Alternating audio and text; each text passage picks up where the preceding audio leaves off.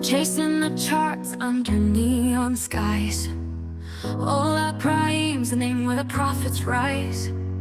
Fingers on the key strings taking flight. We trade the future, we own the night. All our prime, the rhythm of the trade, where the bold and the fearless are made. From London to New York, the thrill's the same.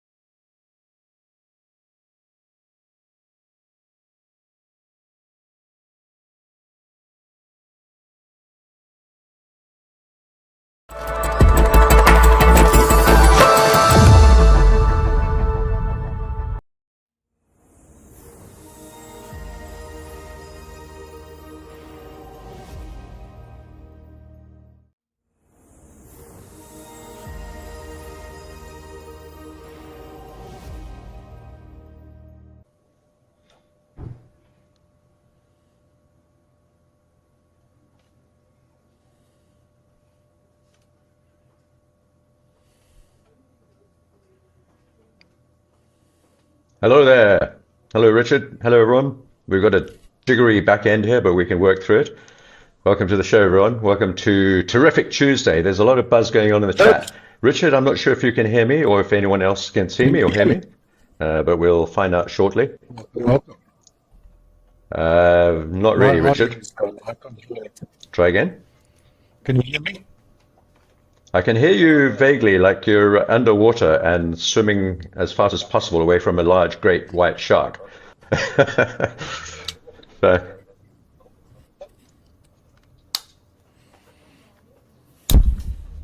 all right. You there, Richard? All right, folks, I'm just going to power on while Richard gets going there. Welcome to Terrific Tuesday, and it's indeed an exciting Tuesday. Oh, you're back, Richard. Thank you. There you go. I see you now. Indeed, an exciting Tuesday. We've got everything coming up this week, including some data tomorrow for PPI, CPI, and also today we've got some jobs numbers revisions apparently at 10 a.m. Eastern Time. So all the NFP data that we've been receiving over the last number of months, year or so, I think is going to be revised, and we'll get that number shortly. All right. So whilst we're just waiting for the back end to sort out there, we'll carry on. Richard, are you back with us? I'm with us, with you, with everyone. Can you hear me? All right. Can you hear me all right? Yeah. Okay. Super. Yeah, Good we can hear you stuff. perfectly. Perfect. I can't see you though, but I can hear you. That's all right. That's a good start. see So, you. with all this data coming up, Paul, Richard, I can't. Okay, I can't hear you either now. Oh no, something's going on. Can you hear me now?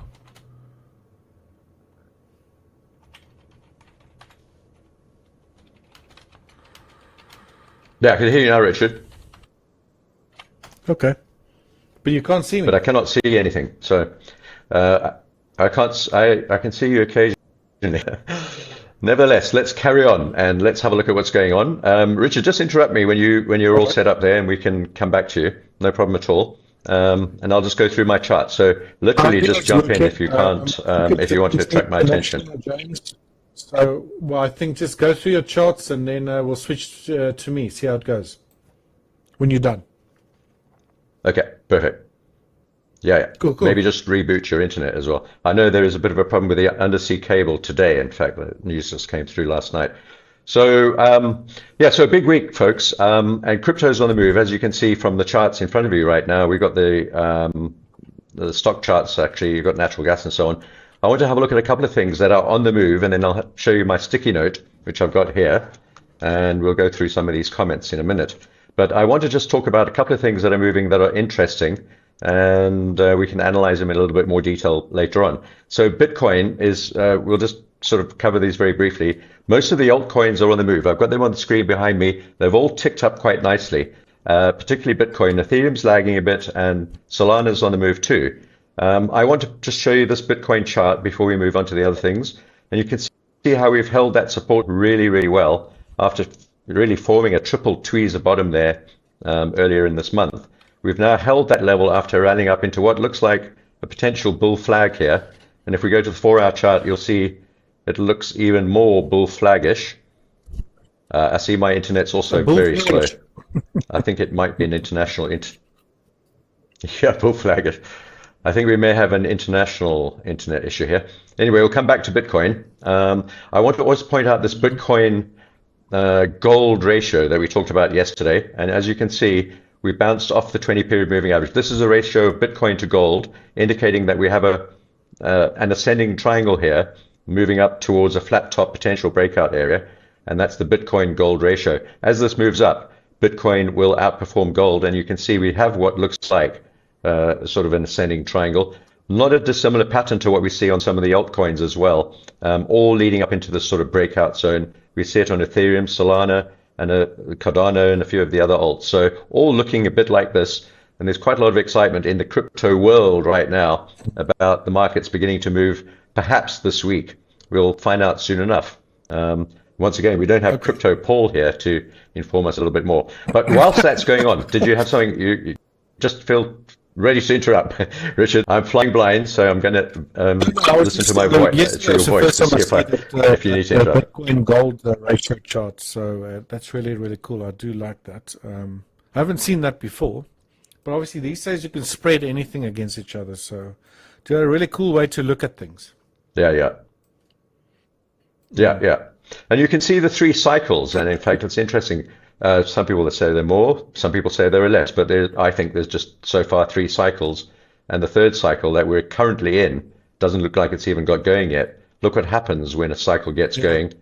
We sort of 2 or 3x the previous high, 1.1x it so far. So keep an eye on that level. Once this breaks out, I think we'll see gold potentially at least go sideways or pull back, and we'll look at gold shortly, and then Bitcoin carrying on in this phase, or the bull market phase, along with the other altcoins too. And while we're talking about the Bitcoin gold ratio, let's have a look at gold. And I'm having problems with my, goodness me. I don't know what's going on today.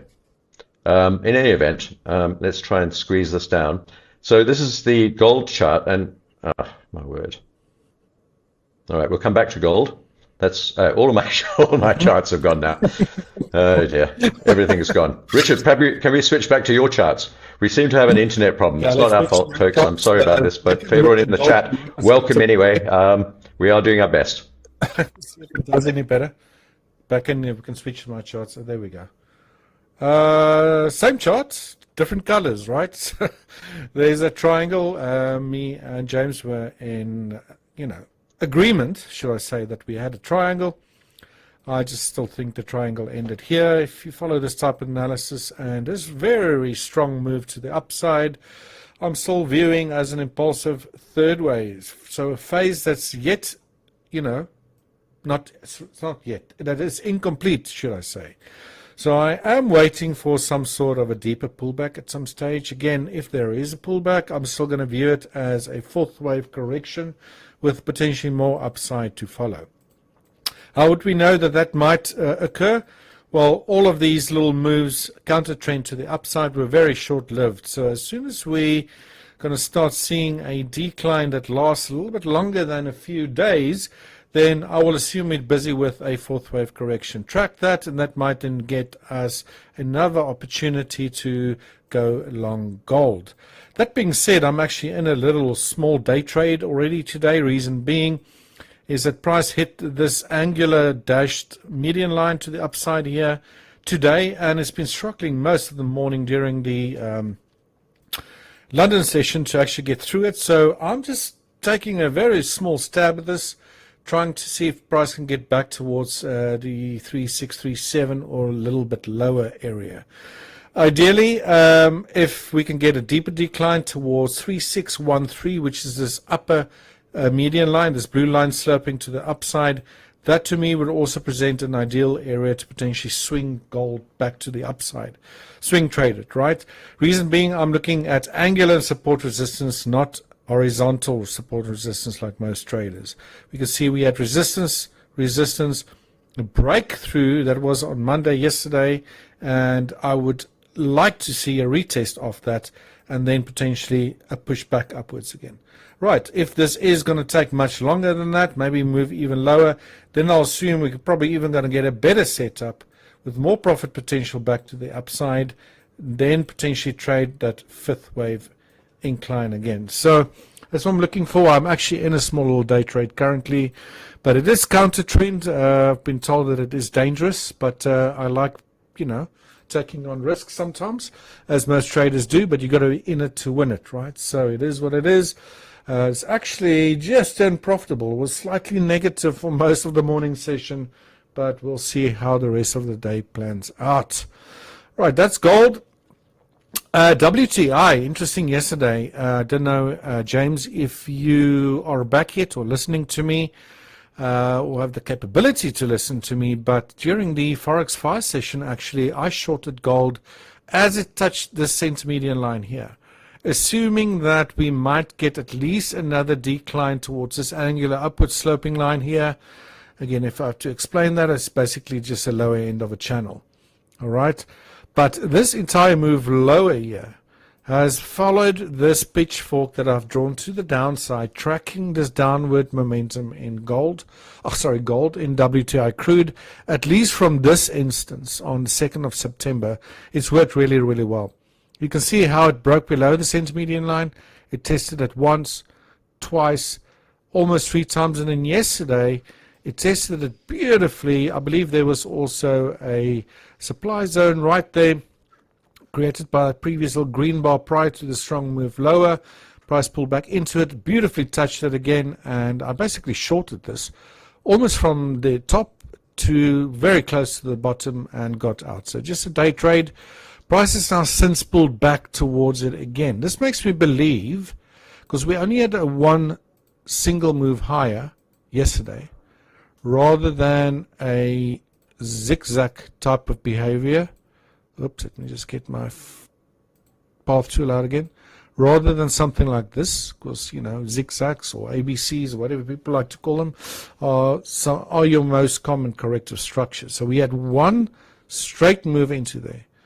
Since price did not continue to a new low, I would assume that this move higher here could potentially now be the C wave of a fourth wave before we then get a decline lower.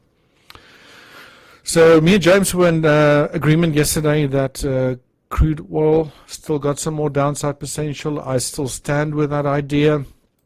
It's just now all of this little volatility we've got to deal with in between. So that's my view on WTI. Just want to quickly check the chat here. Morning, Emily. Bolaji, you were with us during the Forex 5 session. Good morning, good morning. And Ekal, morning. Richard, can you quickly explain how you plot numbers on your pitchfork? I'm curious how that all works. Numbers, these numbers are basically counting phases or swings or Elliott waves, as some might call it. I don't really like call it Elliott waves. I call it a phase. Generally, a phase will, let's say in a bullish trend, do something like this, right?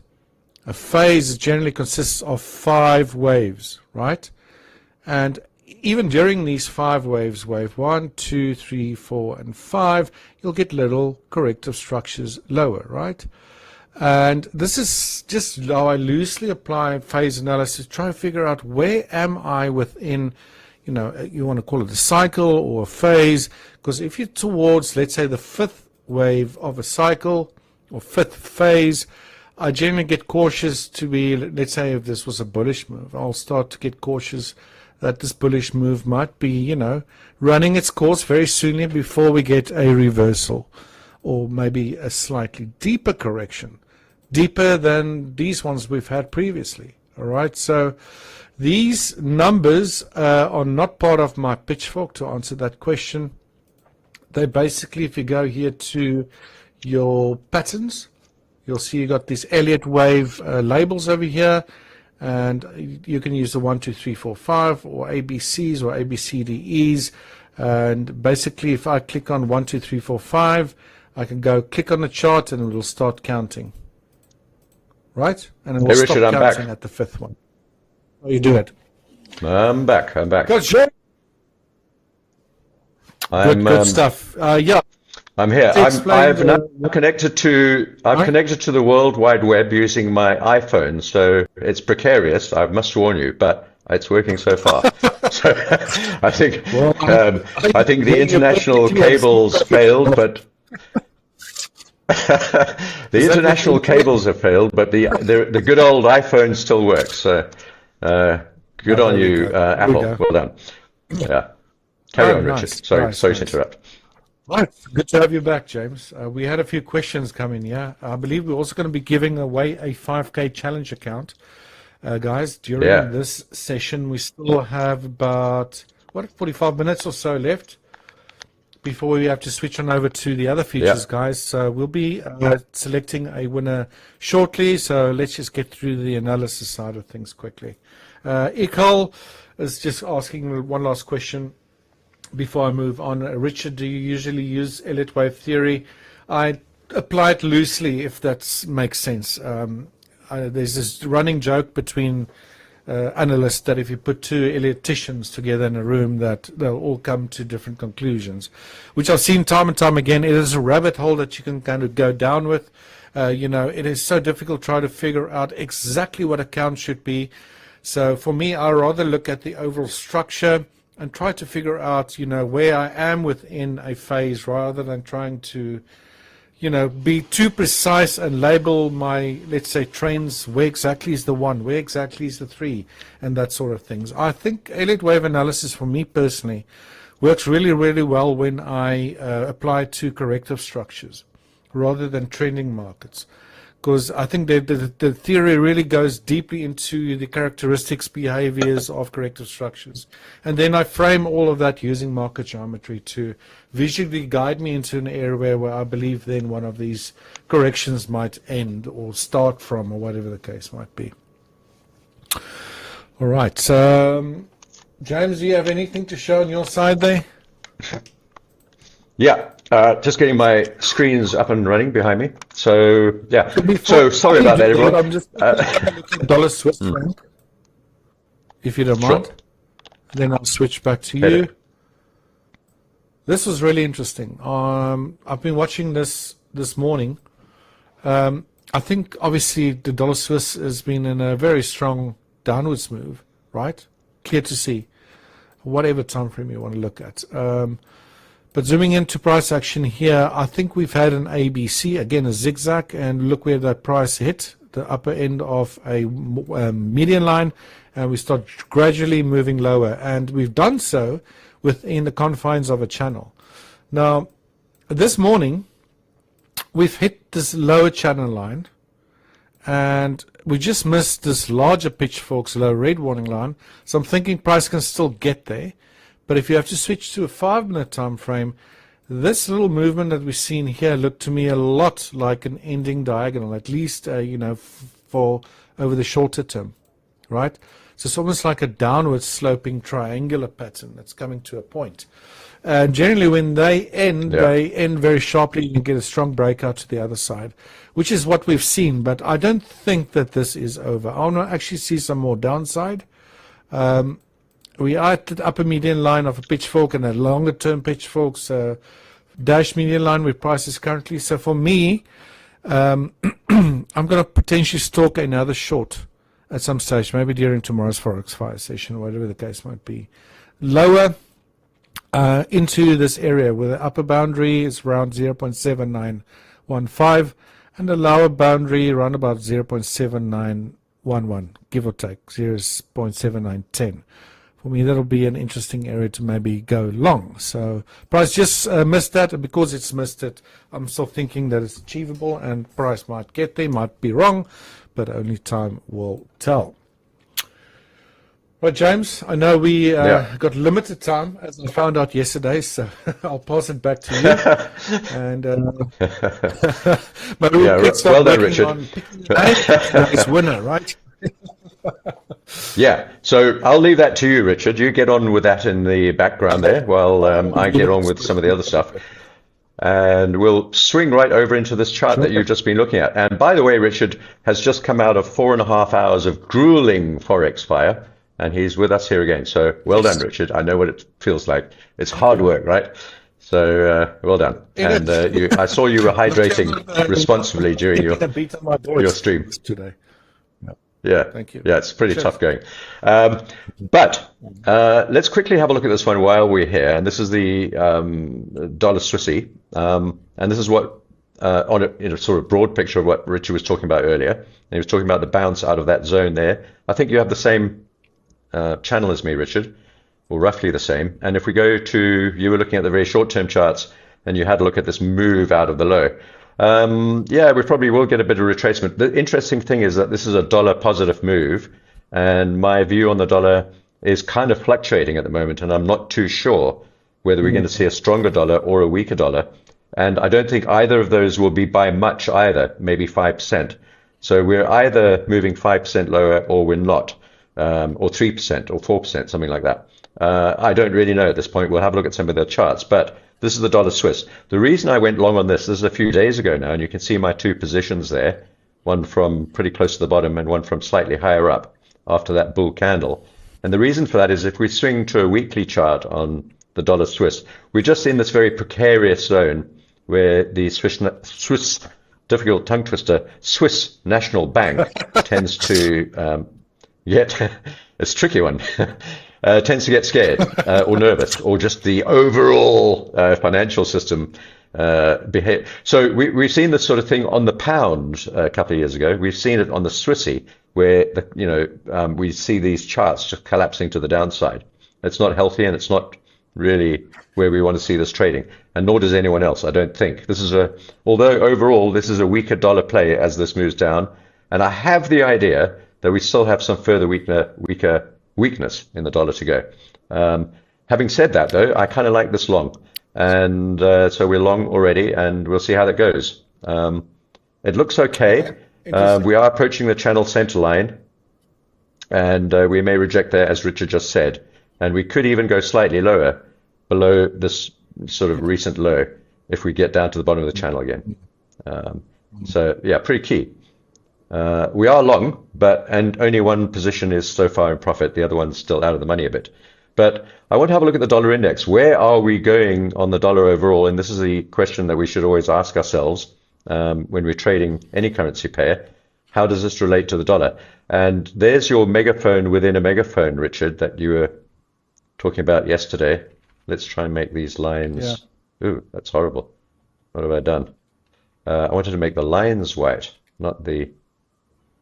Anyway, you can see it there, that sort of weird shaded zone. What have I done to it? Within a much larger megaphone pattern, that's this big pattern here that you see overall on the screen.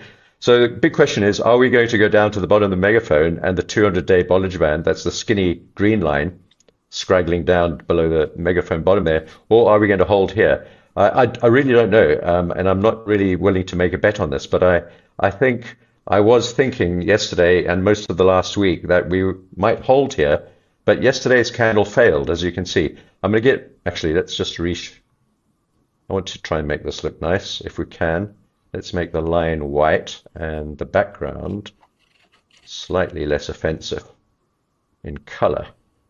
Less like offensive. That'll do. Yeah. So there's the megaphone within the megaphone, right? There's the big megaphone. And if we zoom in, there's the baby megaphone. And we're at the bottom of the baby megaphone. Good place to buy if you're thinking long on the dollar overall. But are we going to hold? You can see yesterday we didn't hold that red line in the center. And it's a key support level. We've held it so many times before. And yesterday we didn't hold it and we're below it now. So it's not a good sign for the dollar in that little sort of moment in time right here. And if we zoom into the 4-hour chart, you can see that we've actually broken the level. There's that tweezer bottom that I thought might hold. If you remember, we talked about that yesterday.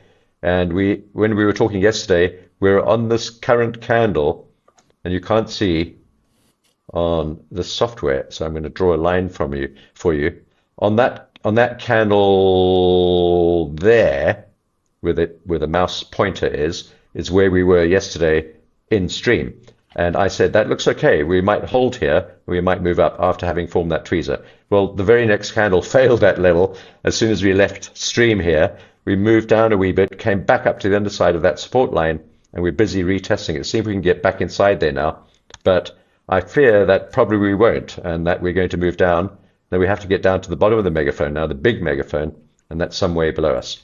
Let's go to the weekly chart and have a quick look. And that's around about 93 on the dollar index, I think. Let's have a look. Could be a little lower now. Yeah, about 93. And we're currently trading at 97. So that's about 4% down on the dollar, which means 4% up on the euro, 4% up on the pound, the Aussie, the CAD, and potentially even the yen, which we would like, of course, because we are actually long on the yen overall. So let's have a look at the yen index while we're talking about that, and we can finish off with this in terms of currencies. And I think the yen index looks okay still. It's definitely trying to form a base after having had that. This is a weekly chart. That was the yen carry trade unwind month, 4 or 5 weeks in a row in July last year. And we've not given that ground back. Okay. In fact, we formed a double bottom there, and we formed a double bottom here too. This is a weekly chart. If we can move up through this level, this is this week's looking quite good. Double bottom, following another double bottom at the same level. I think we're going to be okay on the yen. And that means the dollar yen should move down, the euro yen should move down, the CAD, the Aussie, and the Swiss, all the yen crosses that you normally like to trade. So are they moving down? Let's have a look. We are short on the dollar yen. That's this chart. This is the day chart, and you can see we are moving down. Not very excitedly, but at least something. After multiple wick high candles at this level, which is where the 50-day and the 100-day moving averages are, I am allowing for a probe slightly higher.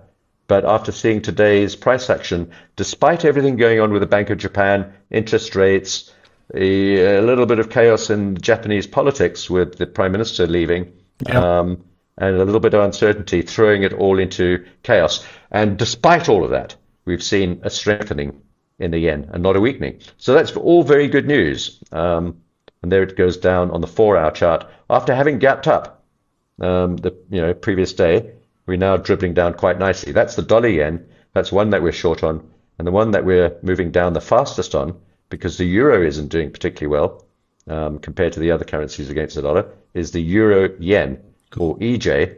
And we're short on this one too. And that moved down quite dramatically during the Asian session last night and today. And if we go to the 4-hour chart on this one too, you can see a nice big move, sudden collapse down through that level and the next level, and heading down to the next level down here. So that all looks quite good, I think. We're short on both of those, luckily. And I also have a short position on the euro because I think, and I did think yesterday that the dollar might hold that level, but it hasn't. And therefore, this trade is probably wrong. And I think the euro is going to go higher, and we'll have to hedge this one. It's only a very small position, and we got short right at the top of yesterday's candle. Today, we spiked a wee bit higher, and we've moved down Let's have a look at the 4-hour chart.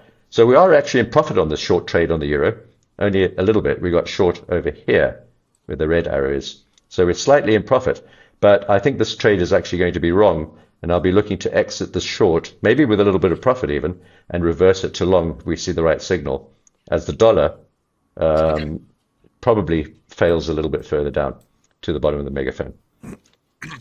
So those are my currency plays, Richard. And we may have to do the giveaway now, I think. I think it might be time, but I'll let you guide me on that, and please interrupt if you We haven't decided on a name yet, James. So we just have to hang on a little bit there. We asked where everyone's from to drop their flags in the chat there. Some guys said their flags aren't available. And then Jiggerwood came up with what I thought was going to be some sort of a code, but is that a German or Belgian flag you're trying to represent there, Jigger? What? Let us know. German, probably? It's a Belgian flag, same colors, but sideways, right? I believe. If I remember properly from my days traveling Europe. All right. So something like that. Germany. All right. No. Cool. So, guys, we're still deciding on a name. Again, we'll be giving away a 5K challenge account during this session, and the winner will be, as always, announced live, right? So, so he's German. Belgian is the other direction. I was right. Yes, there we go. The old brain cells are still working from time to time. Sean May is from America. Nice. America. All right. I've lost my chat here, so I can't. I'd love to say hello to everyone, but perfect. So let's have a look at that when we get to it. And on my sticky note here, I've also got some notes on a couple of things actually. Bitcoin and alts we talked about briefly. The Bitcoin gold ratio we talked about, how that seems to be moving up as gold's been doing really well, but Bitcoin overall has been doing better. And we're approaching the top of a breakout triangle. So Bitcoin could surpass gold in the very near future. And then the S&P and the NASDAQ, my sticky note says here, buy on dips. We're still long, we haven't changed. But if you're not long, you might look to buy on dips. We'll have a look at those levels shortly. And the dollar is at a crossroads. We talked about that earlier. And then I've got rampant payroll revisions coming up. And that's in about 2 hours' time. And that's going to be interesting, folks, because what's happening, I believe, and I haven't gone into the detail on this, I will do it as soon as the stream finishes, is that all the payrolls numbers for the last year or so are going to be re-looked at and revised by the new statistics person at the Bureau of Labor, whatever it's called in the US. The last one was fired by Donald Trump, I believe. Well, someone fired her. I think Donald Trump. So the new stats person is going to tell us what the actual numbers really were on instruction by the US administration. So what they're saying is everything that we've read so far is probably BS, and we're going to get the real numbers at 10 a.m. this morning, which means that we could see a massive shuffle in positioning in the market, because those numbers could be dramatically wrong, or they could be spot on, or they could be much better or much worse. We don't know. So it's going to be an interesting moment in time. So keep an eye on that one, 10 a.m. Eastern time. And then that will, of course, affect everything, and we'll see how that goes. But it will also affect energies. And I want to quickly touch on my last play on natural gas, for those of you who are wondering. And by the way, you can trade natural gas at Hola Prime. Button there quickly, if you don't mind. Yeah. Sure. Guys, we are selecting today's winner based on who follow those specific steps that we keep on mentioning. So if you want to win one of these challenge accounts, you need to make sure that your email's in your YouTube bio so we actually can get hold of you with the account details, right? So again, there on the screen, you can see the steps you need to follow if you want to win one of these accounts. If you don't win today, during the futures session, there will be a futures account giveaway as well. So make sure you subscribe to both our YouTube and Instagram handles on both our Hola Prime TV and Hola Prime Global accounts. Keep on commenting during these live sessions, and make sure that your email is in your YouTube bio so we can actually contact you guys. So that's really important. You follow those steps, because we do select a winner based on, who completed them. So guys, please do stay tuned. We still want to give away a 5K challenge account, but we are looking for a current winner. So make quickly sure that you go and put your email address in your YouTube bio if you want to win this prize. Cool. Back to you, James. Yeah. Fantastic. Yeah. Yeah, great opportunities, folks, to win a challenge account and on occasion fully funded accounts. So make sure that you do all that. Participate in the chat, say hi, tell us what you're thinking about the markets or the price of eggs in the US. Has it come down? Is it still $6 or is it now $5 for an egg? And let us know what you're thinking. And make sure you do all those things that Richard said. Put your name in make sure your email's in your bio on your YouTube channel. Say hi. Make sure you subscribe to this channel. And I think it's just this channel now, because the other ones sort of merged into it. And yeah, you might win a prize. Let's talk about natural gas. And as I was saying earlier, you can trade natural gas at Hola Prime. Yeah. And if you're interested in trading natural gas, you might be interested in this move that we've got going on. What I think is that we've actually bottomed. This is a 4-hour chart. Let's go to the weekly chart, give you the big picture. Nothing's really changed since yesterday. What it looks like is that we've got a big move up from these recent lows over the last couple of years. We've been down in a very suppressed low range for about 2 years, around about the $2 to $3 range, even dipping down below $2 on a number of occasions in March last year, actually. For those of you who are trading natural gas at this time, you'll remember when we got down to 150, 170, 165, 150, and all those natural gas bulls were squirming, that's for sure. We're higher now and moving up, and it looks like we've just basically had a big move up and a potential bull flag. We haven't got to the bottom, but we've got a skinny channel inside this big bull flag, also sloping down, but with a steeper gradient. We've now broken out of that skinny channel, and if I go to the day chart, you can see it right there on your screen. And you can see how we've broken out. We've been long since $2.77, and I have not changed that trade until today. And I'm going to tell you what I've done so that you can follow along if you wish to. So once we got up to this level here, and you can see we're struggling a little bit here. We've got a big spike wick candle. This is a 4-hour chart, and this current 4-hour candle, the last one on your page here, is what is looking like, and we've still got some time to go before this candle completes.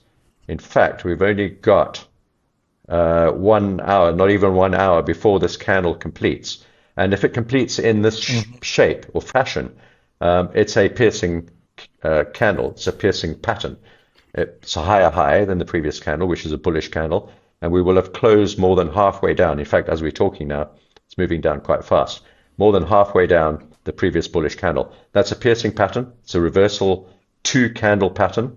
And if we close in the next 50 minutes, something like this, we'll have performed that reversal candle, following a big doji spike high prior to that, and also not really getting above this level very successfully at about $3.12. So I hedged at $3.13 this morning, precisely at that price. At the top of this candle, once we moved this very last candle, once we started moving up and failed very quickly on the short-term charts, you'll notice that that failure, let me point this out to you, was quite dramatic and quite quick. What I want to do is make this a little thicker so you can see it more clearly. The expert that we have, James, that you're showing there. What's that? So, what's that? Say again? Is that the futures platform? Hola Prime's future platform. Yeah. No, this is not the other. This is just the futures. This is actually the futures price from the Henry Hub.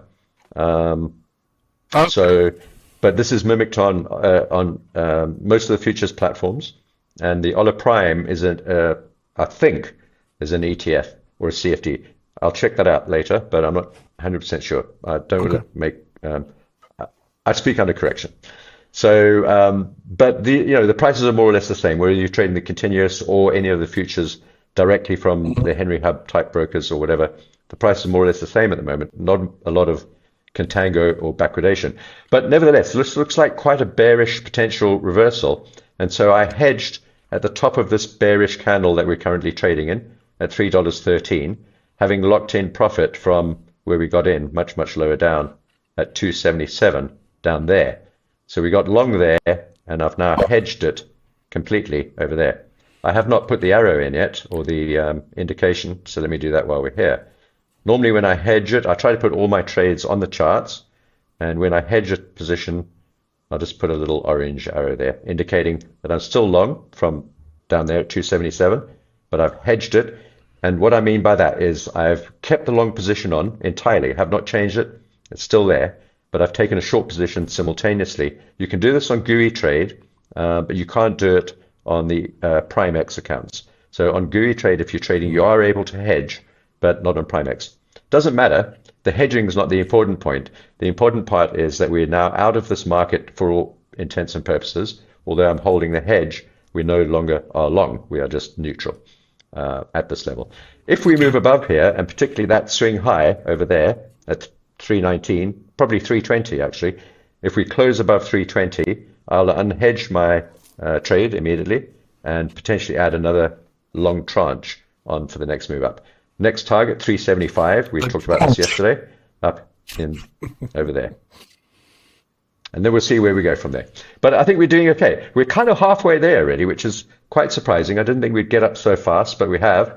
We're moving up quite rapidly, and we're almost halfway. And we're following the gradient of the general sort of angle of natural gas out of these moves. So that green arrow there, it's not just it's not a trend line. It's just sort of a gradient line. So you can draw these gradient lines in quite nicely by just sort of estimating the gradient of any of these bull runs and using the same gradient. And when we get past or above the gradient line, that means we've gone a bit far and we might pull back. And if we're below the gradient line like we are now, it's just above us, we're moving a little bit too slowly. And we'll probably, in a candle or two or three, we'll get a bit of a spurt to catch up with the gradient that we're looking for. So that's natural gas. And at the same time, we're also, and now that I've said that, I'll just put an orange arrow in there. We're also short on WTI oil, but I've hedged this one too. And, or you might say, it depends, you hedged or took profit, whatever. We were short from this zone here, this big red candle. We shorted again at the failure of the 20-day moving average. That was yesterday. We shorted it together yesterday. We shorted. Yeah, that's right. Yeah, that's right. Yeah, perfect. So just touched the 20-day, fell down. But, although that looks really nice, this candle here, yesterday's candle, is unfortunately a reversal candle. It's an inverse hammer candle, and when that occurs at the bottom of a move, it often indicates that that's the bottom and that we may reverse. And that's what we've done today. So I'm now out of this trade as well, fully hedged on this one, fully hedged on natural gas, awaiting for the next move. Yeah, I got out right at the bottom there. Almost at the low of that previous candle. Perfect. By the way, okay. James, we have a winner. We found somebody. Oh, wonderful. So we can announce awesome. the next 5K challenge winner. I know you can't see the chat there, so I'll do that for us. Alrighty. So guys, put your hands together. Perfect. Today's 5K account winner. There we go. Prize goes to Mark Torini. I hope I pronounced this right. You are from Canada, I believe. Well done, Mark. Congratulations, Mark. You're today's 5K challenge account winner. Thanks for following those steps, guys. Awesome. It's as easy as that. Follow those steps we talked about previously, and you could be the next winner. So we'll be giving another challenge account away during our later sessions as well. So if you want to stand in line to win that, make sure again you follow those steps I talked about previously, and maybe you can win that account if you haven't won already. So there we go, guys. Congratulations to Mark. Fantastic. Yes, well done, Mark. He says. Brilliant. Well done. You're welcome, Mark. Brilliant. Well done, Mark. Good stuff. Isn't it wonderful giving these accounts away? It's so fulfilling and satisfying. And a lot of people that receive these giveaway accounts, challenge accounts, or funded accounts, you may not realize it, how life-changing it can be for some people, how important that opportunity is that they may not have otherwise received. And for some people, even to purchase an account, a challenge account or a funded account, for $50 or $100 or $200 or $500 is out of their reach. And these are the sorts of people that benefit from these free giveaway accounts. So take it seriously, trade responsibly, and make sure that you make the most of this opportunity, because it may not come around again anytime soon. But we love doing it, don't we, Richard? Yeah, we should do. Sorry, guys, there's definitely some internet issues here today because I disappeared from our side. But anyway, back again, on and off, on and off. Yeah. Yeah, guys, do You need an treat these iPhone. accounts seriously, not like a gambling account. Actually, I see Yeah. this quite often, which is nice to see that there are a lot of traders that do take it seriously. I believe, like Eric already, I think you passed your account.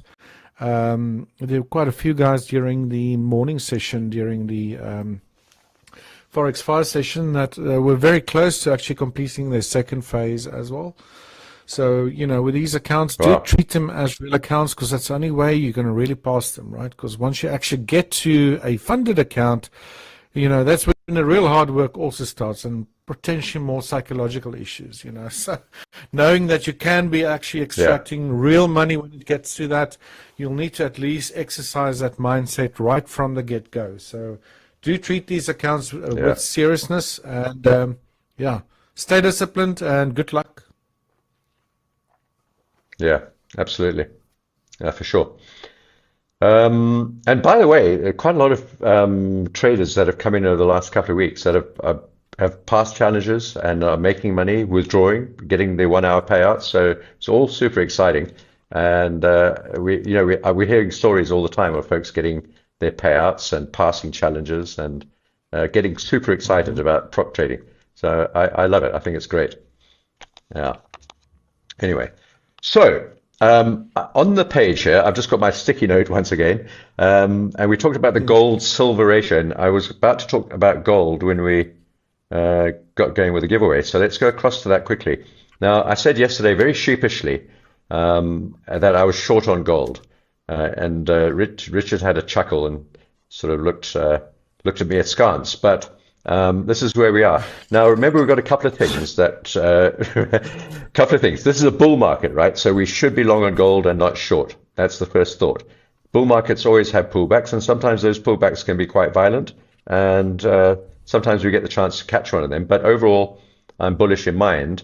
There's a couple of things about this move so far, and I'm going to just draw a line in or a path from this last rally, just like that, with the gradient and everything, and copy that line across to where we started off on this new rally at the bottom somewhere here. I'm going to take the lowest point, which might be the green line, and try and sort of set it might even be there actually. It could be that dip as well, but that dip takes us up to this level, which is currently where we are trading. I'm not saying we're going to turn around here, but that dip and the sort of gradient arrow out of there is precisely where we are now. But it's not necessarily that might be where we should start this off from. I'm just going to quickly clone it and do one more and drag that across to sort of over here, which indicates we could go a little higher. That's the sort of last dip before we took off. So yeah, somewhere between where we are now and about 3.8 roughly is I think where we'll turn around. Gold doesn't keep on moving up forever. We'll get to a point where it runs out of gas and it'll go sideways for 3 months to downwards. And that's the time sort of we don't really want to be looking for longs or shorts. It gets choppy and messy. Good for day trading, but not much good for swing trading. Excruciating. Yeah. Yeah. Yeah. Yeah. And like we saw here, exactly, in this triangle, there's a very large ascending triangle. Yeah. And that's just untradeable, really. And also, if you were long throughout this whole three-month period, or maybe even longer, actually, actually longer, maybe 4, 5, 6 months, you would have just lost money because every night your broker will have charged you a rollover. I'm not sure what the fees are at Ola Prime on, for example, gold, but most of the time it's quite expensive to hold. So yeah, so I think we're going to actually stall out at some point. When you look at the Bitcoin gold ratio, gold has been doing all the heavy lifting. Bitcoin's been left behind a bit, and I think Bitcoin is going to overtake gold, and perhaps this is a chance for gold just to take a breather, either where we are currently or slightly higher up. What's that, Richard? Yeah, watch that ratio he was showing, and Yeah. my side as well. I'm still thinking we very close to a pullback, maybe one more high in gold, but we're looking around about the same regions there from my side as well. Again, using different analysis, guys, almost coming to the same conclusion. Very cool stuff. I said we got 30 seconds left, James. Got anything to add? Before we pass things over? Yeah, I've got something to add. You see, I'll give you a tip. I'll leave everyone. Richard, I'll leave everyone with a trading tip for the day. It's a very important tip that I learned. I started trading in 1997 and I was living in Australia. And there's a pizza chain called Domino's. And they had an advert on TV in the early 2000s in Queensland where I was living. And it was something like the pizza guy gets the door, says, delivers a pizza and says to the guy, oh, here's your pizza, mate. How about a tip? And the guy goes, oh, I've got a tip for you, mate. Work hard, be kind to your mother. And slam the door in his face. So that's what I've got to say to you today. And that's your tip for Tuesday. Terrific Tuesday tip. Thank you so much, James. True stuff, though. No worries. See you guys tomorrow. Take care. Have a great one. Be careful. Yeah. Cheers, guys. Yeah. Take care. And for the winners, don't blow your accounts. Be responsible. Be safe. Take care. Bye. Good stuff. Cheers, everyone. Bye-bye. Markets are unpredictable, volatile, complex, but your trading journey doesn't have to be. Hola Prime TV is now live. Every trading day, join top coaches as they break down real-time setups, key levels, live trades across Forex, futures, and crypto. From Tokyo's early momentum, to London's open surge, to New York's high volatility action. We decode every move live.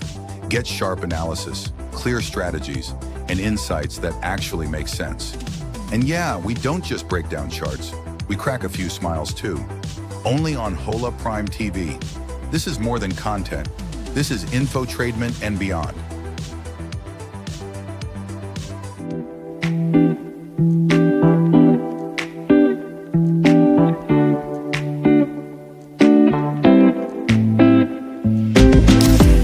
Hi, I'm Sam, one of the coaches here at Hola Prime. And in this video, I'm going to give you a short glimpse into my life beyond the charts. Outside of the charts, I love to cook. Anything with fresh local ingredients has a thumbs up for me. And when the weather's good, I like to go out, have a quick jog, keep myself healthy. I started trading almost 15 years ago, and believe me when I say, it wasn't an easy journey. There was a lot of ups and downs, mostly downs at the beginning, and it took me, I would say, almost 10 years before I could actually call myself a trader. Personally, I like to travel. I like to go to different places, see different cultures, meet new people. I also like a good spa day, just sit there by a pool, relax, get a massage. You can see from the screens behind me, it's just a lot of stress, a lot of digits, a lot of moving, a lot of fast-moving markets. You can't spend your whole day in front of a screen. You will burn out, and sadly, you probably won't be as successful as if you just relaxed a bit more.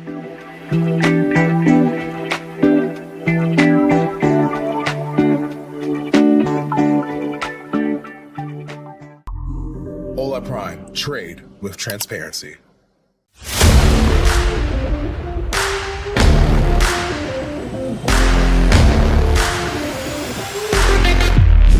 Hi, I'm Adeline, one of the coaches here at Hola Prime. But don't worry, I won't make you do endless push-ups, unless you are up for the challenge. I'm here to help traders build discipline, strategy, and confidence in the markets. And here is a little glimpse into who I am beyond the charts.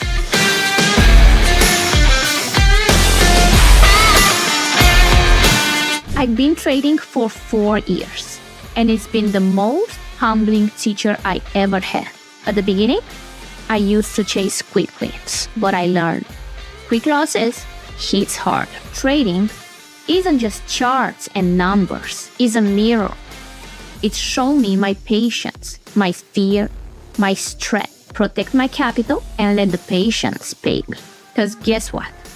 In trading, your biggest edge is you. Markets are intense, but it's just like an ice cream on a hot day. It can get messier, but it's always sweeter when you approach it with the right mindset. Enjoy the process and savor the small wins. Of charts, you can find me recharging by the beach, traveling to new places, or hanging out with my pets. I love staying active, but I also enjoy good food and music. Balance is the key. That's a bit about me. Don't forget, life is too short for just work and no play. Yes, even in trading. I'm here to guide you, cheer you on, and make sure we have some fun along the way. So hope to see you in a session soon.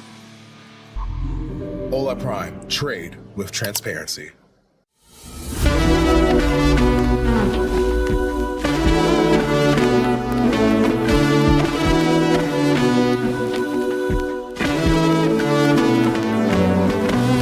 Hi there, my name is Paul, trading coach at Hola Prime, and this is a peek behind the scenes of who I am beyond the screens. I've been a trader for 6 years now, spanning from agricultural commodities to equity indices. My philosophy in life is to keep things simple but not simplistic, and to seek clarity, not certainty. In the trading world, these concepts help me embrace a mindset of valuing action over doubt, staying disciplined, evolving with the markets, and maintaining self-awareness. The road to becoming a successful trader is a winding one, but with each twist is an opportunity to reflect and grow. There are no shortcuts in trading, and as a coach, it is my mission to help guide traders down a clearer path to sustainable trading. As a new trader, sometimes the thought of earnings potential can outweigh focus on what truly matters. Long-term success stems from a system of patience, resiliency, and consistency. 2 books I highly recommend that profoundly display these qualities are Mind Over Markets and Reminiscence of a Stock Operator. Outside of trading, I love going to the local beaches and golfing. They allow me to clear my head and have some fun too. Golf is a funny parallel to trade. It requires total concentration, adaptability to changing environments, and the majority of the battle is between your ears. You must have a plan to tackle each hole of the course, combined with sound mechanics to execute each shot. Comparably in trading, plans and strategies are important to build and refine, but precise execution matters equally. That's a brief bit about me. I look forward to seeing you in a live trading session soon and expanding our trading horizons together. Hola Prime. Trade with transparency.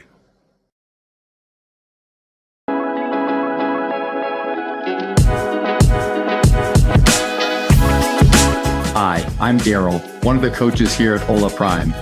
Join me as I unwind after a long day of trading and coaching.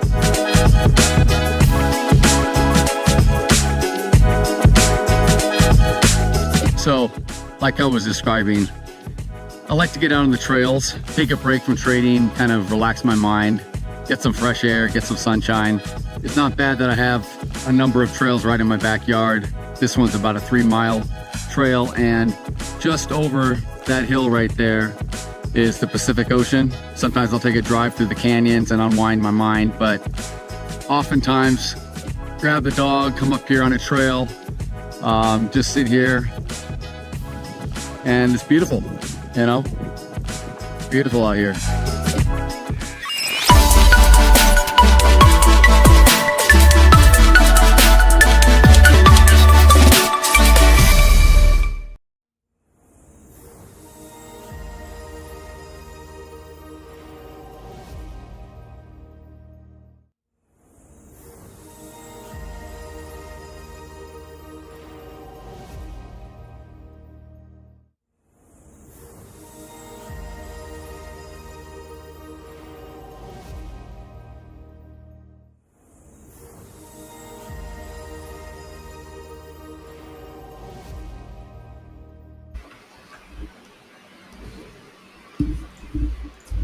Good morning, everybody. Good morning. Coach Adelina, Coach Paul, and Good Coach morning. Carol. How are you all today?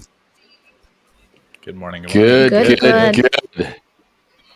Good to. I was wondering what room I will have. I don't see anyone yet, but I am. Yeah, I saw something. Yeah, my you're VMix in is a all very posh messed room, up. Adelina.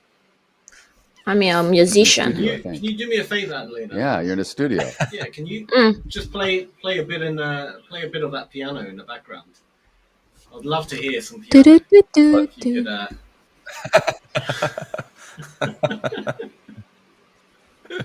My hand Play a is bit short. of Bach for us. Very nice. Some Bach. Perfect. Oh man. So we've got the non-farm payroll like revision today at 10 a.m. A lot of people are squawking about that and expecting, a relatively volatile morning after that revision. So we could see kind of like a worse jobs situation going on after that revision, which honestly, oddly enough, could point to a little bit of a bullish. We could see a bullish kind of rally in the market off of it because of the short-term thought of cutting rates and like there being more liquidity. I mean, obviously, it's not necessarily the greatest thing longer term, but we could see like kind of like a little bit of some bullish nature. So I'm kind of leaning a little bit bullish this morning. We just have to be careful at 10 a.m. when that revision comes out. But yeah, here on the ES, I'm kind of all I'm really looking for is some sort of just consolidation above the 65.10 level, which is basically right above value area high, and see if I can't get long off it at some point and go higher into maybe like the 65.21 area or so. So that's kind of my thoughts this morning on the ES, to be quite honest. Just really that 10 a.m. data is going to be important. So. Good morning, Robert. Yeah, I agree. And Eric Lake. Eric Lake, Robert, Mark. Nice to see everyone in the chat. Yeah, I agree with you, Paul. And it's interesting how in the ES, at least overnight, we can probably just show my screen real quick here. But we've come back down to yesterday's point of control again. Seems like another recurring theme we get here in the ES. Yep. Oh, I'll wait for my screen. Am I sharing? I'm sharing. Yeah, if we can get the screen up, that'd be great. Yeah. Nice. You put Daryl's screen up.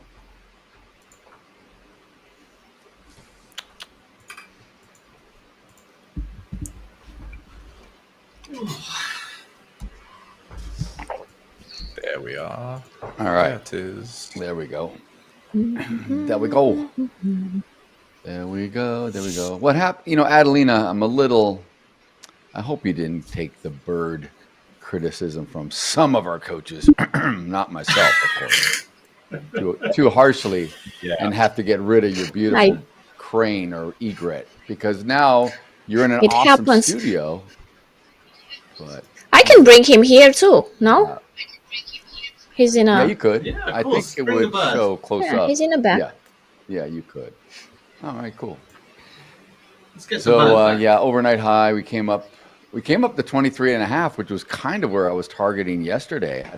I had a target up here because it coincided with the high of, what day was this? August 28, right before, was that Friday before Labor Day? No, Thursday before.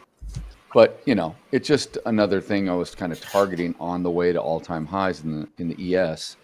And interestingly, it came up there right around, was it right before London Open? Yeah, London Open. And then we sold off, come down here to point of control. So like Paul said, are we buying the dip again? Are we back to just pullbacks here that make sense to get long? I mean, the market's only open 3 minutes, but we've had a tight little range, but we were, we'll see. We had a little quick responsive selling, and now we're above developing point of control. So we'll see if we hold and go up. We're at the 65.10, 65.11. So that's range-bound market. You're calling it 3 minutes in? Come on. Yeah, Sam, just from the volume coming in, this is a range.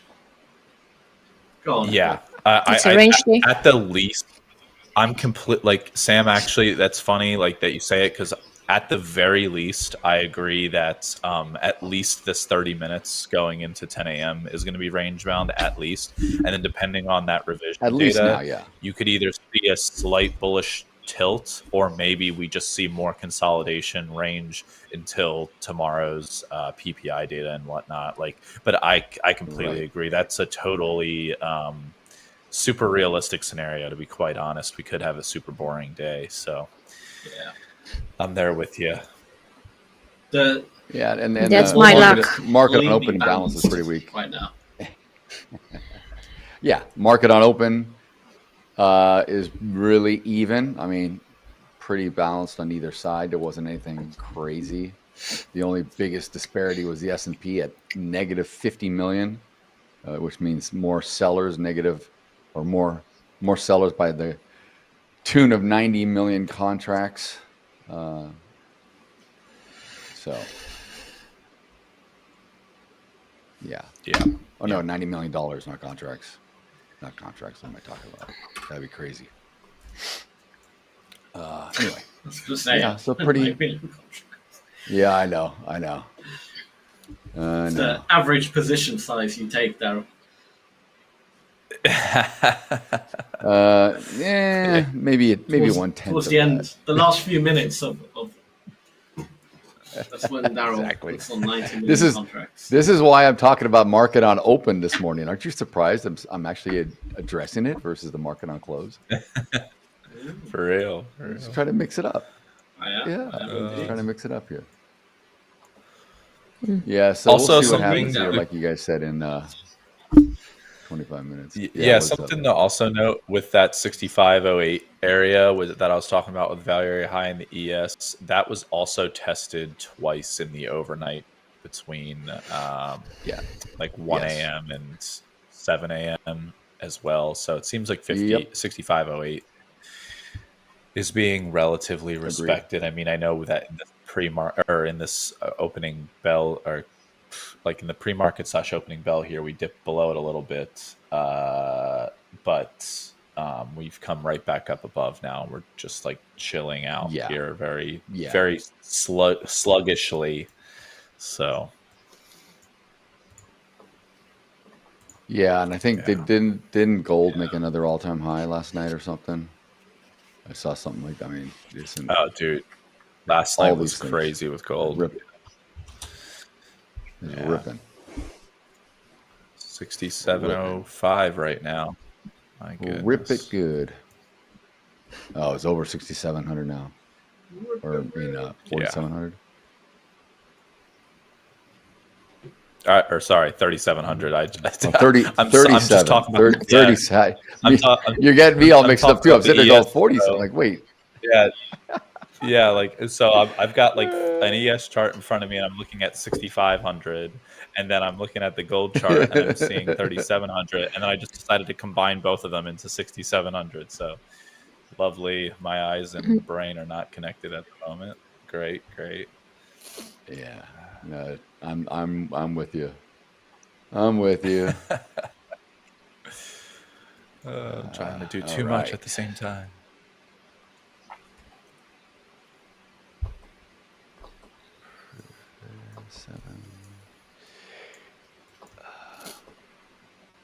Yeah, so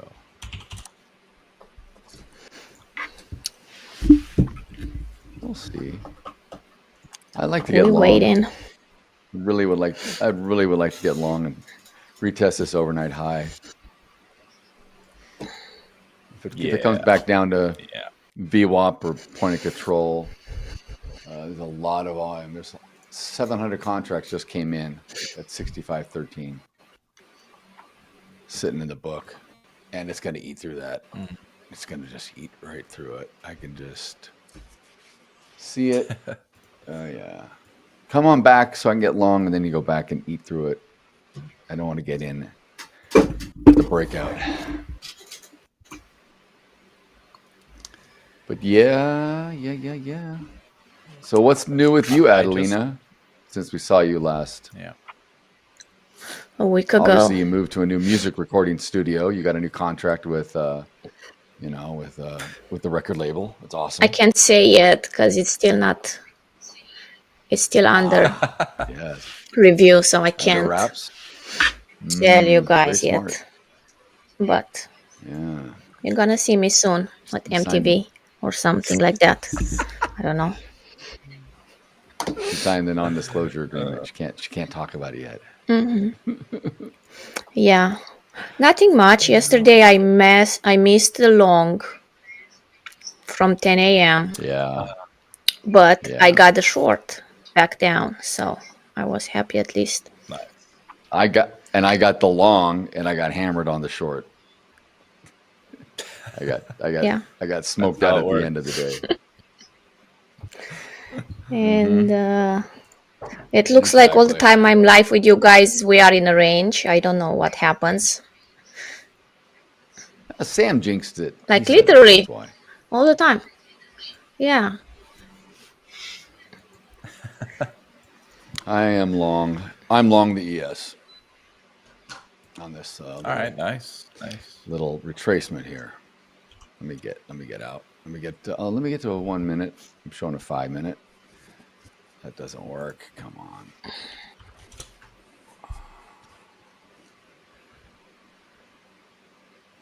All right. So I got in at 65.10. It's pulling back to point of control. That's okay. I need to go down to 05 or so. Just get out of that. Just the outer edge, and we'll sit up here by the overnight high. Why not? Let's get aggressive. Let's sit and wait for the overnight high if it wants to make a quick move up. If not, I'll trail.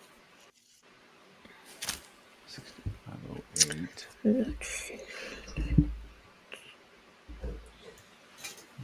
So yeah, we still haven't really moved. Quite an undecided market, very balanced in terms of volume, the delta. Both buyers and sellers are very look at our little equal. look at our little profile. A little profile so far. Yeah, exactly. A little Oh, come on. Hold here. All right, cool. Now we're coming back up. Get up to that 660 contracts that are still up there at 65.13 quarter. Right above the high of the morning so far. Let me put my IB in. IB. Initial balance high. Initial balance low. How low can you go?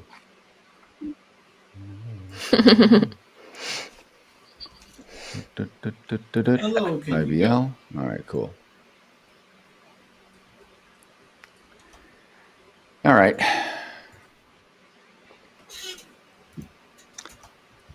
I am in, let's see here.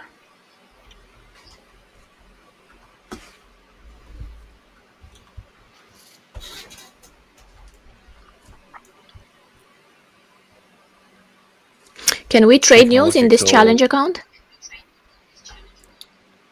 Yes.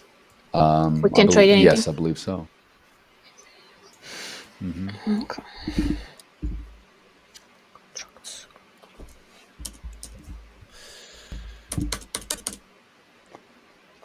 All right, so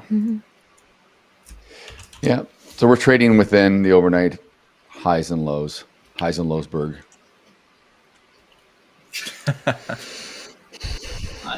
Trading within the I highs. couldn't resist.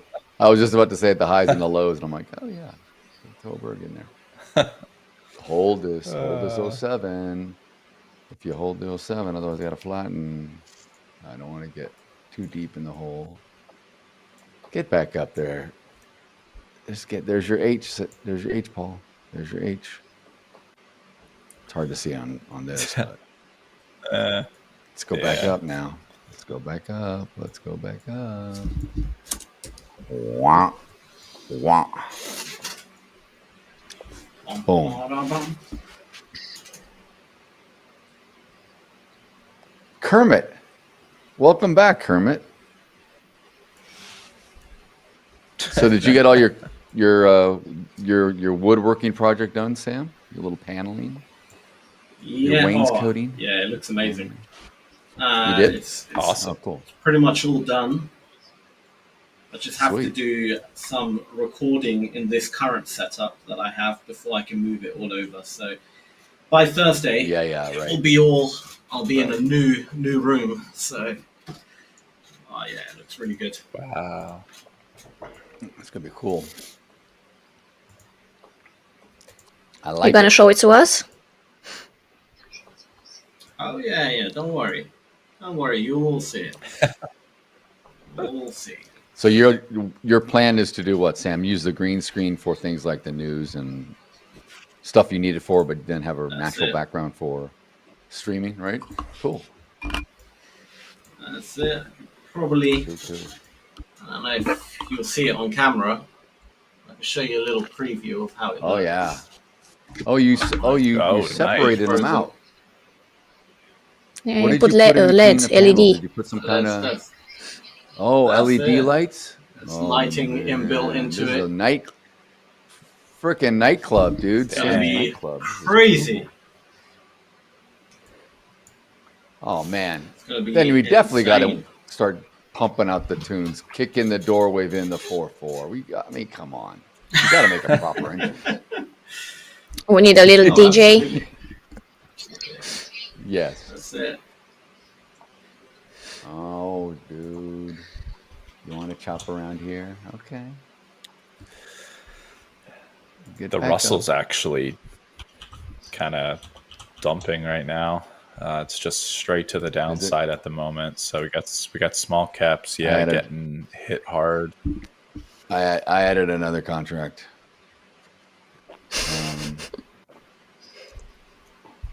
Oh, NASDAQ's looking like pretty good. It's coming back up. Come on. Yeah, I think the ES is going to go It's just We're just extremely choppy market. establishing a little bit of a consolidation. It's the delta looking. Yeah, the delta hasn't even moved, man. The cumulative delta. This is the most range bound market I've ever seen. If I had to point out a perfect example of a range opening, this is it. In the what? In the NQ? Because I mean, in the ES, NQ. I got like a 3,500 What's happening in the ES? negative delta in the ES since the open. Oh no, we've got since the open we have plus 200. Really? On the NQ. Wow, that's crazy. That's crazy. So the fact When that it we're did negative but actually we're holding open, here. We were plus 655 when we opened. Now we're at plus 200. So there is a little bit more sell pressure, but the market hasn't moved anywhere. So Yeah. for all intents and purposes, it's balanced. You know, balanced market.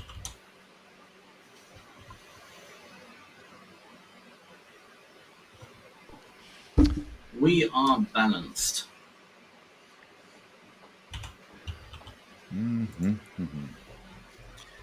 You know what they say when you see balanced markets, switch to lean hogs, because that's where all the opportunity is. Is that who says that, Paul? I would love to know who says that. Coach Paul says that. Coach Paul says you know exactly. Everybody. They. No, not just me. Whoever they is. I'm kidding. We should, on the little coach tips on Project X, we should have that as a quote for one of the coach tips.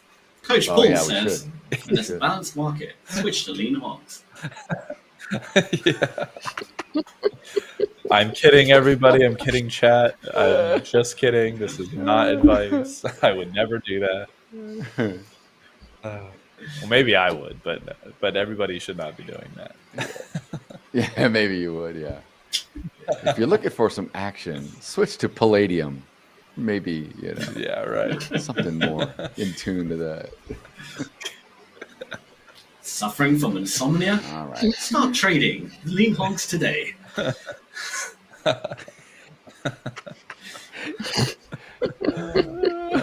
That's a good one. It sounds better with a British accent. It sounds good when Sam says it. It sounds so good. It does. Always It's like sounds Robin better. Leach. You're suffering from insomnia?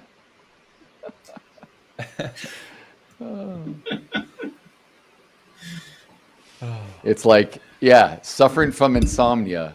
Instead of counting sheep, start counting lean hogs. Maybe you'll go to bed.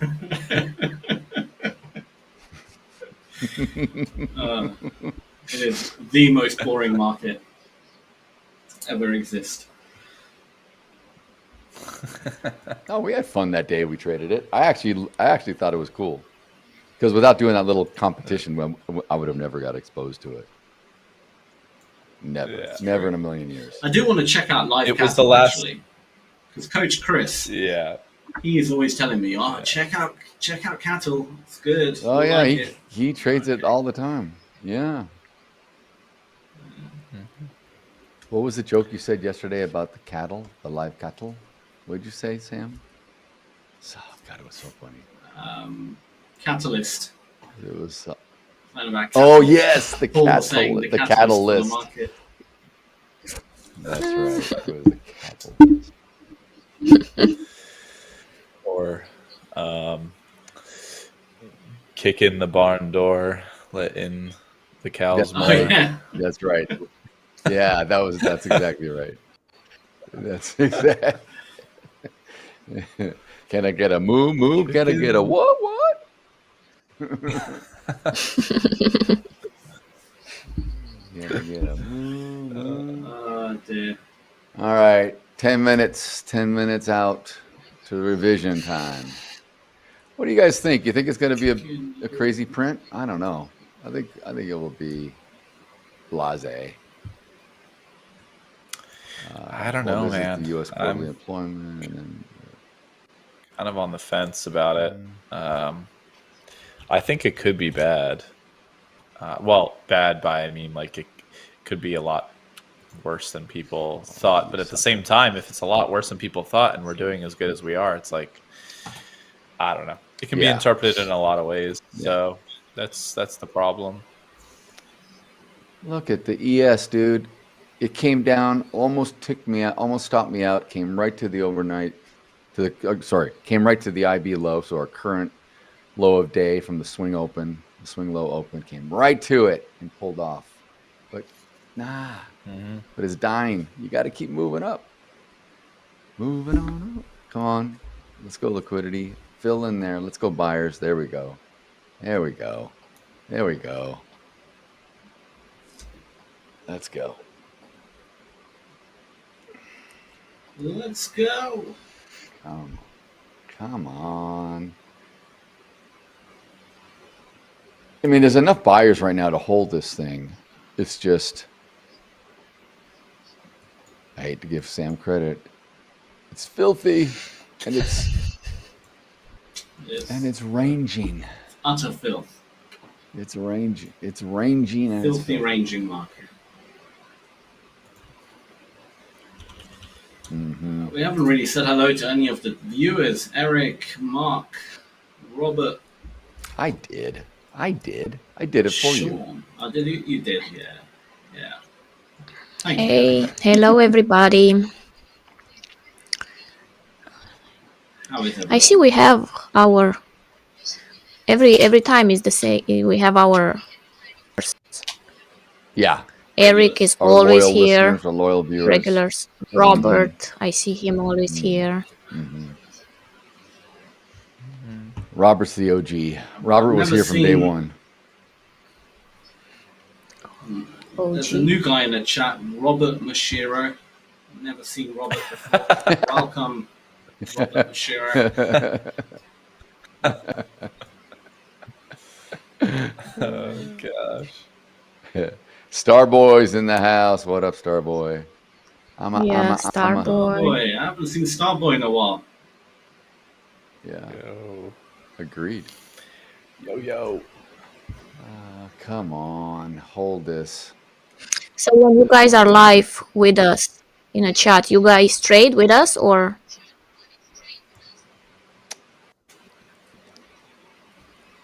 Good question. Thank you, Robert. Thank you, Robert. You know how we feel. You're the same. I think they do, Adelina. I think some do. Good. So we're responsible come for here. We need to be very a lapse. responsible. 605, 609. As always. Yeah. Let me get down.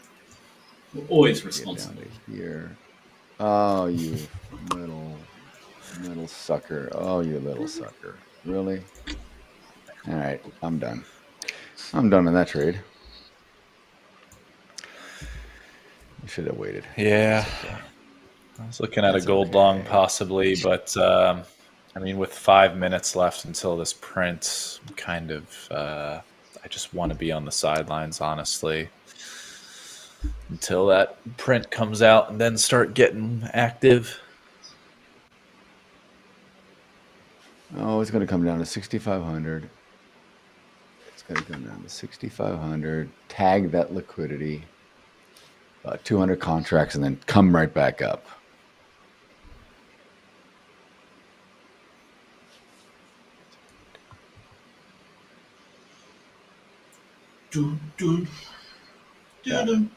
Yeah. Yeah, I'm short. To just go down for a quick move. Do it right about here. 64.99. Stop pick me. And then we'll see. I got an 03, 05, 2-point stop. It's fine.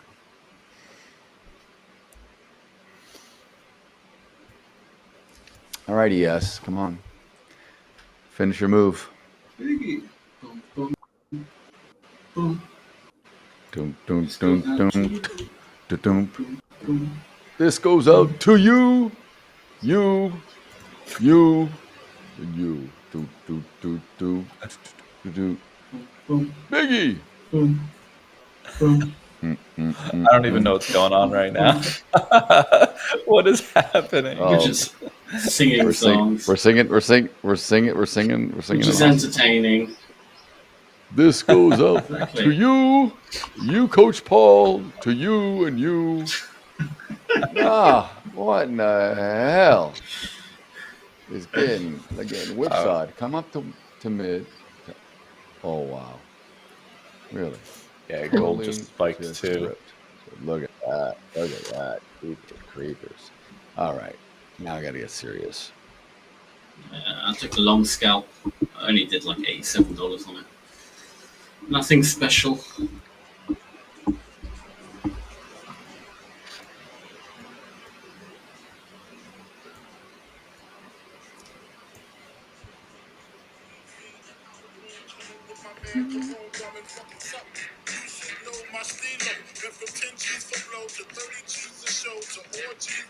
All right, we gotta make sure that... Gotta find a clean version of these songs. Yeah, I know. I wasn't. I know. Tell him. Kick in the door. Oh my Lord! Look at this move now. This is my long move. This is my long move up this. This just bites. And I was. Oh. All right. Well, let's update my ugly P&L.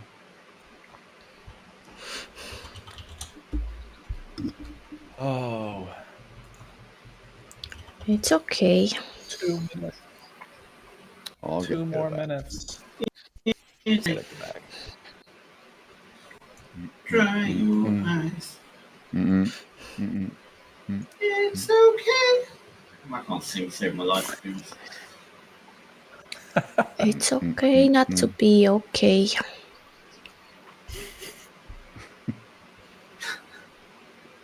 Oh my gosh. We need to make our own song. We need to write it, produce it. You know. Tony's here, so he could be our manager. What up, Tony? What up, Tony? Tony has done it again. Mr. Peeps, what up, Mr. Peeps? How we doing this afternoon, Mr. Peeps? I think for our song we'll have like Sam will be the chorus, and like maybe like you're the first verse, Sam, and then everybody else has a featuring verse, and it's Sounds good. the backtrack. The backtrack is that Notorious B.I.G. song. Yeah, be kicking the door within the 4-4. All I heard is, Papa, don't hit me no more. Uh-huh. Oh dear. Tell him. Dun, dun, dun, dun. Dun, dun. All right, 20 seconds. I think How are you going to funny do it? because Kick in the door within the 4-4. I am the worst singer on the planet. I think Adelina's probably a good singer. I can imagine. Book got spin.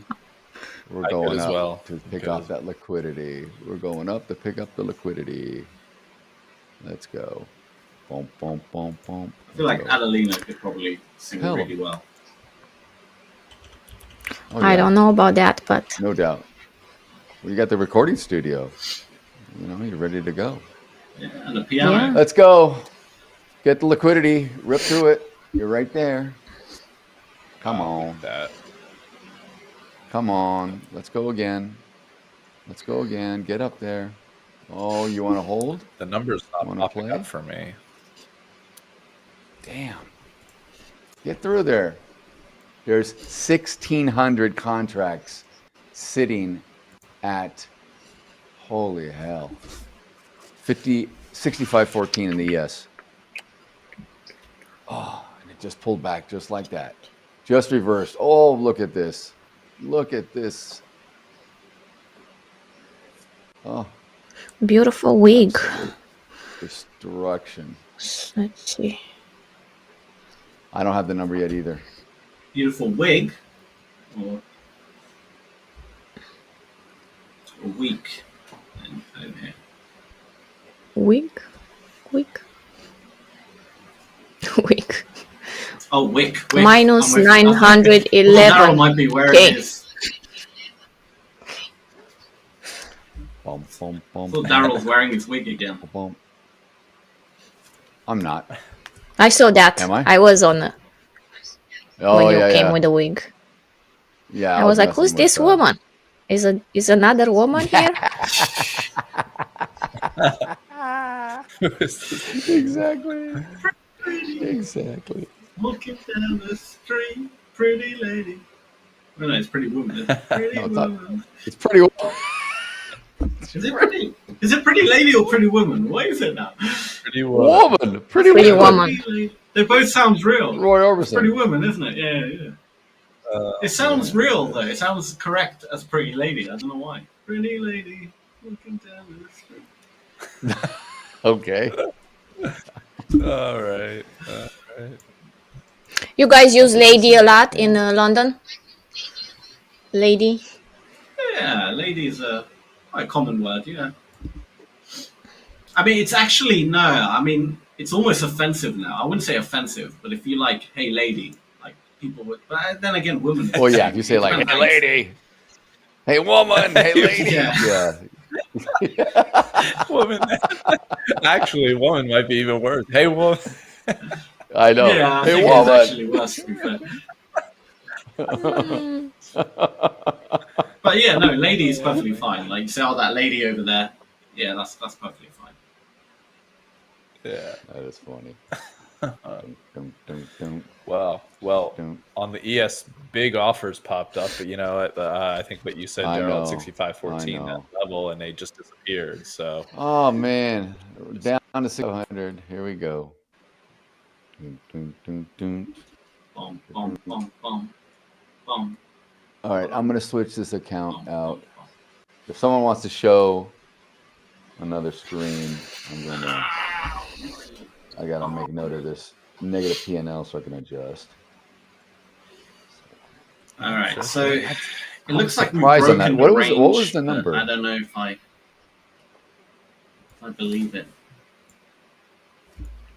Dude, we were just talking about Cloudflare the other day. Okay, so let me ask you this. Does anyone have an issue with with their financial juice? Because I can't log in. You mean CrowdStrike? It says Cloudflare. It says Cloudflare. Timeout occurred. Okay. Could you imagine that? Yeah, mine's having trouble. That's yeah. That's why I can't get any. What the hell? Yeah, I'm actually on I don't know. My whole labor charts, my charts today are very, very laggy. I might have to restart the computer at some point because I'm looking at Project X and then I'm looking at a different platform. I'm sure I can mention TradingView, doesn't matter. And TradingView is legitimately almost a second behind, like when the candle moves. So I'm going to find it very. And for you, it's big deal. So are the trading hub? Are we still showing my screen? Look at this, guys. So see, Cloudflare has got an issue. This is our trading hub in Project X, which is financial juice. Nothing, all white out. So, but I have another source that I also look at. And so non-farm payroll annual revision came in at negative 911, more than what was the previous of negative 818,000. So negative 911,000 jobs.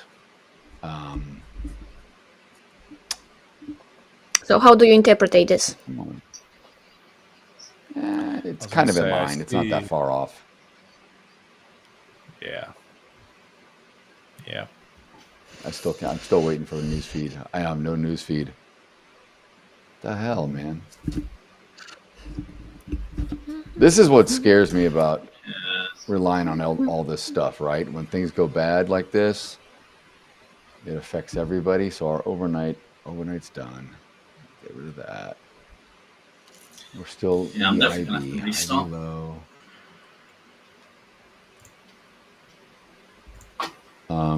Hey Paul, do you mind sharing your screen? Are you good to go with something? Yep. I'm gonna get off here. I'm good. Yeah, I'm good. Yeah, okay. I've got it shared and everything. So whenever. All right. Cool. Awesome. Thank you. I'll be back in a minute. I get it. All right, Daryl. I gotta update my P&L. No, I'm here. Daryl's back. I'm just not sharing my screen. Oh, okay.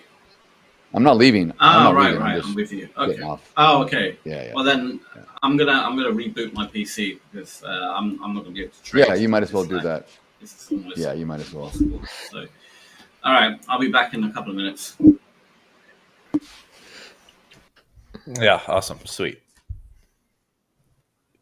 Oh no, Mr. Peeps,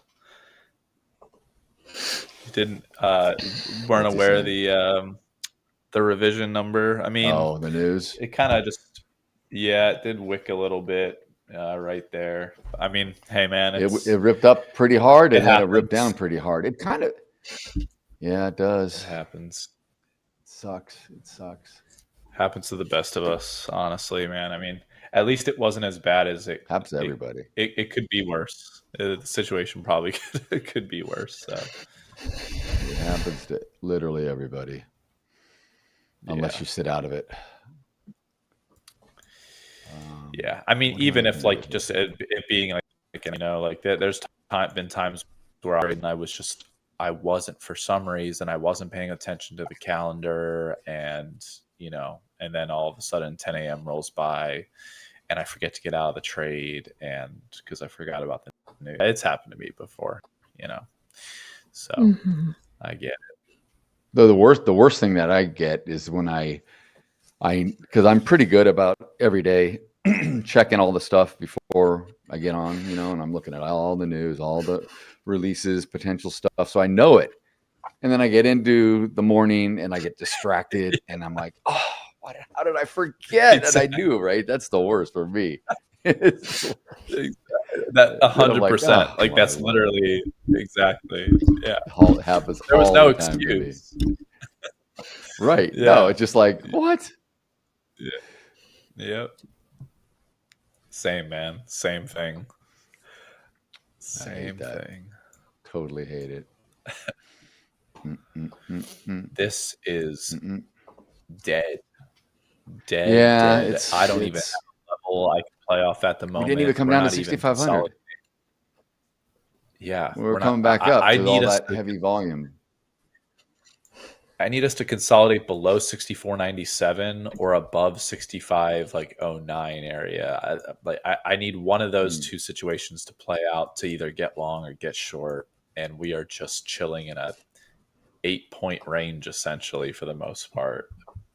So this is quite brutal. I have to look at other things, maybe look at gold, or gold just kind of dropped $30 an ounce over the last 1, 2, 3, 4, 5, 6, 7. So missed that. Short, I guess. Jeez Louise, my gold. It's crazy. When it moves, right? Gold just wants to do its thing. It just goes like no warning. Yeah. So volatile lately. So volatile. Yeah.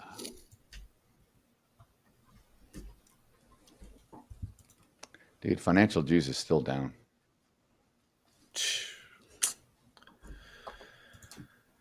Oh, man. That's crazy. That's crazy. Yeah.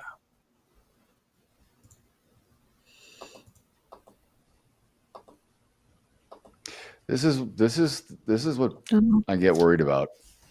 When all of these, when everyone's reliant upon, wow, yes, finally went up there and got all that. Damn. Freaking 10 minutes later. But yeah, like when everybody's relying on something like this and it goes down or there's a hack or I don't know what's causing this. It's a little concerning to say the least. Yeah. So are we now like everybody look at this kind of bullish move all of a sudden with all this volume? Are we? I know. Come on, we gotta chill now. We gotta chill, right? We gotta come back, chill about like at 65.10ish for about 5 to 10 minutes, and then we rip. We don't just rip. Can't just rip. Come on. We gotta chillax. We gotta chillax. Yeah, I know. I know, man. Man. I know. I'm with you. Okay. Let me just see something here before I come back on. Wow, that is nuts. This is crazy. I'm gonna send a message. I'm gonna send a message to Coach Troy. Real quick, because he subscribes. He's a paying member. I'm not. Yeah.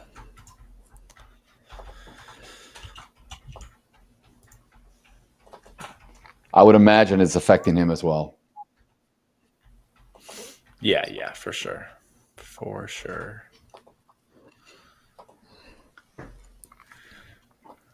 That sucks, man.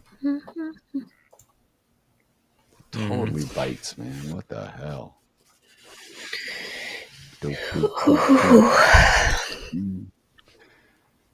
Okay, so it looks like I am back in business here.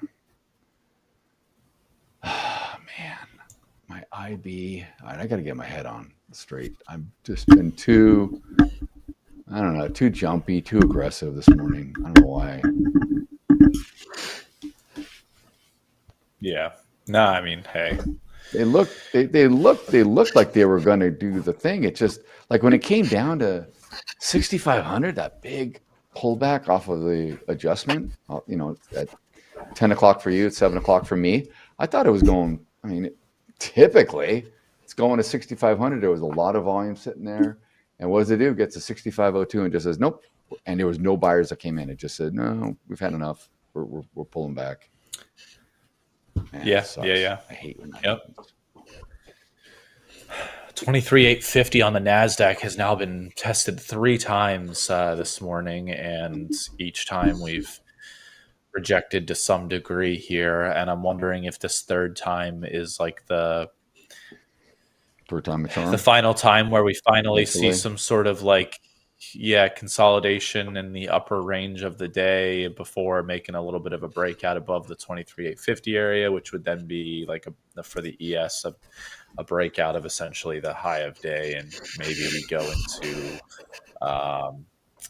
that overnight high area of 65.23 or so. That's kind of what I'm looking for at this point. Really looking for the long here. It's whether or not it gives me the confirmation on this order flow. I mean, the volume is dying again all of a sudden. Like the selling pressure is very weak, it feels like, on the ES here. So, yeah. No, I hear you. I want to get long. I hear you. Come on. Balaji, welcome back, my friend. Congrats on winning yesterday. That was awesome. And by the way, we are going to be potentially giving away another $25,000 one-step challenge account here in this segment, if I recall. For anyone new. Very anyone nice. That hasn't won. Very nice. Yeah. Oh no, not now. I'm sorry, my bad. This will be given away in the back to trading session near the end of the day. So I jumped the gun. But you can still come back, and you can tell your friends to come and join us if they haven't been and enjoyed the crazy antics that we do here on live Hola Prime TV each and every day. Yeah. And if you're lucky, Adelina will sing to you in her new studio. Exactly. I'll sing for the winner. That's right. Exactly.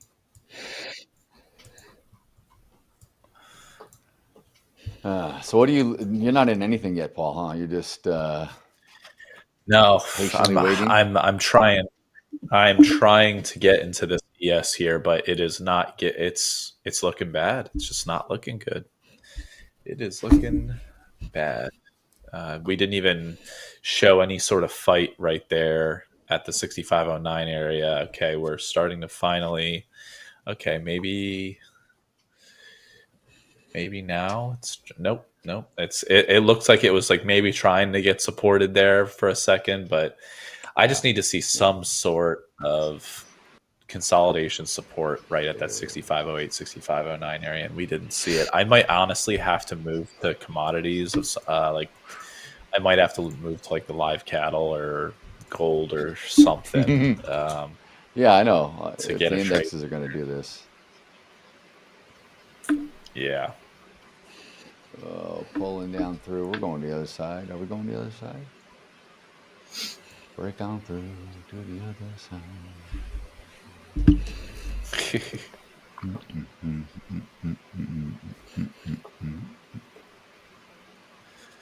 4 hour set.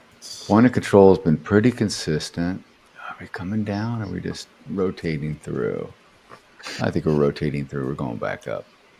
Are we?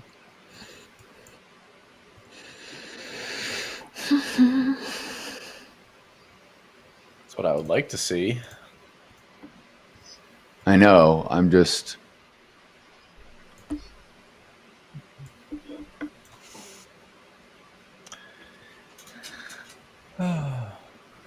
No, maybe not.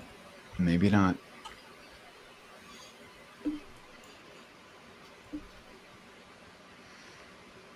I mean, we've got a pretty small range. Here we come down.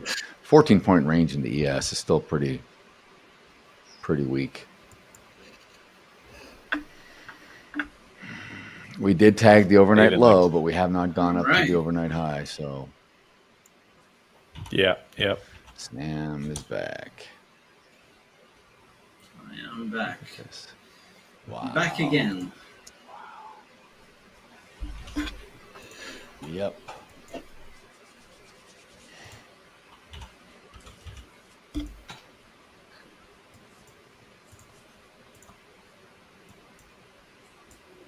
What the hell? I don't, James.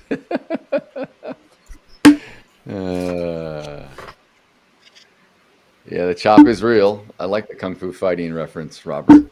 I love it. That's cool. All right.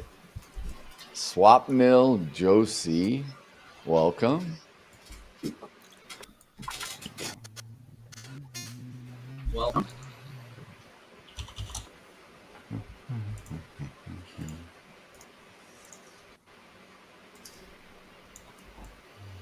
Yeah. Man. Sam hasn't done anything, Tony. He's just sitting. Yeah, his Commodore 64 was lagging. Exactly, Mr. Peeps. It was. Yeah, he had to go. I am trading my cash account. Netscape and get his dial up working again.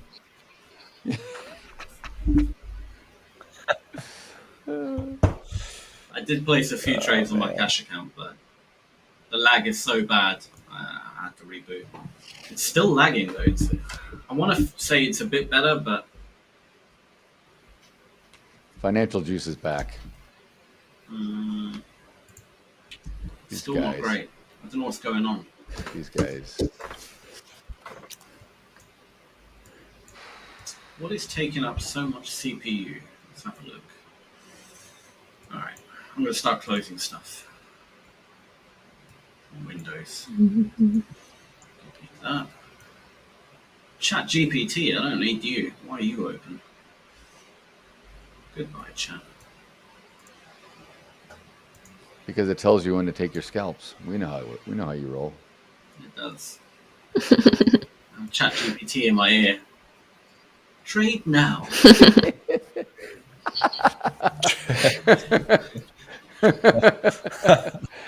That'd be amazing. Like, instead of saying order filled, it's like trade now. Yes, sir. I'll push the button.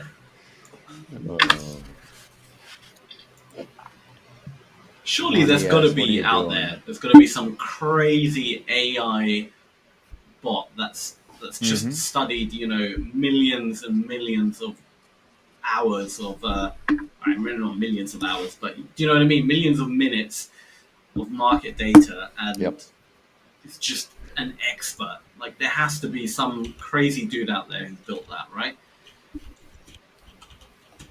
Oh, I'm sure they're trying. They're trying, but the thing is, there's, I don't know. You got to factor so much stuff. It's pretty hard. Oh, it'll be unless there's a quantitative. Difficult, but a quantitative. Yeah, you would need like it would be a warehouse of servers, but still. Oh yeah. There's got to be some billionaire out there who's come up with this idea and has decided to do it. Like if I was Elon Musk, like some ridiculous billionaire, I wouldn't really care about money anymore. But hypothetically, if they asked me like, what would you build? I would build the ultimate trading AI bot. That would be such a cool project. Not even to make money. Literally, just as a love project. Oh yeah. Yeah. I mean, he's building the cities on Mars, so I guess that's more important for him. He wants to go to Mars. There's nothing there. He wants to save the human race. He's that's his whole thing. That's his whole deal, I feel. Yeah. And if anything was to happen, all right, who do you think will end up in Mars? Certainly won't be us. I don't know if I want to go. Going, even though I don't even think I'd want to go. I just I was born in a short vacation. As fun as everyone thinks. It's not gonna be good. It's gonna take old school. Hundreds of years to work all this stuff out. You're gonna go there. You're just gonna end up getting killed or dead or whatever. Anyway, it's gonna be like the Martian guy, just growing potatoes. Yeah, growing stuff out of your own crap. Yeah, exactly. Yeah. Exactly. Yeah.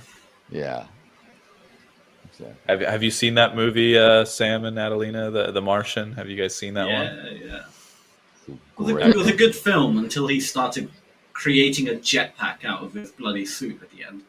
That's when it started becoming a bit. What's going on here? Crazy. He had me, but now it's just you've kind of ruined it. Like freaking Iron Man at the end of the film, flying to the spaceship. I'm like, Yeah, that's right. on. That's right. No, he had the little thruster, right? And he was trying to go from one. He was trying to leave that one pod to the. He pierced like the other the air pressure of his suit, right? So yeah. Oh, exactly. That's right. Load of rubbish. Desperate. Oh no, did he have means a call for I desperate can't remember. He had something, but yeah. It's funny. Well, what do you expect when Jason Bourne goes to Mars? You're going to get something like that. Yeah, Sam. Get a grip. My bad. Should have known.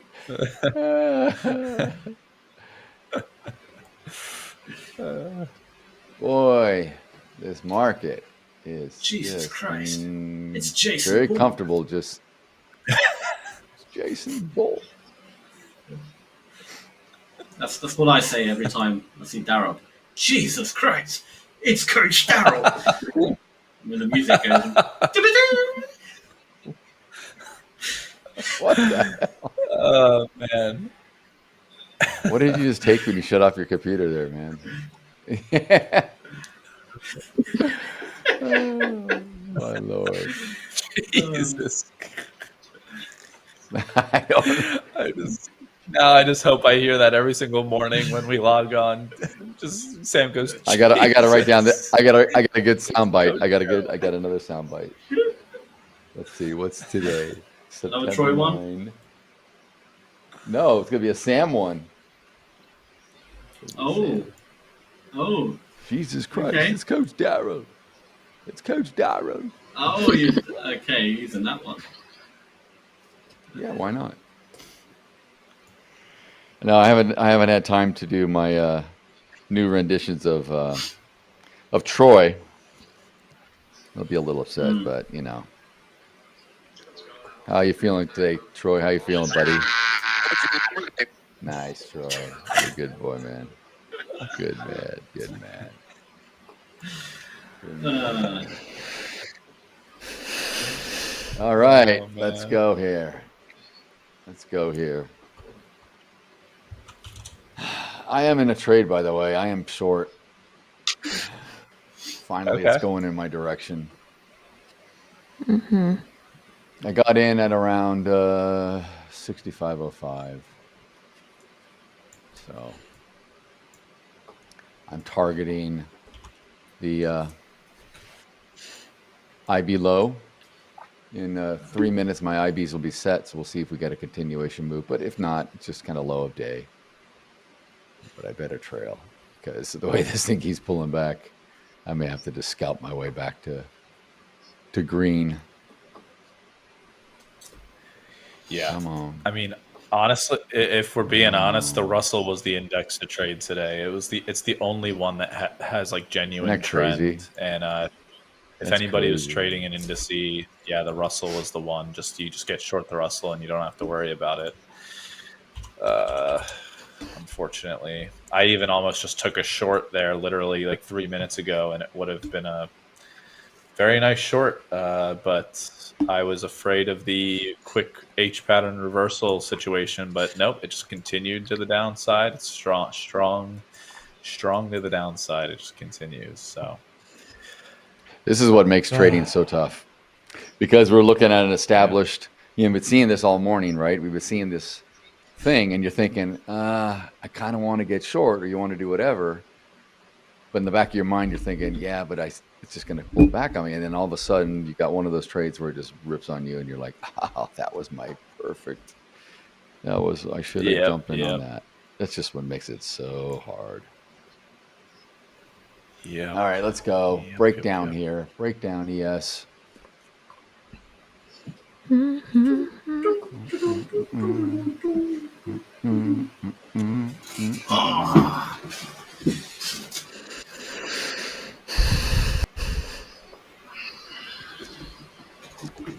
hear that too. I am. I don't know. It's not me.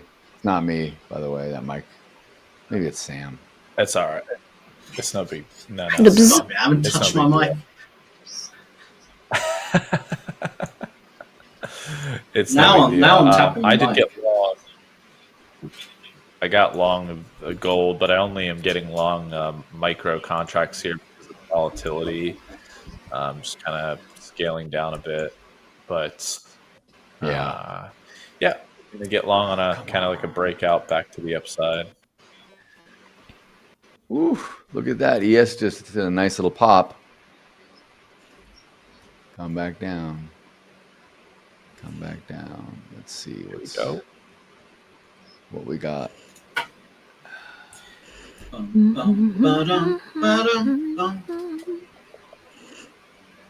Do you guys know about this Apple event that's here today? Do you know what this is all about? Are they announcing Are they something? releasing something new again? I don't know. Are they releasing the same phone they released last year and the year before? The year before that? Yeah, exactly. Literally, like I've upgraded every time, and I've got like the latest one, and it's no different to the last one I had. I cannot tell the difference. I know. And it's been like that. No, for the it's last, like slight 4 changes years. to the Like, camera. I can't tell the It's really more like little, yeah, just little details. complete waste of money.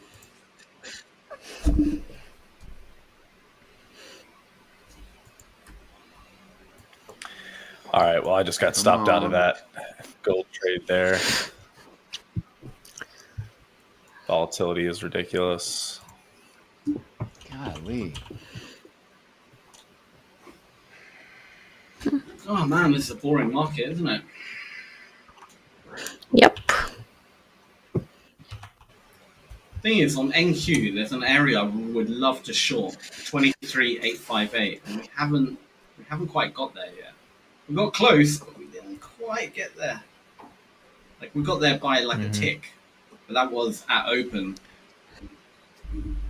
So you know, We've come down. Be I mean, taken. we've gotten close to 6,500 in the ES 3 times now. Let's see if we can push through. Come on, we're at 6,502. Come on, let's go, sellers. Come on. You know it's bad when I've got multiple charts where I'm looking on one. Yeah, I see one you. chart. I see I'm you looking at soybeans. I was looking at soybeans on one, and then I'm popping back over to gold, and you know I've got multiple browsers up with different charts on. And just have to pop Here them we up go. real quick to see if Breakdown. there's anything going Get on. through 6,500. There we go. Let's get through 6,500. Come on, let's go. I got to get the break even. All right, cool. Lock in something. All right, I got $500 back. Nice, good trade, Oh, Daryl. what's that? Good trade. What was that noise? Oh, it was my alarms Alright. to get in a trade. So Ah,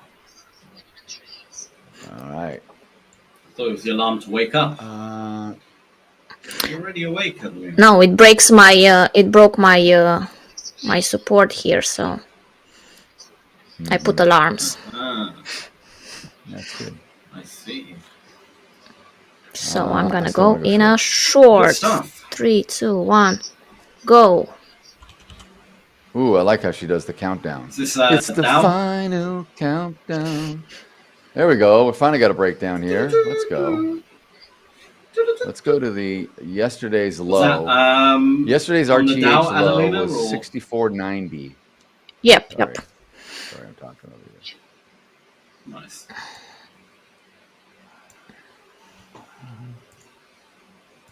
Mr. Jones. It's the final countdown. That's a good band too, Europe. See, everyone knows Europe. Yeah. Sam and Adelina know Europe for It's a sure. good song. Yeah. Yeah, I don't know, is that a place in America? it is. There's probably many cities called Europe Yeah. somewhere. I have no idea. Probably. There's a moon short called the Europa. Russell. Isn't there a moon? Isn't it like Jupiter has a moon called Europa? That is. Yeah. Damn, look at that. Dropping the They trivia. believe aliens are on it. Dropping the trivia. Let's go. Let's go, baby. Let's go down. Let's go. Dun, dun, dun, dun, dun. Biggie. Dun, dun, dun, dun. You got that in my head now, Sam.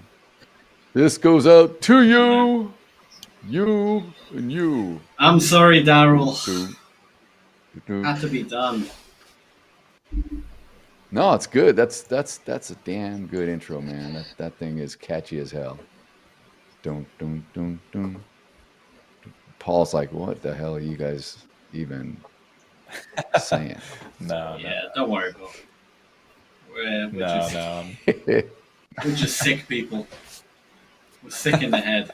You know, that I think that whole album came out when all three of you guys were born, like 91, 92, something maybe around there. Nah, I think Don't about you think? 91. Biggie wasn't famous in 91. It was like Was it later, 94. Maybe it was. Oh, maybe. Yeah, maybe. Yeah, Maybe you're a few. right. Maybe 96. A few years before he died. Yeah. He died in 97. Yeah, that's so, true. Yeah. That's right.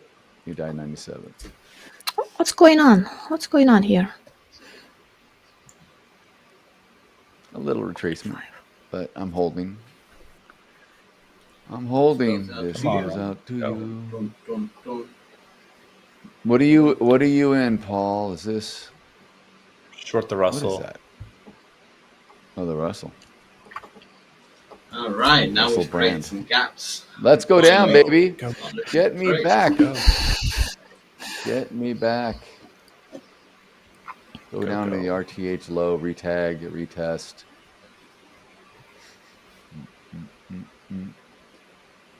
Tell them.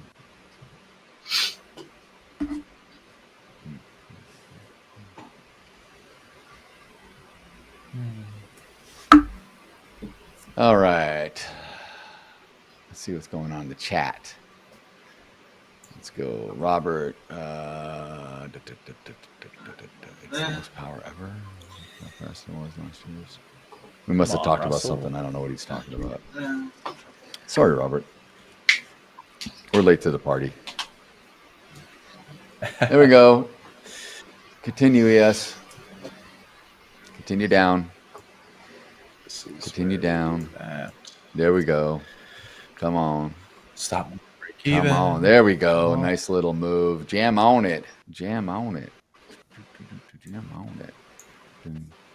Adelina, did you hear that Coach Troy used to be a champion breakdancer spinning on the top of his head? Yeah. claims that that's how he became bald, by spinning on his head at an early age. He was the only kid in 6th grade that was bald.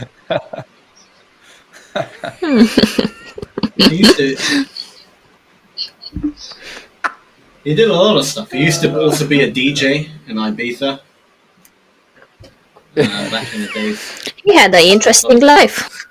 He lived his life. I think he also likes to play golf with his son. As a world famous DJ. Could you imagine? Could you imagine? Oh my God. DJ Troy. When I'm not trading, I like to take my private jet to Ibiza and DJ with David Guetta. That's what I do. That's what I do.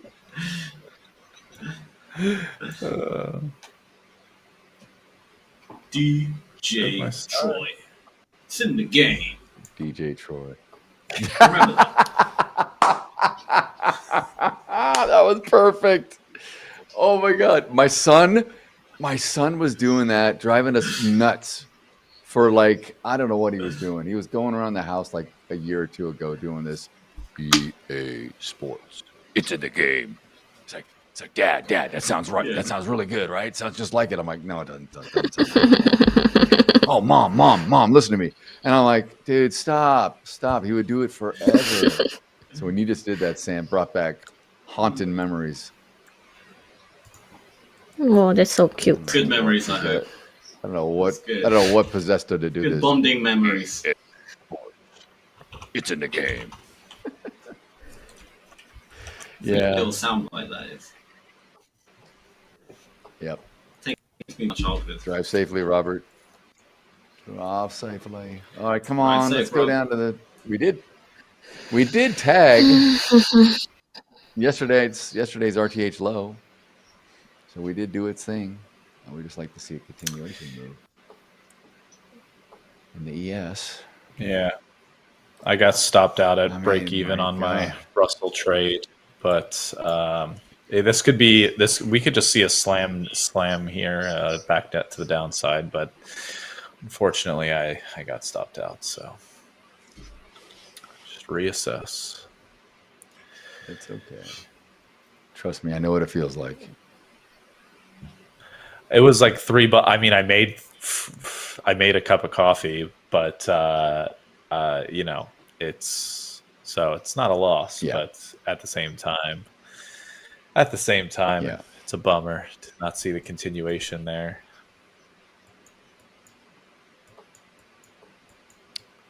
This goes out to you. You. To you. To you. Dun, dun, dun. Boom, boom, boom, boom. Tell them. Boom, boom, boom. Put up.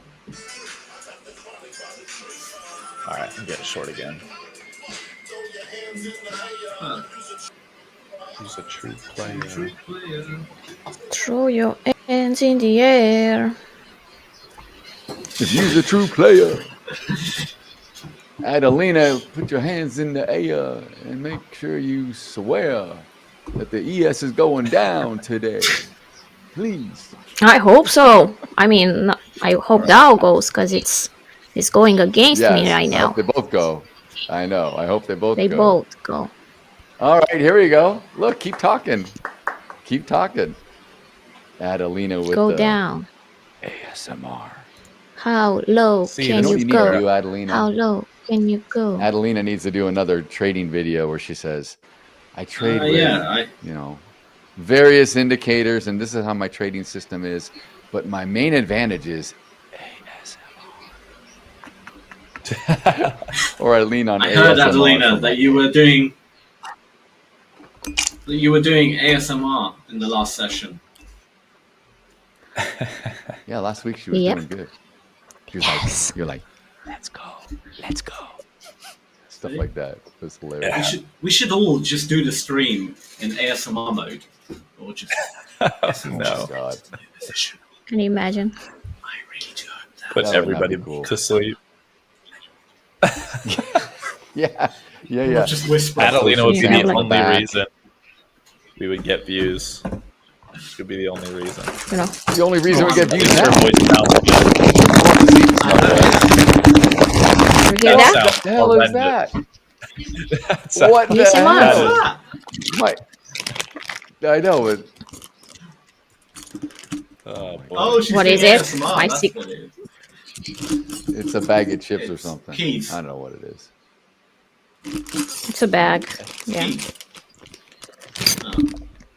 Just a bag with some rings in it. Back of what? What is that? Oh, ring. Oh, see, it sounds like keys though. Back looked a Sam's bit kind of right. There's suspicious at metal in first. there. Well, I have it right here in my coming drawer. from, you know, coming from Sam Pinkman and Heise Losberg, any kind of bag we see like that, you know, get a little excited. Yeah. Exactly. You know, you sound like Yeah, we should do ASMR at all times. ASMR. There we go. It'll Let's keep go. viewers Come on, ES. relaxed. Do they have we like put them to sleep, dude. live session during the night, like the quiet markets? You Yeah, do they call it quiet markets like for a that. reason. They do, yeah. Bring your pillow. That's why Paul likes to go to quiet markets a lot. He just can just sleep, just chill. He and Tiger like kicking it on the couch, trading like, you know, their feet up. Yeah, dude, I was. You were Funny on, enough, you I were was on pretty last night, active. weren't you? Yeah, Yeah, I you was were on pretty last active night. last night. I average in I the client jumped on. market I was sessions, actually going to say, usually average about 4 trades a night. Usually, I took like 6 last Thursday. I took 4 last night, but I usually get into a decent bit of trades. even 4 is pretty active for overnight. But the Yeah, overnights have been, I find the overnights have been a lot of opportunity lately. Actually almost all year long, the overnight's been pretty good. Yeah. But I got on my computer with 15 minutes left for your session last night, and I saw you guys, and I was gonna write in there, but then I was like working on other stuff, and I'm like, nah, if I jump in the chat, I'm gonna get distracted. We're gonna talk about stuff, and I gotta finish what I had to finish. So yeah, I wanted to say hi, but I was like, yeah. No worries, no worries. Oh, what are you doing, ES? What are you doing? What are you doing here? Yeah. Wow. Couple of doji candles there at the bottom on the 5-minute. Did it? I'm trailing, but I haven't trailed that tightly, so I'm still hanging. Still hanging out. Oh no! Now you want to take me out? Oh yeah, they're gonna take me out. I'm done. Jeez, just like Dow. that. My goodness, bada bing, bada boom. The Dow. That's a crazy rip to the upside on the Dow. It's a rip and everything. Everything ripped. ES ripped. Everything just went. But like comparatively, Daryl, though, the Dow like ripped from low of day to testing high a day right now. It's that's very large. Wow. Wow. So what the hell? Let me look. All right. I am done with my cash account for today. Done very, very well on it. I can start moving over to my Hola Prime. Cool. Ola has done it again. It feels good. Yeah. Mr. Peep says, DJ Troy back in the day supporting all the big acts like Beethoven and Mozart. Exactly right. You know it. You know it. He even goes back beyond that. I think he's like, he was at.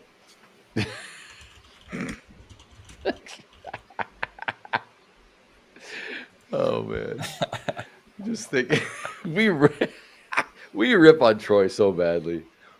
Oh my god. One day he's gonna come in here. Just he's just gonna come and just go postal on us.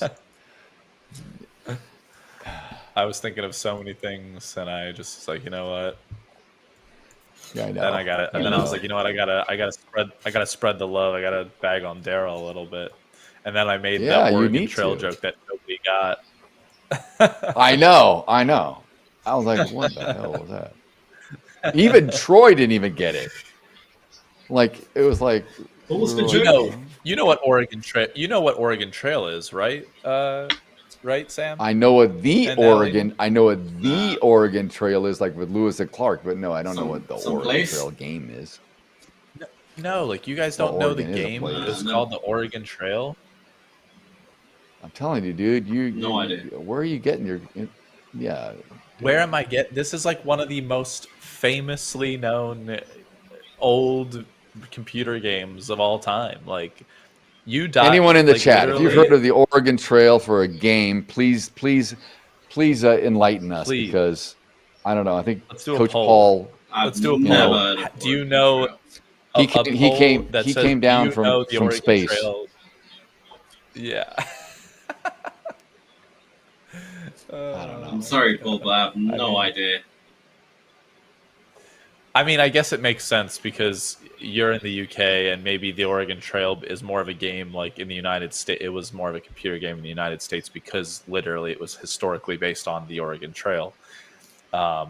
Like the migration of sorts that was occurring back in the day. But we should put a poll up. Have you ever heard of the Oregon Trail computer game? Yes or no, and see how many of our viewers know this. So I don't look like a crazy person. I swear.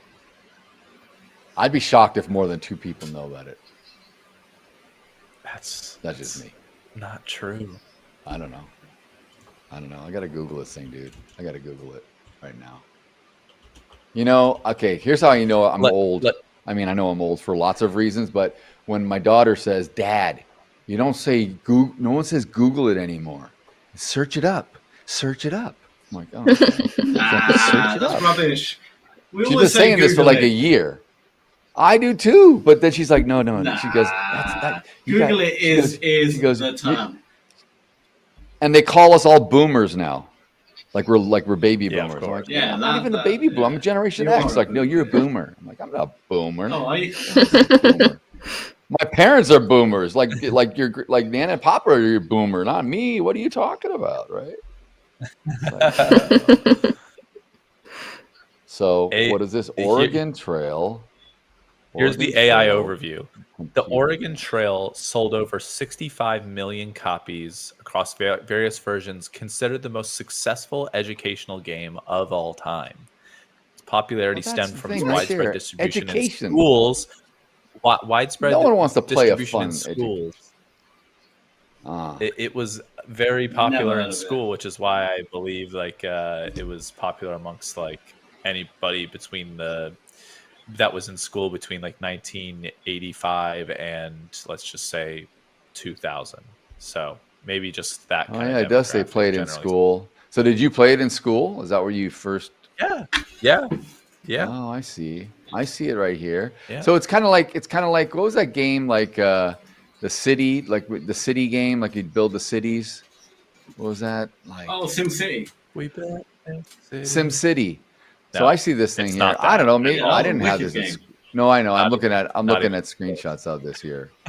Oh yeah, they got like a little river. You can set up like a homestead. You can go and do a little. There's like chuck wagons. There's all this stuff. I see Lewis and Clark here. Literally, is Lewis with his musket and a raccoon hat. I mean, the pixelation is incredible. It is 1980 whatever, but oh man, I never even. You know, I went to Catholic school. Maybe we didn't do any of this crap there. That's probably why I didn't get it. I don't know. I didn't hear about it. I didn't hear about any of this crap. Never heard about it. Oh dear. It's no big deal. It's okay. Maybe it was the weird maybe one. it was a Pennsylvania thing. No, maybe it was a Philly deal. I don't know. A Philly deal? No. It's not. Well, when did you go? Well, yeah. When did you go to Florida? You were later when you went to Florida, weren't you? Or were you still? Well, yeah, but it was like after I was a kid. But it was actually when I went to Florida is when I was introduced to it. Oh, okay. All right. Young teenager. Okay, so maybe it was up to maybe it depended on the school districts or the states or whatever. Like I don't Of know. course, yeah, for sure, for Like sure. maybe California didn't even do it, right, or something. I don't know. Which would be weird. Yeah. Being the fact that Oregon's just north of us, why wouldn't we do it? But that would kind of be weird. Hey, I don't know. On the West Coast. It's okay. I'm a crazy one. I'm crazy. No, this is good because you learn new things every day. And this is I like this. This is cool. I just thought I'd be hearing about it from someone twice your age like Troy, not you.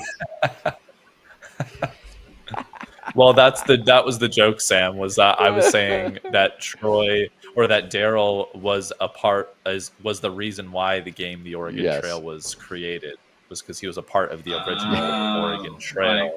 That was the whole joke. Yeah. I see. Yeah.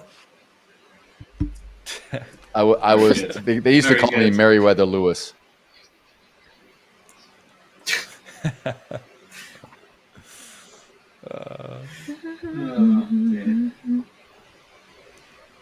Okay. You guys and your jokes. Low volume.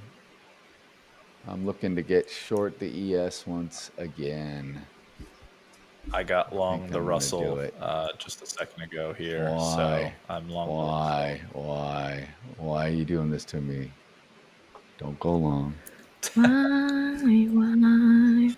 But it's the Russell though, so you know. But it's not necessarily. I know, but the fact that but this is why we trade like in a little, like in a little room, so we can bounce ideas off. Maybe I'll wait.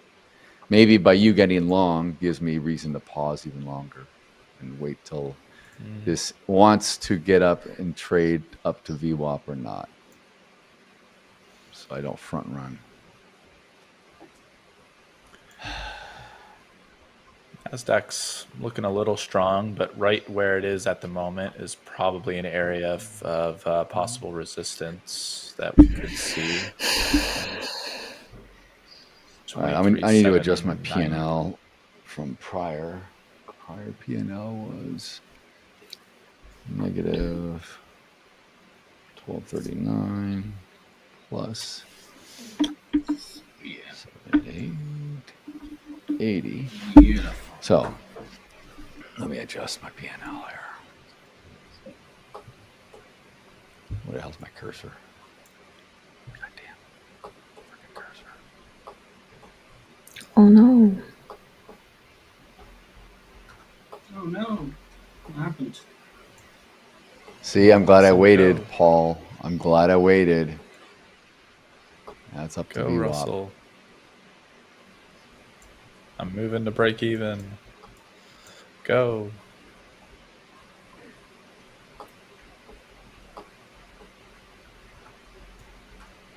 There we go.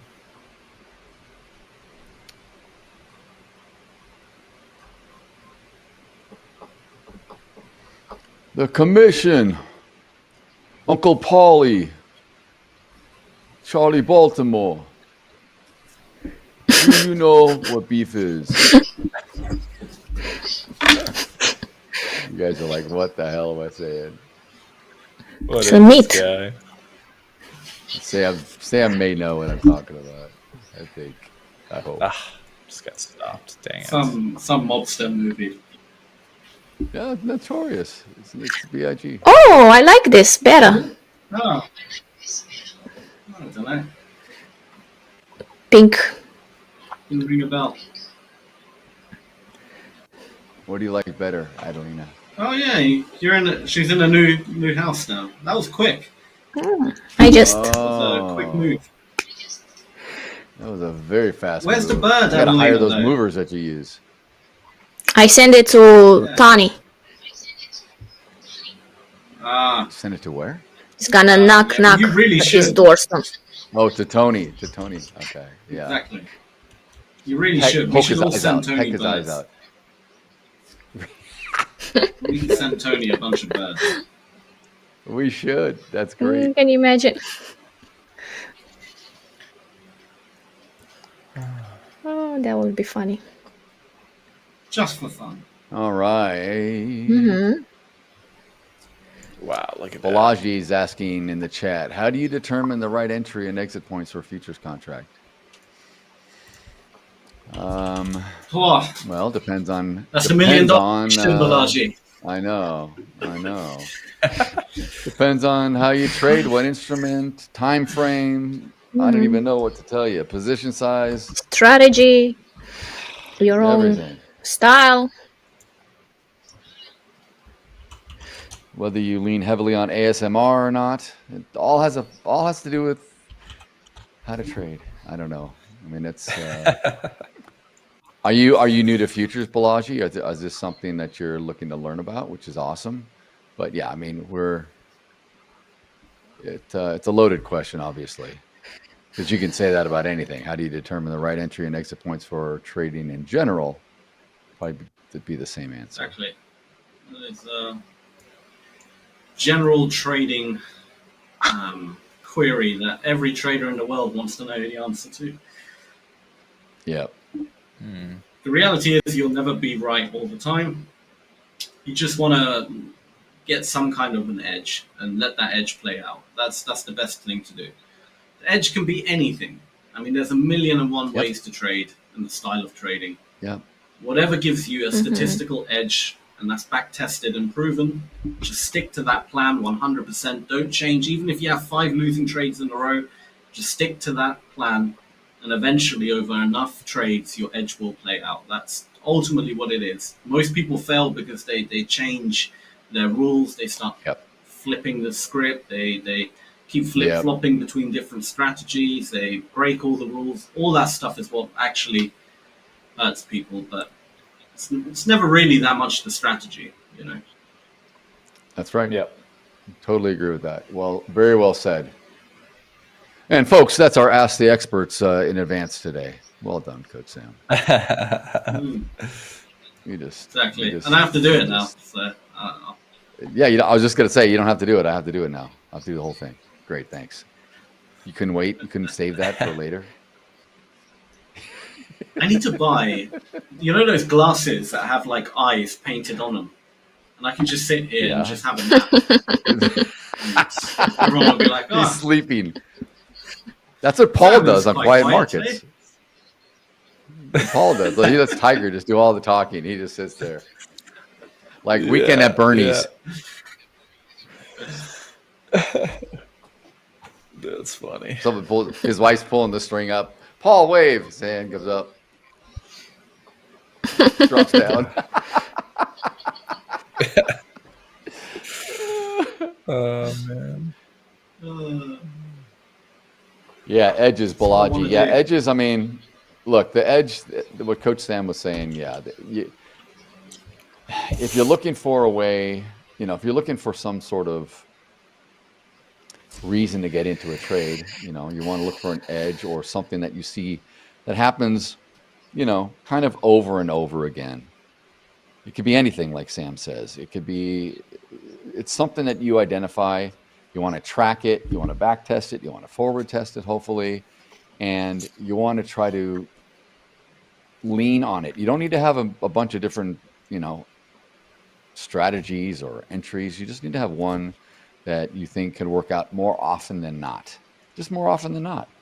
And if you can keep your losses small when you're wrong, and you can hold the longer winners, then you will eventually start to have some consistency, and then you have more profitable days. But I think, you know, if you're trading a certain instrument, then you want to watch it a lot and try to identify certain things, whether, you know, and this also goes to whether you identify with time, or you trade like time with candles, or time with time of day, different things like that. If you're using different indicators, if you're using, you know, oscillators, or, you know, true ranges, or anything like this. If something appeals to you in the beginning, because there's so many ways to do this, I would say maybe pay attention to it, because if your psychology and your personality is kind of gravitating towards something, then that means that you're probably willing to stick it out and work hard to try to get better at it.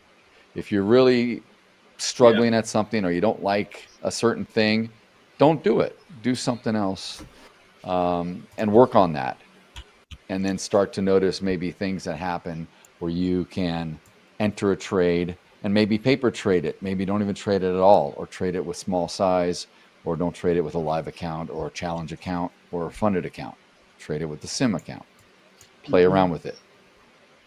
Start to, you know, maybe keep a spreadsheet and note all the times that the trade goes in your favor or not, or if it works out, or if it ranges, how much movement does it typically do, what the behavior is like, all those sorts of things. Then you can start to maybe create an edge that gives you some probability, some statistic that is in your favor, because that's all trading is. Trading is just statistics and probabilities. It's no different than gaming theory and casinos, and how they work their, you know, their edges too. The casinos have an edge. So we're trying to be the same way. Exactly. How do I And I balance would add trading as with well, other like if you're responsibilities? starting out completely brand new in trading and you have no idea where to go, just focus on one-to-one for now, like one-to-one risk reward, and just try and win more than 50% of your trades, right? And then once you identified some kind of edge that can give you a higher than 50% win rate, then you can start tweaking it and adding other stuff, and then compare the win rate, and then you can start looking at targeting 2-to-1, whatever, and just start building upon that. But try focus just getting more than because statistically speaking, even if you close your eyes and just flip a coin, you're going to win half the trades, you're going to lose half the trades. 50-50 shot, right, at 1-to-1. So if you can just get your win rate to 55-60%, then you can start adding other rules that might be able to tweak it up and get it more profitable. So take it step by step. That's what I would say. Yeah.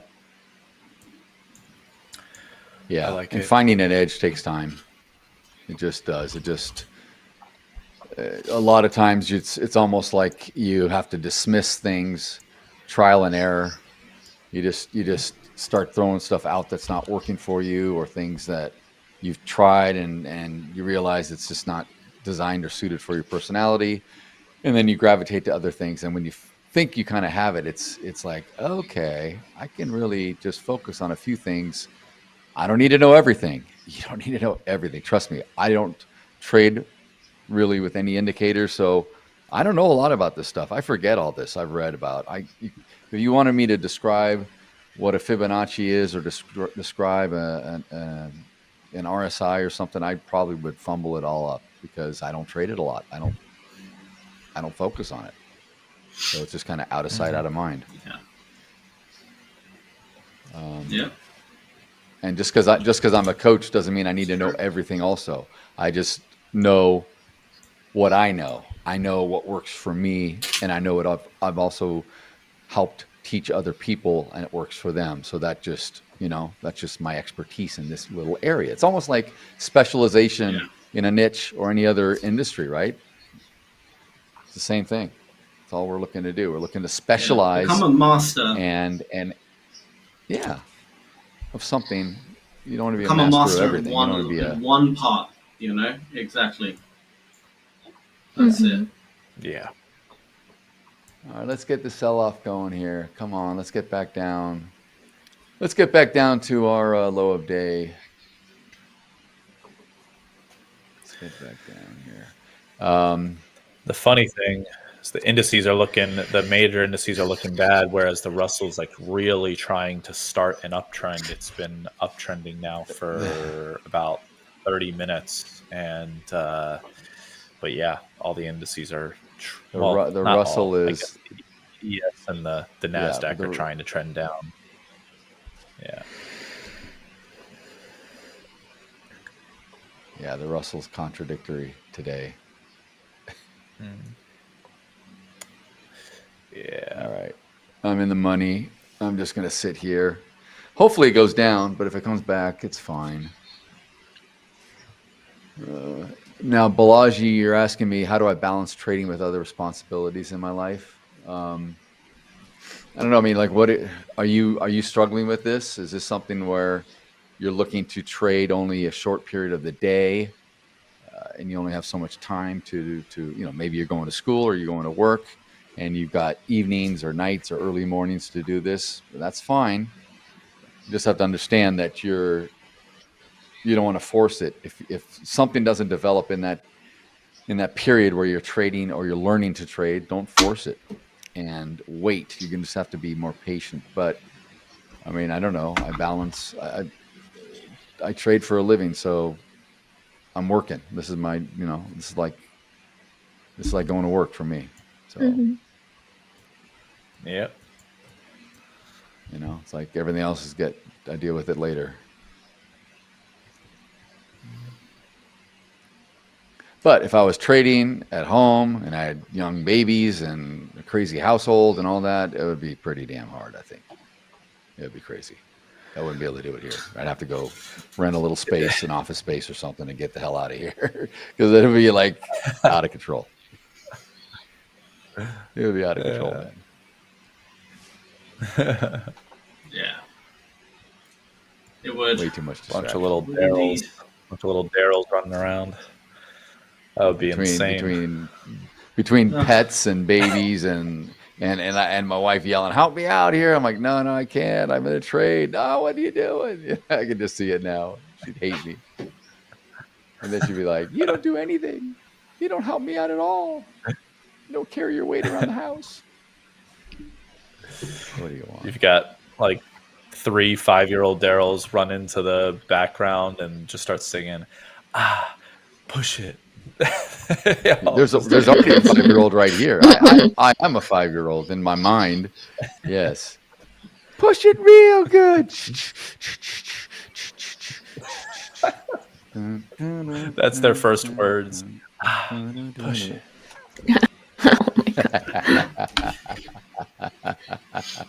No, that's what they heard bad. the doctor say. No. That's good too. That is Still good. came out. Push it. That is. Oh my god. Oh man.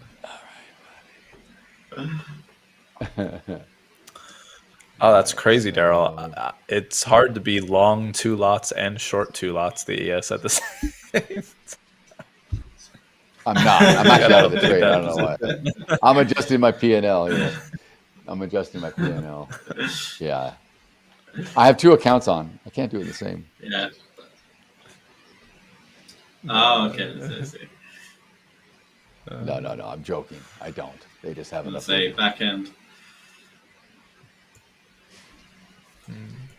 Yeah, it's just a fancy. It's a funny way of making you look like you have trades on, but then you're actually flat. Neutral. And you don't have any trades on. Yeah, I'm neutral. Look, yeah, exactly.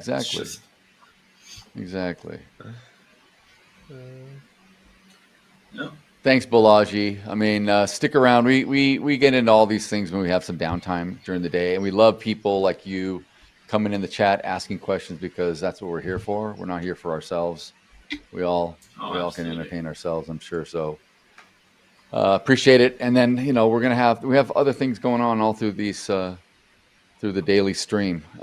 We have psychological coaches, performance coaches that come in. We've got recorded video we talk about people who are funded with us and how they achieved getting funded and continue to take payouts. We got guys like Eric Lake who says, "I'm back," and he's in the chat, and he's very, very, very successful client and trader of ours. So we like to we like to talk about lots of different stuff, and then we come back to live trading later in the day. We do a little Ask the Experts segment for 30 minutes, so you can ask questions pertaining to yourself, like you've been doing, or in general. So yeah, I mean, we're here for you guys all day. Yeah.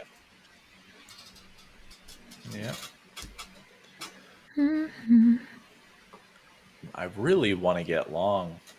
I'm just waiting for the right opportunity here in the ES. I would say getting long on the NQ wouldn't be a bad idea, to be honest. That's what I'm looking at, Sam. That's exactly what I was looking at. I was looking at the NQ for confirmation to basically get long the ES because it's really starting to look decent. Bit of a battle going on, but I think ultimately the buyer's going to push it up again. I know it doesn't look like we've really had a range day, but I'm still adamant we're pretty much in a range day. I think that whole push down. Yeah. With one giant fake out. We're going to go back up to the top again, I think. I mean, I'm long. It is a range I got day, long, though. and I'm up a 1.5 already. This is totally a range day. I mean, we opened up here. We went up, went back, went up, went back down. We went up here to VWAP. We're kind of back. We're kind of going up. Total range day. So, yeah, we're ranging. Yeah. That's a range day. So you are, Paul, you are what? You are long? You're back in long? I'm long the ES at the moment. Yeah. Looking for a interesting, nice little run. Interesting. Up here to 6504-ish, 6503 half. Okay. That may not be bad. Stop picket. If I can get past the 05, I would probably, you may want to hold it, but we'll see.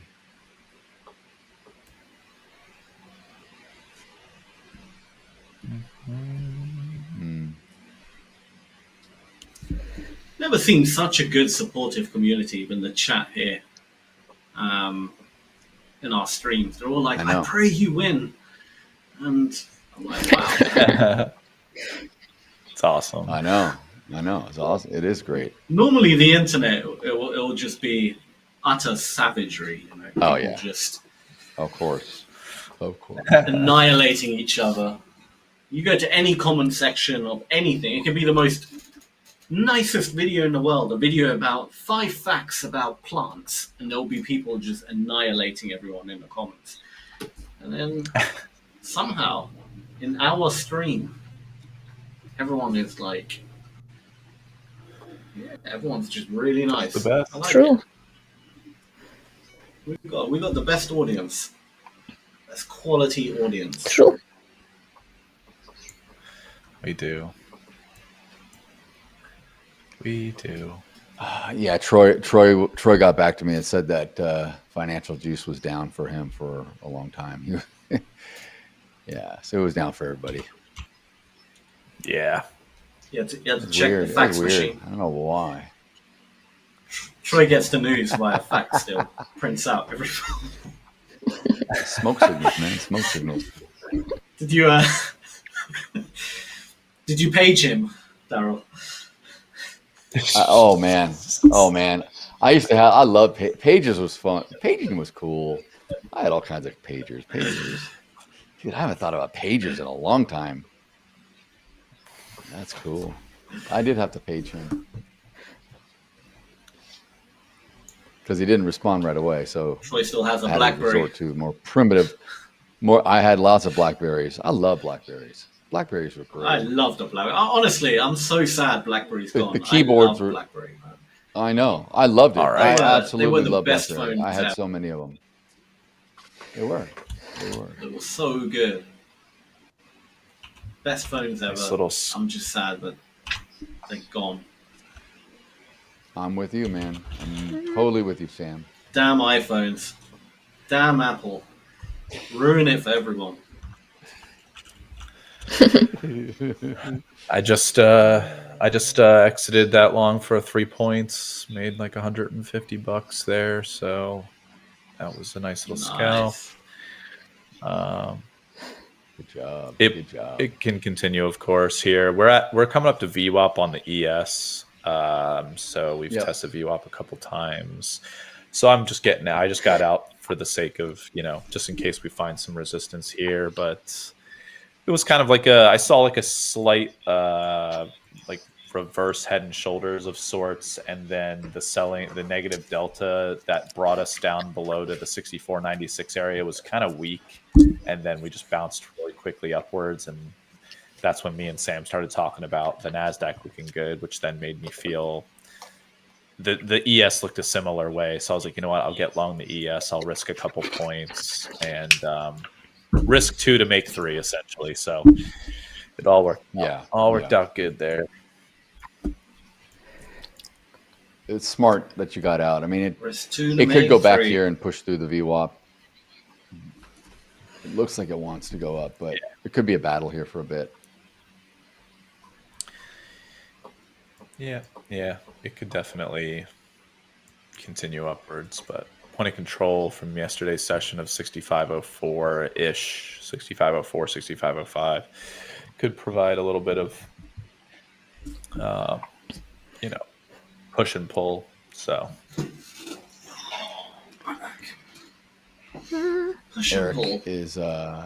Eric is shorting gold, killing it. Holy hell! Look at this. Eric. Look at this in gold. Look at this in gold. Wow. Ooh. Yeah. Eric. Oh man. Eric. Eric, always smashing it. He seriously is, and he's trading gold right now. And Daryl saw that and pulled up his chart on gold. And something funny is I was talking about this with Tiger on the quiet market session last night. And if you were to look at a monthly chart on gold right now, and we're roughly trading in the, I mean, right now it's like 670, $3,670 per troy ounce. RSI on the monthly chart going all the way back to like 1975. RSI currently is 89.68. The last time we were at 89.68 on RSI on the monthly chart was 1979 to early 1980, which I was just going to guess spark a little bit of 79. a red flag, which Yeah. might spark a little bit of a red flag of the Volcker era when, you know, and also all-time interest rates, I mean, and oil embargo. People are saying how volatile gold is there, everything, and like it's obviously very true. But like to put it into perspective, like literally a year ago. Well, not even that it's going to tank. It's just like it feels like we were March of 2024. We were sitting at $2,030 an ounce. We're at 3,700. We're like 80%. 80%. We're almost doubled. Like we're double the 1900. Yeah, exactly. And it hit 1900 in like 08. Yeah. And the last time we saw moves like that was that like Volcker era, and it's just wild. Honestly, it's wild. The one thing I'm not that saying I find that strange gold's going about to come it down is because that it's different eras. So there's different things pushing and pulling and everything, but it's you just wonder. You wonder, can gold be genuinely like overbought, and is it due for a pullback? Even though everybody is trying to fly to some sort of safety and whatnot. So I think everything's due for a pullback. I think everything's overbought. I mean, this is the thing. It's a flight to safety asset. Typically, it shouldn't be trading at all-time highs. That everything else is trading at all-time highs. So stocks are up, then bonds should be down. But then everything, the whole thing is flipped. Everything. It makes no sense whatsoever that gold should be this high in this environment. If the stock market was crashing, then that would be different. If we had a recession, that would be different. If we had high interest, or you know what I mean, it just everything here. It's like, again, everybody's just jumping in on every asset because every asset class is just going up. But at some point, man. The dinner bell's going to ring, and it's going to things are going to have to settle out. Because it just, and I mean, just goes against conventional economic wisdom. Yeah, you look at 2019, beginning of 2019 into the middle of 2020, where we had the rally from essentially 1,200 to 2,000. That's another relatively large move we looked at. I mean, that's like 60% move in a year and a half or so. So a little bit less, kind of comparative, but in terms of percentages. But this move is still even greater than that move. So in percentage terms, but yeah, gold is just insane. I would love to trade it more, but gosh. I used to like back in that 2019 rally, I was selling cash secured puts like crazy, and they were doing great, but I didn't take as much of an advantage of that in this past year or so. I only did it a few times, and man, it's like the lowest hanging fruit I feel like in the markets was gold, hilariously enough. So so much money to be in this product. Yeah, for sure. Okay, I think I'm going long ES. I hate to go long here. It's not an ideal spot for me, but I am looking for a little bit of a breakout to 08 or so. Maybe a 9. Just up to point of control. Stop pick the top of the point of control. And if it wants to carry on, that's cool, but we'll see what it does. Let me How are we gonna do it? Kick in the door within the Kick in the door. How are we gonna do it? Dun dun dun dun dun dun doo doo. Dun dun dun dun dun dun. That's Adelina's way of saying, "Shut the hell up! You guys are annoying me." We need to hear Adelina sing.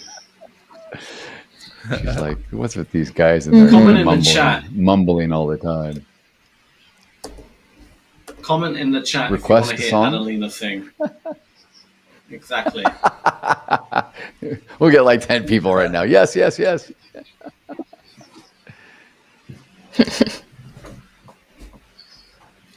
What is like a really hard song to sing that people? What's that Celine Dion one? Oh man, Everyone always said that's really Celine hard. Dion. I was The gonna say. Titanic one. Oh yeah. You really want to send everybody off. How the hell's the Titanic song go? Oh yeah, near. My heart will go on or something. Or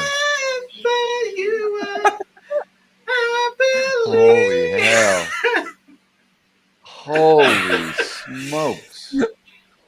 Don't quit your I can't day sing job, bro. to save my life. I don't plan on quitting. I know. Apparently, it's a very hard song to sing. So, Of course. Apparently, a Whitney Houston song, any of these, Mariah Carey. There's a lot of people, dude. Oh, yeah. There's a lot of. And I mean, even or even like Lady Gaga. I mean, they're all hard to sing. All these songs. Lady Gaga. Yeah. I don't know if Lady Gaga song hard to sing. You think? Especially for somebody that don't have a voice. It's hard. Yeah, I have no voice. Kick in the door within the full. All I heard is the ES keep climbing some more. Kick in the door. Let's go. Come on, ES. Don't. Tell him. Oh yeah. Let's go. That was a smart. This goes out to you. I waited. Dun, dun, dun, dun. To you. Dun. To you. Doo-doo. I gotta To pull you that out. and These me. guys don't know what we're talking about. I was looking at the NASDAQ there for a second to get long.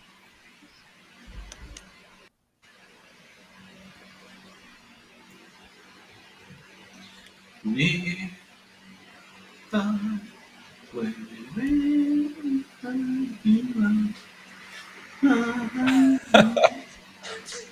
don't know how this.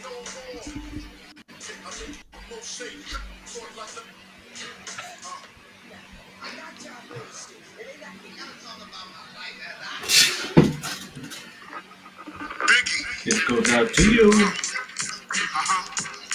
Come on, tell him. You. Tell him.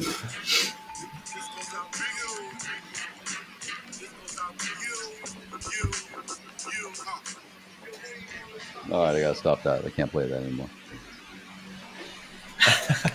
You, and It's a you. little too profanic. It's a little too hoodish.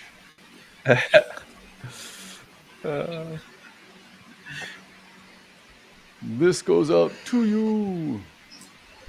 Next, we should play "Hit 'Em Up" by Tupac Shakur. Oh, dude. Jeez Louise, that would be... Oh my god. So bad. We have to say parental guidance advised. We got to find an edited version though. That's the thing. Got to find a clean version. I don't think it's possible to make a clean version of that song. Dude, it would just be a random guys, word I was every in. so often. We were in Vegas the day that DMX died. We just happened to be in Vegas for that during that, and dude, at night, all these freaking dudes came out of everywhere at the strip. We were driving around. I drove out, so I had a car, so I didn't fly. So I had my car. We were driving around. everyone's at the intersections. They got all their windows down, blasting DMX, all this freaking crap. Like it was like a whole night party of DMX. Everyone competing music, and sounds like a I think fun environment. This is years ago, Actually, so like sounds pretty awesome. Yeah, but they were like, it was awesome. But then like I remember like we're at this one intersection. This guy's just playing this stuff and. It was hot. It was a summer, so we had the windows down, that sunroof open or something. I'm like, my wife's like telling my daughter, "Roll that up. You don't want to hear that crap," because she was a lot younger back then. All this stuff was just, just all F-bombs, the whole thing, all the way through. Yeah. X gonna give it to you. Yeah. Just took all right. Well, yeah, that's right.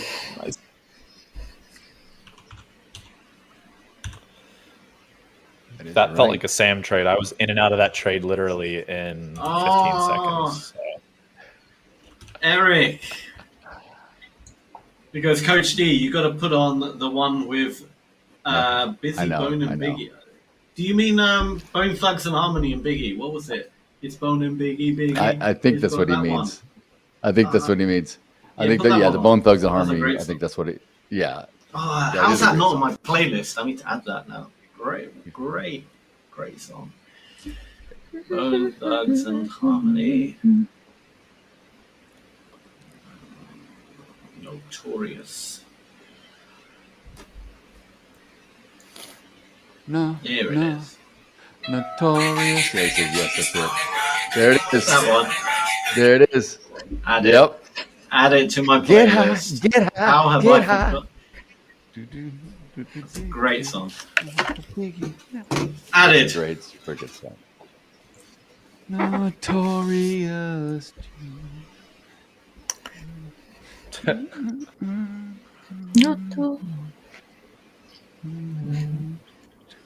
What a good song. I'm happy now. I got a new song on my playlist. I've got to that point where I don't add any more music to like my Apple Music, because like everything I've ever heard that I like is on there, and then occasionally I know, but see, I don't do playlists. I don't do playlists too much. I just have albums. I have a gazillion albums, and I'll search for it, or I'll just pull it up, or if I something I want to add, I'll just ask Siri to play it, and then if I can find the track I want, I'm like, add the whole album, so I get the whole album on there. And usually I'll just scroll down and what do I want to play today? I just do it that way. I used to do the playlist, but then it's like, like you said, it's the same thing over and over. I get bored. I don't mean playlist. I mean just like in general, like what on your downloaded music or whatever. But yeah. And then occasionally you get reminded of a great song that you've forgotten about. Who got Uber Eats delivery? Yeah. It wasn't me. So it wasn't me. No, not me. It was Adelina's Adelina's alert. Is it your alert? You have a little bell? No, I don't know what you guys heard. Doorbell. No, I heard it. It might have been, honestly, it might have been my doorbell. Might have been mine. Oh. Mine doesn't sound. Mine would come up on my phone. I would get it. Yeah, that's what I was gonna say. Like, no, it's not mine. I thought it. No. It was mine, but I didn't hear it. Maybe because I have this in my ear. Yeah, probably. There's someone at your door then, Adelina. They're waiting for you. They want to hear her sing.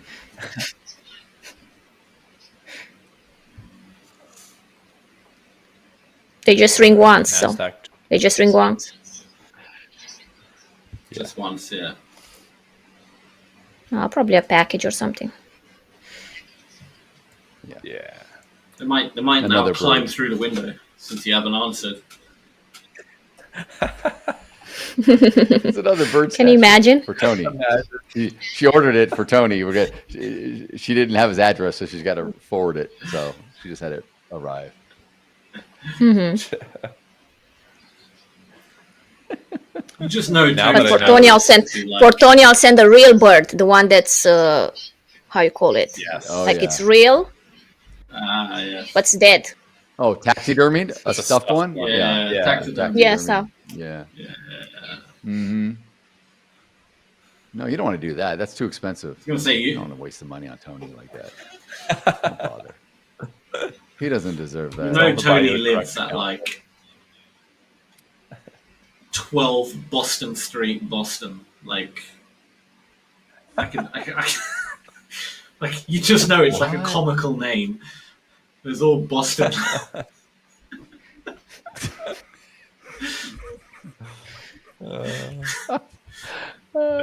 Irish Spring Drive in Boston. Irish Spring Drive. But he's Italian. He's Italian, so it's like I don't know. I feel like there's some Irish in them too. Like there has to be some. I There mean, you has to can't be. look like There has to Killian be, yeah. Murphy. You can't look like Killian Murphy and not No. have some Irish in you. I know. I agree. don't I care. agree. Very true. Yeah. Yeah, I'm with you on that. Yeah. Okay, come on, yes. Hold here. It's a very good point you make.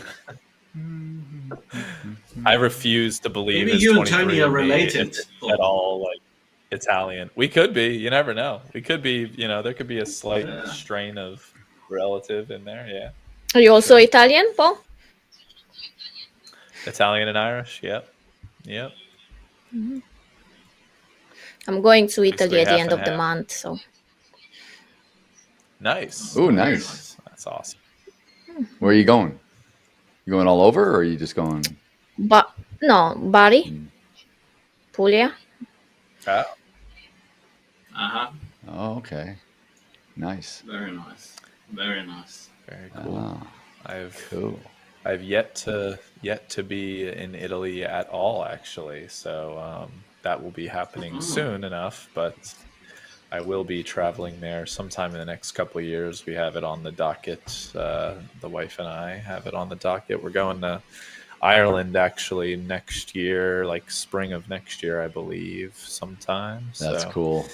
That's cool. gonna visit the heritage, the lands of the heritage, next year. Oh yeah. Drink some Guinness. Eat some potatoes. Go to and the drink pub. some Guinness. That's what you need to do.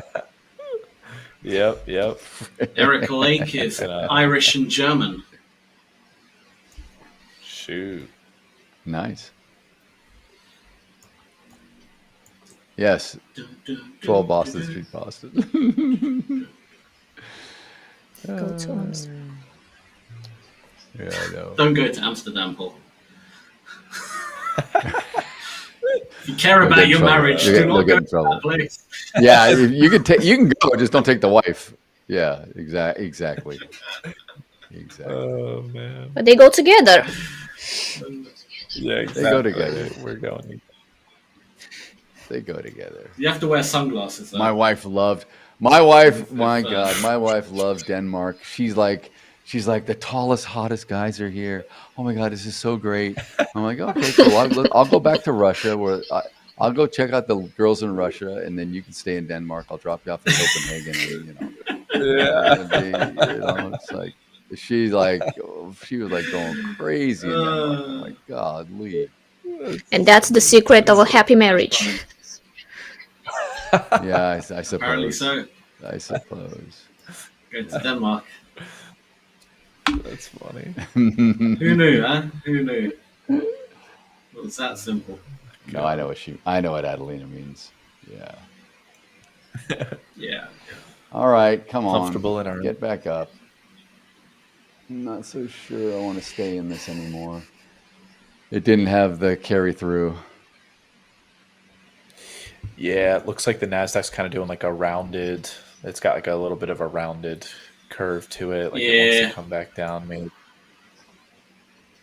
I mean, the last... Just as I say that, it's just got to get past. Last like 30 minutes has just been...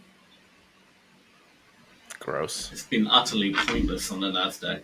Absolute... Just, I thought you were going to say utterly filth. It was filth. Utterly. I feel this needs a new word. A new one. Filthy frustration. It's just the F words. It's just F words. Filth. Frustration. Filth. Frustrated. Frothy. Filth. Frothy. Seriously. Frothy. A little bit of froth.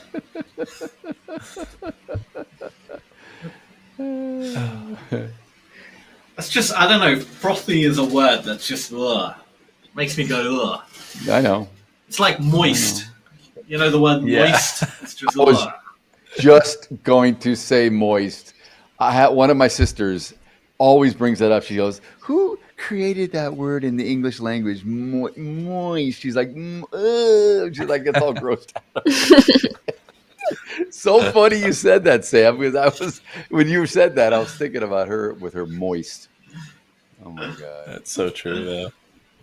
It's true though. You guys ever sit and think like, what who it is. created these stupid words? Like, how do these words represent things? Like, It just evolved, didn't they, over time? Crazy. Yeah. Yeah. Now you've got, now you've got skibbity toilet and stuff. You want to talk about evolution of words, Mike? I know.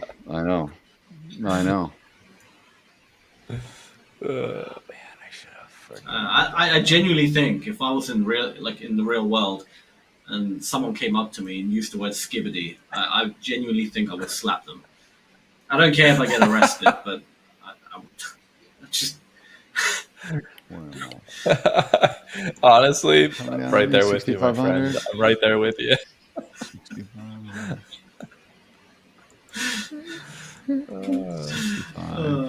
3.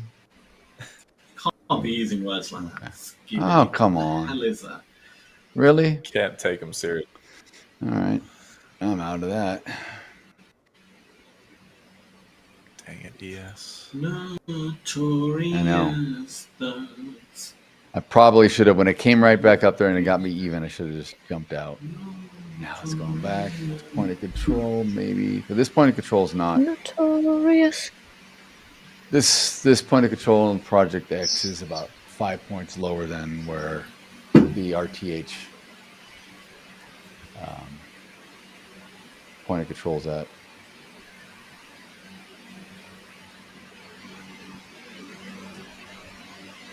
Nothing but a gangster. Notorious.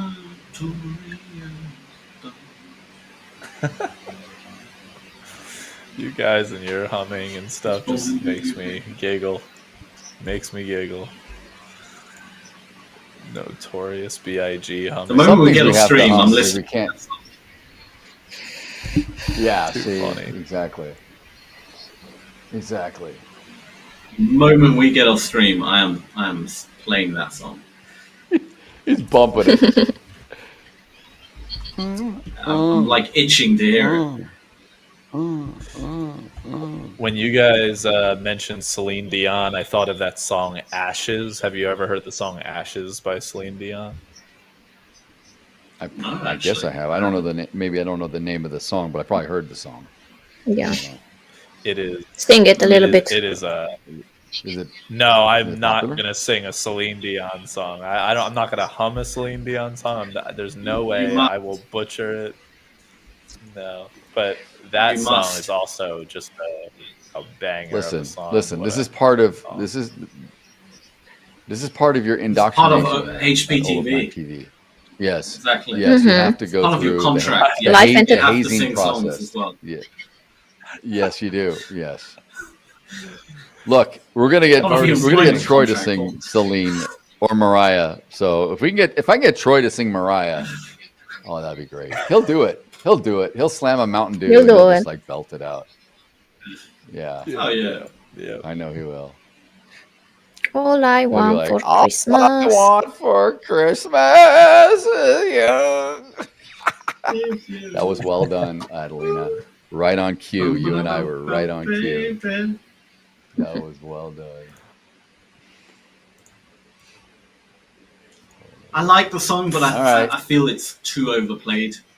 You can't go anywhere around Christmas time without That's the song. Oh, I know. I'm sick of it now. She makes so much money. It's- She makes so much money every Oh, yeah. Christmas season when that. Just it's yeah. I don't think it will ever go away. I mean, That's it. someone needs to knock her off agree. that spot. Someone needs to come up with a new, fresh Christmas song that's 10 times better, and we can finally just bury that song and leave it where it is, because it's overdone. I mean, she's selling the royalties for like dirt cheap or something. Why is everyone play that song? Do you know what I mean? I don't know. Yeah. Yeah. There must be like a buy one get one free deal or something on the royalties. Because, I don't know.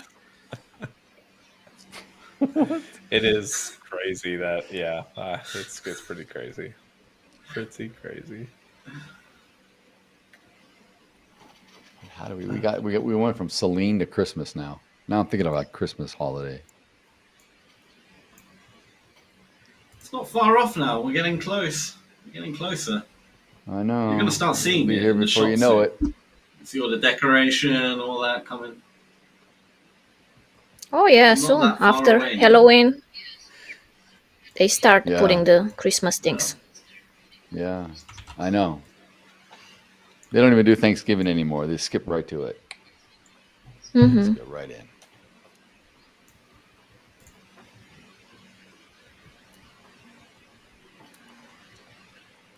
Oh, yes. for Christmas is you. Oh yes.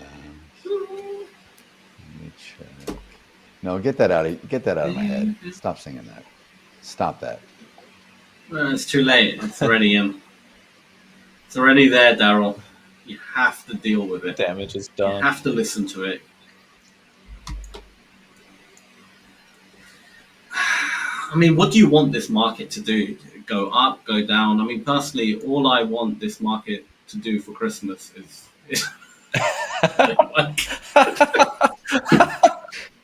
I can see the wheels turning in your head while you were trying to figure that out. I know. He's like, where do I go with this?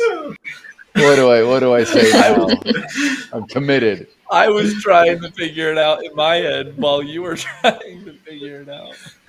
Oh, God.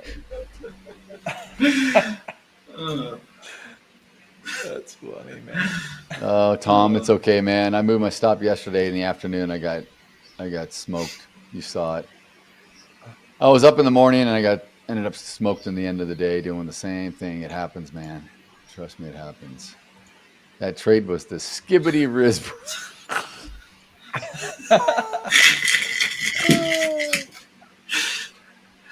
The skibbity candle. Skibbity candle wick supreme. Dabs on the Sigma scalper skibbity mode. Skibbity dibbity. Oh. I love Tom, man. So great. Tom is great. I know. So great. He gets our humor too. He knows we're He does. just a bunch of degenerate, demented people. Degenerates. Sans Adelina. Adelina is the only sane one in here. The men are crazy. The men are just out of I feel we're all degenerates except Adelina. Yeah, she's very composed, No. proper. You know.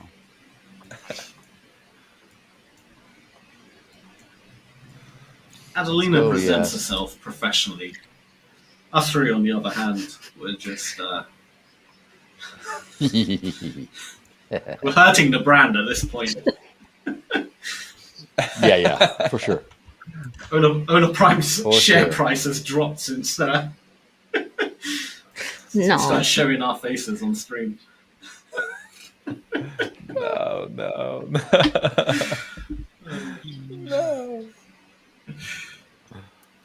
I don't Oh agree. my God. Okay, let's see. Let's go. Drop down. Drop down.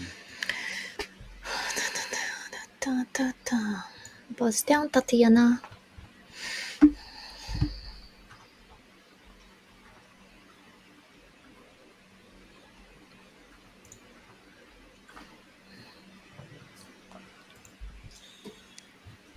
Got something special I'm for very hungry. you three here. Oh. Uh-oh. Oh, yeah? Is it a, what do you call it? Charades. I'm curious. Yeah. It's a little. It's kind of like my own rendition, you know. Just a Name that tune. Name that tune. Yeah, name that personal rendition of a tune. You know, you'll see. Oh boy. Oh boy, personal rendition. All right. Yeah.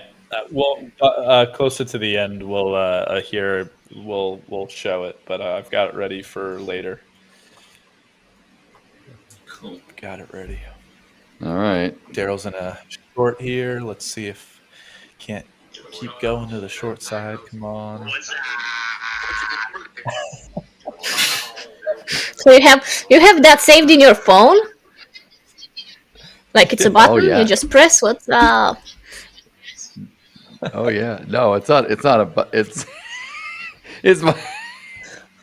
my ring. It's my ring. We should do it as my what do you call it? The ringtone. No, it's not. I did a YouTube clip. I saved it to my YouTube channel, so I just pull up my YouTube on my phone. I can't do it.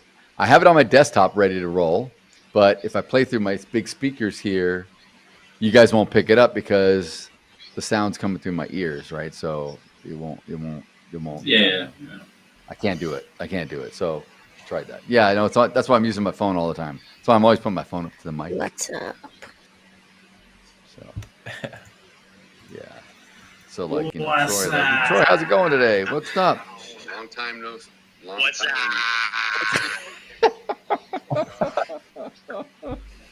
It'll never get old. I'm just gonna go up to people, random people. What's up? It will never get old. Right. He did it. That is. He did it. He did it when Adelina was on last week. It was so funny. It was so funny because normally he doesn't do that, right? He's pretty quiet. And I know I looked at Paul's face. Paul's like probably going, "What the goddamn hell is that?" It was the craziest thing. No. It was Adelina's like going like, "Is this normal?" Like, what I thought it's normal. I know. Oh my god! It was so loud in the ears. Like my ears were gonna just like it felt like they were gonna explode. So I was like, "Whoa!" Tony was saying he's like he just ate the mic.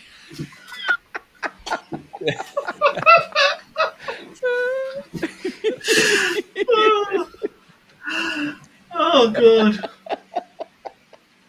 that's hilarious. Oh dear. It was just so funny. The funny thing is I see it because I have the clip of it, and he's like sitting there, and he's like waves at everybody. He's like, "How you doing? What's going on?" And then all of a sudden he's like, "What's up?" Just so like freaking becomes a monster. What's poppin'? It was the funniest damn thing. Oh my god. Goodness. He needs to do this. He needs to do this on his video. He needs to re-record it because he needs to say like, "When I'm not in front of the charts, I like to play golf with my son. What's up?" And just do a whole thing. That would be hilarious. That would just be freaking funny. God.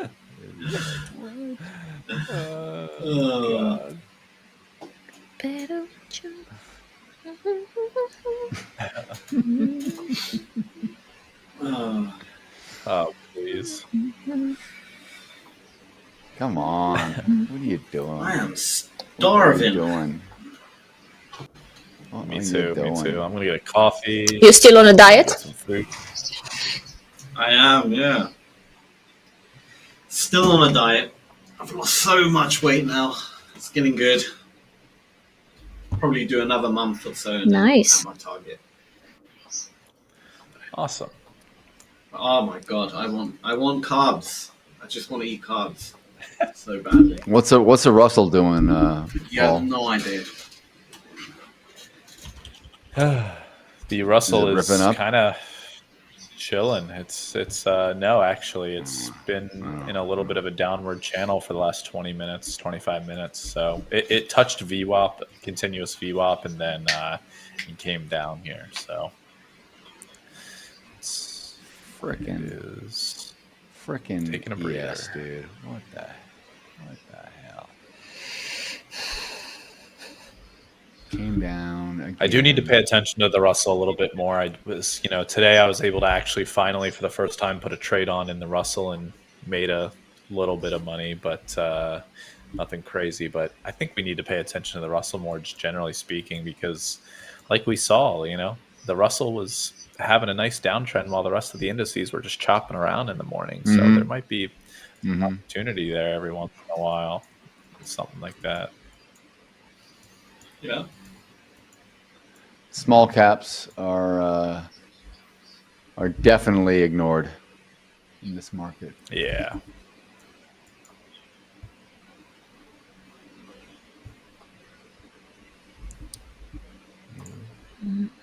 SOB. What is going on? All right. There's a lot of contracts being sold right now. What is going on here?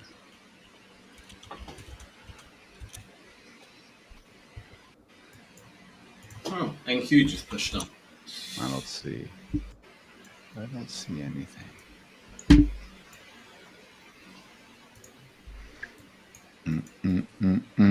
Oh wait, did I do it in CL? I did it. Tell them. Okay, here we go. This goes out to you. All right, guys. Here we go. This should be quick. Oh no. Knee right. Leg right. Farm. Kick in the door. Knee. Kick in the barn door. Kick in the barn door. Let's run. Kick in the barn door for the cows to come. How did it go?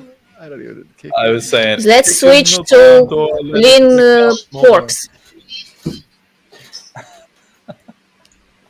Sorry. It's the way that I do it. That my rendition now is kick in the barn door, let in the cows more. To go long, baby. Got to go long, cattle. Yeah, that's good. I like that. Let in the cows more. What is this, a song? Or you invented it? Yeah. No, it's a play. It's a play on words. He remixed it's that Biggie song. The Notorious B.I.G. Yeah. Oh. It's the original. B.I.G. I didn't remix anything. Yeah. No. Oh. I mean, it could be. Rappers The back in the Amish days community did it like rap years about ago, anything. like 20 years ago. Yeah. Yep.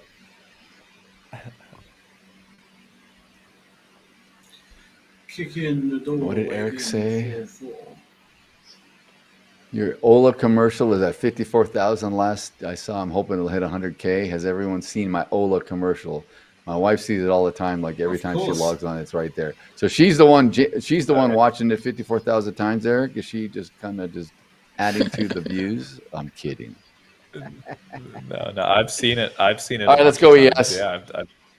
I've seen it a bunch of times too. I've seen it a bunch of times as well. Yeah. That's awesome. Pops up a lot.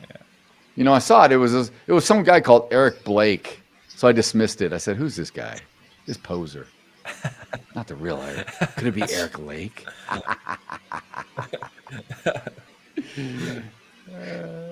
All right, let's go. Yes, let's go. Kick in the door. Just drop the trap door. Kick in the door. In the horn with chickens and forks. What?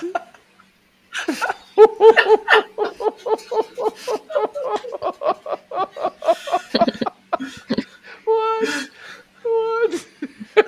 my interpretation of the song. I don't know. You guys can never say you guys can't. Okay, that was funny. That was brilliant. That was funny. That was great. How did it go, Adelina? What was it? Kicking the door from the horse and chickens on, and some cows at the door, the other door. I know exactly. It cut off a little bit, right? Is that what you guys heard? It cut off a little bit during one of the words. Yeah. I guess maybe. We all heard exactly. Word, what you guys heard? A different word. A word that relates to someone who is. Like what Santa Claus says. Ho, ho, ho! Very Merry active. Christmas. Ho, ho, ho. We'll leave it. And that's time, folks. Yeah, time is up now. Ding, ding, ding, ding, ding. Winner, winner, chicken dinner. I know. All right. Well, coaches, I'll see you guys in a few hours. Everyone watching, we'll see you guys 2:30 Eastern, 1:30 Central Time. We're back to trading. But yeah, enjoy your break. Rise with 4. See you guys. Have a good one, chat. See you.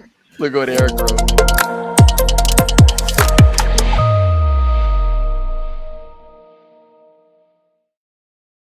Crypto is still in its early stages, and I believe we are just scratching the surface of its potential. What sets us apart is our focus on innovation, transparency, and creating a supportive ecosystem for traders to thrive. At Hola Prime, we take risk management very seriously.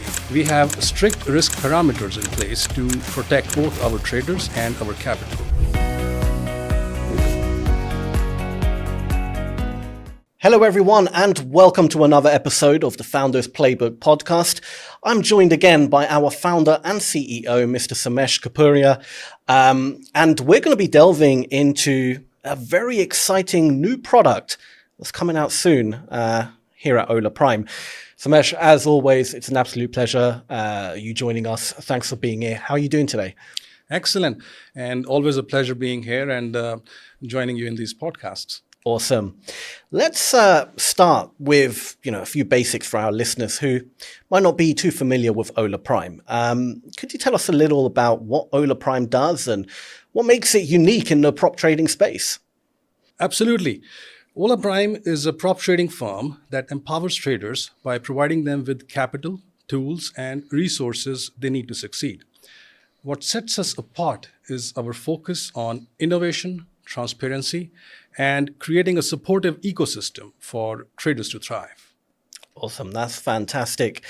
And now Hola Prime, I hear, is stepping into the crypto space with, prop on-exchange crypto trading. I mean, this is pretty huge, right? Can you explain what this means and why it's such a big deal? Of course. Prop on-exchange crypto trading is a game changer for us and for traders. Essentially, it means that our traders will now have the opportunity to trade cryptocurrencies directly on major exchanges via Hola Prime. This is different from off-exchange or OTC trading because it offers great transparency, liquidity, and also access to real-time market prices. Crypto markets are incredibly dynamic and fast-moving. And by introducing this offering, we are giving our traders the chance to capitalize on these opportunities in a secure and sort of regulated environment. Absolutely. And that sounds honestly super exciting. What inspired Hola Prime to, venture into crypto trading? Great question. Crypto has become an integral part of the global financial ecosystem, and its growth over the past few years has been phenomenal.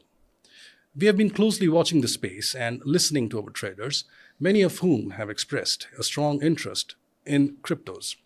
We believe that by combining our expertise in prop trading with the opportunities that the crypto market has to offer, we can create a win-win situation for both Hola Prime and our traders. It's all about staying ahead of the curve and providing value in emerging markets. Yeah, I mean, that makes a lot of sense. But I'm interested, what are, the key benefits for traders who want to get involved in crypto trading? Because a lot of traders might not fully understand, like in CFD trading, for example, you can trade, a few cryptos, but it's only really the major ones, Bitcoin, Ethereum. So what are the key benefits and what is the difference, with what Hola Prime's offering now with on-exchange crypto trading? Excellent question. So you're right. In the typical OTC Forex market, you do get access to a couple of cryptos, or you can get maybe up to 5, 7, 8, 10 cryptos at max, right? Yeah. But the crypto market is very big. If you are trading with any exchange, you can see that you can trade on almost 150 different cryptos, right? Yeah. That's, I think, the foremost benefit of trading in on-exchange cryptos product, that you get access to the whole depth of the whole ocean of cryptos, more than 100 or maybe more than 150 different crypto instruments. And other than that, there are several benefits. First, traders get access to our capital, which means they can trade larger positions without risking their own funds. Second, they have access to top-tier exchanges with deep liquidity and tight spreads. That's the on-exchange part, right? And third, we provide robust risk management tools and real-time analytics to help traders make informed decisions. Sure. And I guess finally, our profit-sharing model ensures that traders are rewarded for their success. So it's a low-risk, high-reward opportunity for anyone who is passionate about crypto trading. That's incredible. And it sounds like, you're really lowering the barriers to entry for traders, I guess, who want to explore the crypto markets. Exactly. Our goal is to democratize access to these opportunities and empower traders to achieve their full potential. Awesome. Now, okay, so crypto trading, obviously, it's known for its volatility, right? What are some of the challenges or risks involved, and how is Hola Prime addressing them? Volatility is defined as a double-edged sword in crypto. It creates opportunities, but it also has risks, right? At Hola Prime, we take risk management very seriously. We have strict risk parameters in place to protect both our traders and our capital. Sure. Additionally, we provide comprehensive training and resources to help traders navigate the crypto markets effectively. Our platform also includes advanced tools for monitoring and managing risk in real time. The key is to strike a balance between opportunity and responsibility. Absolutely. I really like that. Looking ahead, where do you see the future of crypto trading? And I guess, how does Hola Prime plan to stay at the forefront of this, huge industry? I guess it's been more than a decade now, but crypto is still in its early stages. And I believe we are just scratching the surface of its potential. Yeah. As institutional adoption grows and regulations become clearer, we will see even more innovation and stability in the market. At Hola Prime, we are committed to staying ahead by continuously evolving our offering. We are investing in technology and listening to our traders. Our vision is to be a leader in the prop trading space, not just in traditional markets, but also in emerging ones like crypto. Yeah, absolutely. And you know what, for me as a trader, this is also exciting. Somesh, for our listeners who are interested in getting started with Hola Prime's prop on exchange crypto trading, what's the next step? Well, it's very simple. Visit our website at holaprime.com and start a challenge for on-exchange crypto trading. All rules and targets are clearly laid out. There's never any hidden rules. What you see is what you get. Nice. And if you pass the challenge, you will officially become an Hola Prime funded trader, and you will have access to our platform and resources. Whether you're an experienced crypto trader or just starting out, we would love to have you join our community. Awesome. Really cool. Somesh, thank you so much again for sharing your insights, for giving us a sneak peek into the future of Hola Prime. I'm sure our listeners are as excited as I am about this new chapter. And To everyone listening at home, hey, if you're into crypto, if you want to trade crypto with a prop firm, Hola Prime has entered the game. So go ahead, go to holaprime.com, get yourself a challenge, become funded, and see where it can take you. So once again, thank you for watching. Like, share, subscribe, do all that good stuff, and we'll see you again very soon. Take care. Thank you, Sam, and thank you to all the listeners. We are looking forward to having you on our trading platform very soon. Absolutely.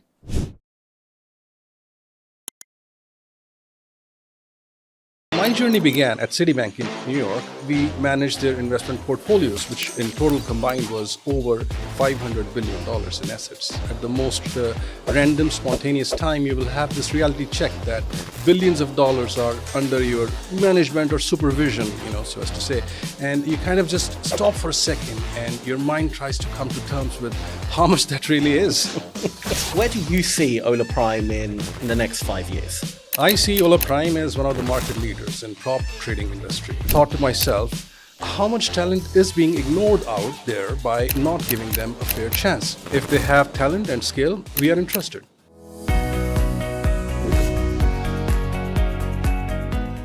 Hello, everyone, and welcome to the Founders Playbook podcast.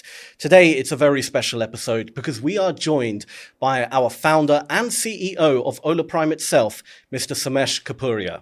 Samesh has had a fascinating career working at one of the highest levels of the biggest financial institutions in the world. And today, he's here to share his story with us and the viewers at home. So sit back, grab a coffee, and let's get into it. Samesh, it's an absolute honor to have you here today. Thank you so much for doing this. Thanks, Sam. I'm glad to be here and excited to share my story with the world. That's awesome. So, Samesh, let's just kick it off on how your career and journey started. As I know, it's a fascinating career you've had, and I think the viewers would be really interested to know how it all started for you. So my journey began at Citibank in New York. I was fortunate to work in various leadership roles within their securities and funds management division. It was an incredible experience, and I was able to drive innovation in both technological and financial products. Those were very formative years, and they gave me a deep understanding of financial operations, corporate governance, and strategy management. I managed their operations for over 12 institutional clients that included over 80,000 separately managed accounts, SMAs as they call it, and we managed their investment portfolios, which in total combined was over $500 billion in assets. And after Citibank, I moved to BlackRock, a global titan within the investment management industry. However, I always dreamt of starting my own venture. So after many years of working at some of the highest levels in the largest investment companies in the world, I felt it was the right time to use my experience and create my own venture. I mean, that's pretty incredible. I mean, the wealth of experience you must have gotten from working with these institutions, it must have been really incredible. Well, totally. You're dealing with numbers that are impossible to fathom. And sometimes at the most random, spontaneous time, you will have this reality check that billions of dollars are under your management or supervision, so as to say. And you kind of just stop for a second and your mind tries to come to terms with how much that really is. I bet that's quite a surreal moment. It really is. But when it's your job and you do it every day, you get conditioned to these huge sums and it just becomes normal after a while. It's only when you stop and really think about it, you realize how big it really is. Oh, absolutely. Yeah. I can imagine that's quite an experience. But speaking of experience, though, I can imagine working for an institution like Citibank or BlackRock would have given you a perspective of the financial world that most people just will never experience. Oh, absolutely. I could see the inner workings of financial markets. But more importantly, I could see where improvements could be made and where there's a gap in the market. You see, one thing I noticed is the barrier to entry on the professional level of investment banking is extremely high. especially when it comes to speculative trading. We had some amazing speculative traders on our trading floors. However, they only got to that position through a combination of a lot of hard work, the right opportunity in education, the right connections, and of course, a sprinkle of good luck. So I would see retail traders send their portfolios into our HR department, try to connect with any of our senior members of our team to try to send in their resume, desperately trying to get our attention because they were eager for the opportunity. But they were very simply ignored. And it wasn't because they weren't skilled enough. It's just the avenue to landing in the position like this is very, very structured. So some of these retail traders had decent portfolios that outperformed some of our senior traders as well, yet they were not given any second thought. That's where I spotted this gap in the market and thought to myself, how much talent is being ignored out there by not giving them a fair chance? So ultimately, I decided to open up my own trading floor where we recruit the best of the best speculative traders, regardless of their education background, whatever. And if they have talent and skill, we are interested. Wow. I mean, that's truly refreshing to hear because, opportunity is so important. And how did that venture plan out? How did it go? Oh, it was extremely successful. We started out with our own capital and with a few traders, and we quickly expanded to larger offices with more traders. We have traders for every different market and different asset class. We have traders all specializing in one field from currencies, commodities, futures, options, and more. Our trading floor is still open today, and all of our traders are performing exceptionally well. So we are still a closed capital trading floor, meaning we have never managed outside funds, and we have only always traded our own capital. What all this has proven to us is that a focus on recruiting the best people for the job based on actual statistics and performance is what matters. All of our new traders go through the same process. We start them off in a simulated environment, and we track their performance. If we see potential, we give them the right training and education until we feel they are ready to trade with live funds. No, I couldn't agree more. But I would love to know, and I'm sure the viewers would love to know too, how did Hola Prime come to be? Hola Prime is a natural extension to our trading floor. Having a physical trading floor does come with limitations. You see, many geographical ones. As a trader from other side of the world may not be willing to drop out of their current life and come to work for us. Many years ago, when we started, a trading floor was necessary because we were able to provide our traders with the best tools and solutions. However, with advancement in technology, retail home traders can have access to those same tools today and perform on an institutional level, right? All from the comfort of their home office. So Hola Prime is simply opening up the same opportunity, but on a global level. We want to recruit the best traders out there. We want to build the best community, and we want to change the face of prop trading by treating our funded traders as an integral part of our trading floor and not just a member on the screen. That's why we have things like our price transparency report, a feature that no other firm offers, but any professional trader would know how important fair pricing is in the Forex market. It's vital as it shows we are on the side of our traders and we want them to be successful. We really do. So their success is our success too, right? Yeah, I mean, I couldn't agree more. And that is truly incredible. And I mean, what an opportunity for traders worldwide. But I would love to know, where do you see Hola Prime in, let's say, in the next 5 years? I see Hola Prime as one of the market leaders in prop trading industry. Everyone who's part of our team are traders themselves. So we understand trading inside and out. Our vision is to continue expanding and empowering traders worldwide. We are constantly innovating and improving our platform to provide the best possible experience for our traders. In the near future, we plan to introduce new tools and resources as well as expand into new markets. We are also focused on building a strong community of traders who can learn from each other and support each other. So ultimately, our goal is to be the most trusted and transparent prop trading firm in the industry, and we are excited about the journey ahead. Amazing, amazing. And before we wrap up, what's one piece of advice that you'd give to someone just starting out in trading or entrepreneurship as a whole?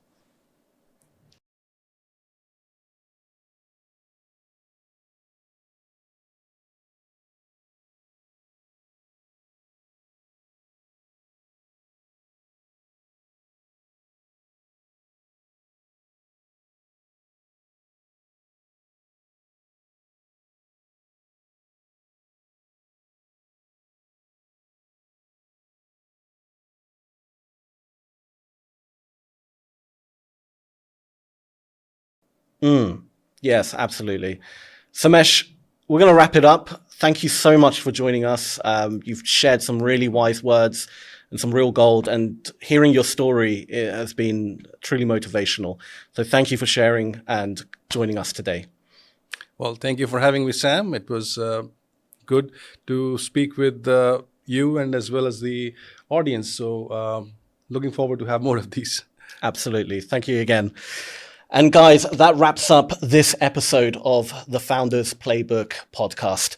Thank you so much for tuning in. But before you go, do hit that like button, the subscribe button, and that notification bell so you never miss out on any of our newest and latest uploads.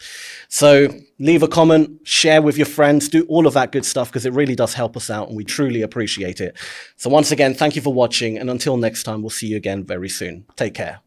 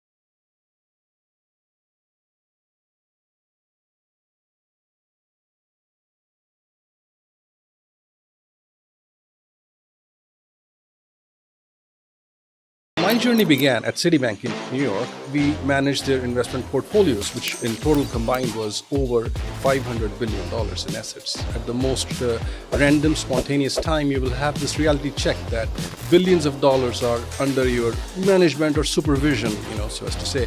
And you kind of just stop for a second and your mind tries to come to terms with how much that really is. Where do you see Ola Prime in the next 5 years? I see Ola Prime as one of the market leaders in prop trading industry. I thought to myself, how much talent is being ignored out there by not giving them a fair chance? If they have talent and skill, we are interested.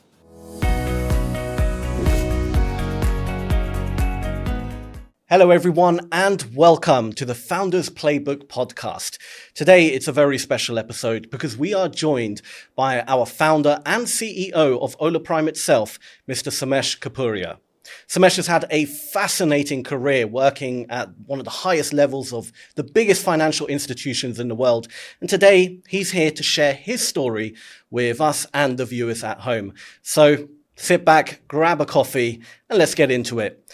Samesh, it's an absolute honor to have you here today. Thank you so much for doing this. Thanks, Sam. I'm glad to be here and excited to share my story with the world. That's awesome. So, Samesh, let's just kick it off on how your career and journey started. As I know, it's a fascinating career you've had, and I think the viewers would be really interested to know how it all started for you. So my journey began at Citibank in New York. I was fortunate to work in various leadership roles within their securities and funds management division. It was an incredible experience, and I was able to drive innovation in both technological and financial products. Those were very formative years, and they gave me a deep understanding of financial operations, corporate governance, and strategy management. I managed their operations for over 12 institutional clients that included over 80,000 separately managed accounts, SMAs as they call it, and we managed their investment portfolios, which in total combined was over $500 billion in assets.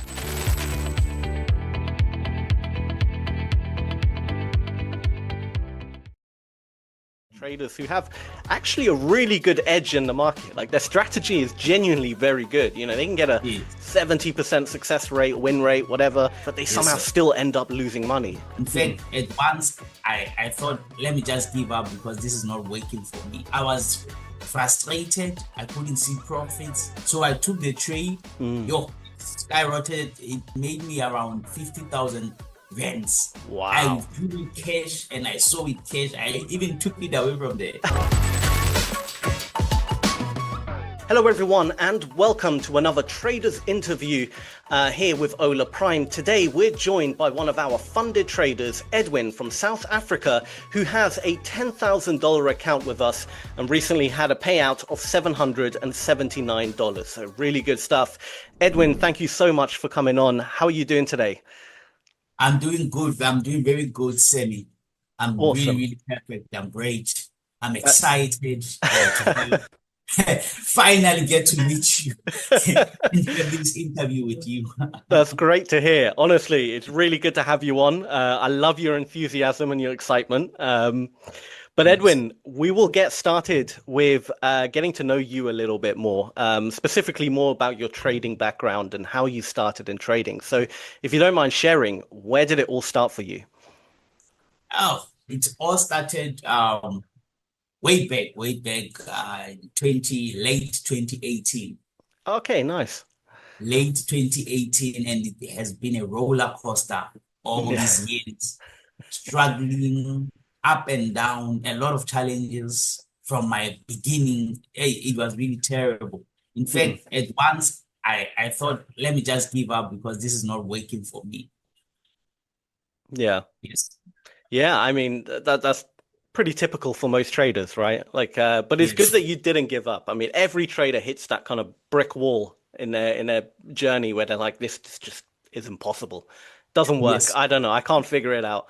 But if you persevere and keep going, it'll slowly start making sense, and then you actually see results. So when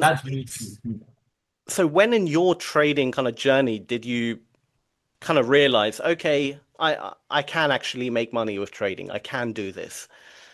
It was around 2020. Okay, During nice. the COVID, there was a news event. There was a news event. It was actually the NFP. So I just funded around 5,000 rands. I funded 5,000 rands there. I went in full margin. It was very risky to do that because of the problems I had that back then. I was frustrated. I couldn't see profits. I couldn't taste cash, real profits from the market. So I took the trade and I took a buy on gold. Yo, it skyrocketed. It deep buys. It bought a lot and it made me around 50,000 rands. Wow. I drew it cash and I saw it cash. I even took it away from the account to look at it. Wow. That's why I saw that this is real. I can actually do this. I have to be patient and focus. Yes. Wow. So you're a bit of a gamble, trading NFP on gold. That was a bit of a gamble, yes, sir. But you 10x'd your money and it gave you that kind of motivation to keep pushing forward. So I guess that's a good thing. Yes. I mean, we obviously don't advise people to trade NFP, but you know, look, it can obviously work out. It is a bit of a gamble, and if it gave you that kind of fire again and kind of sparked your love affair for trading to keep going, then it did its job, I think. So I'm guessing today you do not trade NFP. You don't. You kind of evolved a bit more risk. Yeah, no, diverse. I don't trade bets anymore. Yeah, I don't even dare because I did that. I got the 50. Then I did that the following month with NFP on a Friday, and it went hell on me. So I just said, no, this thing is not for me. I'm a technical trader. I'm a price action trader. I will stick to what I know. So before I even take a trade these days, what I do, I look at Forex Factory. I check the new status first before I can take any trade, before I can take any direction. Yeah, no, that's a smart move. Always start your day with understanding which news there is coming out and try avoid it if possible. So yeah, no, definitely the right way to do it. So Edwin, can we move on a little bit and talk about your strategy? And if it's possible, if you could share your charts as you explain your strategy, that would be absolutely fantastic. Okay. Thank you. Let me do that right now. This is US 30. Can you see it now? Yes, I can see it. Yes. This is a US 30. Let me just go to the 1 hour time frame. This is the 1 hour time frame actually. So how I do it is let me just draw. I use a price action, pure price action. I use pure price action and a little bit of smart money, smart money concepts. And also what I do, I trade zones. I trade zones, especially with US 30 because that's what I focus more on. I focus more on US 30. So what I do is I use 250 zones. Let's say right now, this is let me just start from 42,000 price, from the price at 42,000 here, around here. Then I use 250 above that zone. Right. So like quarterly theory, I believe it's called, right? Yeah. That. Then I do that for the most part. Do it again, 500, just for an example. 500 is somewhere there. Then I use the halves. There's what we call halves. They are halves, the half of 250, the half of 500, you know, the half of 250 actually. Then that's where I will be looking for my entry points. They're depending on the patterns, because I also use candlesticks, formations, the dojis, the engulfing, patterns. I use all of those candles to identify the direction of the market. Right. Yes. This is really nice. This is like the strategy for USD. Yeah. Precise, yes. So do you have a different strategy for different instruments, or you mainly trade US 30? I mainly trade USD. When I trade different instruments like gold and GJ, what I do is I look at my zones. I just do pure price action. Pure price action, supply and demand, floor and ceiling, then mix it together with fair value gaps and smart money concepts there and there, just to sharpen it, because the market moves in cycles, so that you keep evaluating and growing in the graph. Yes. No, I really like this. Using, psychological levels. They have been proven to have reactions in the market. So quarterly theory is part of the same umbrella. And, using that in conjunction, like you said, with smart money concepts, fair value gaps, and price action can definitely give you that edge, along with candlestick patterns for your entry. That's so true. I really like how clean your charts are as well. There's no extra 1,000,001 indicators. It's just nice and clear. You can see price, you can see how it moves, and you can you're more in the zone and you're more focused on your idea, which is I believe the right way to do it. Yes, like right now as we speak, I'm on trade on US30. Oh, okay, very nice. As we speak, let me just show you. Sure, absolutely, sure. Show you now. Now it's on. Oh yeah, I could just about $40 or so. Somewhere. Yep. Yeah. Very good. Very good. Right there, just a quick sell, and see what the market can do. Yeah, with absolutely. The nice thing that I love about trading psychological levels, it is because these psychological levels help me to have tighter stop losses. Yes. So that my stop loss is a little bit tight, about 20 pips, 20 points is good for me, so that I manage my risk well. Yeah, no, I absolutely agree. Like, I personally like to trade zones as well. And when you have zones on the chart, it also keeps you a bit more disciplined, because I am not looking for an entry. I'm not looking to enter a trade until we get to that area, for example. So you set an alert, you wait, and once the alert goes off, then you look at your charts and then you make your decisions. When you don't have any kind of area on the chart, technically anything could be an entry, right? As long as you see the right candlestick pattern or whatever it might be, you might be like, oh, is that an entry? And you jump in and you overtrade. So it keeps you very kind of disciplined. You know where you can put your stops and your take profits, and it works very well. You're more relaxed. You're more relaxed. You don't panic. Everything is smooth.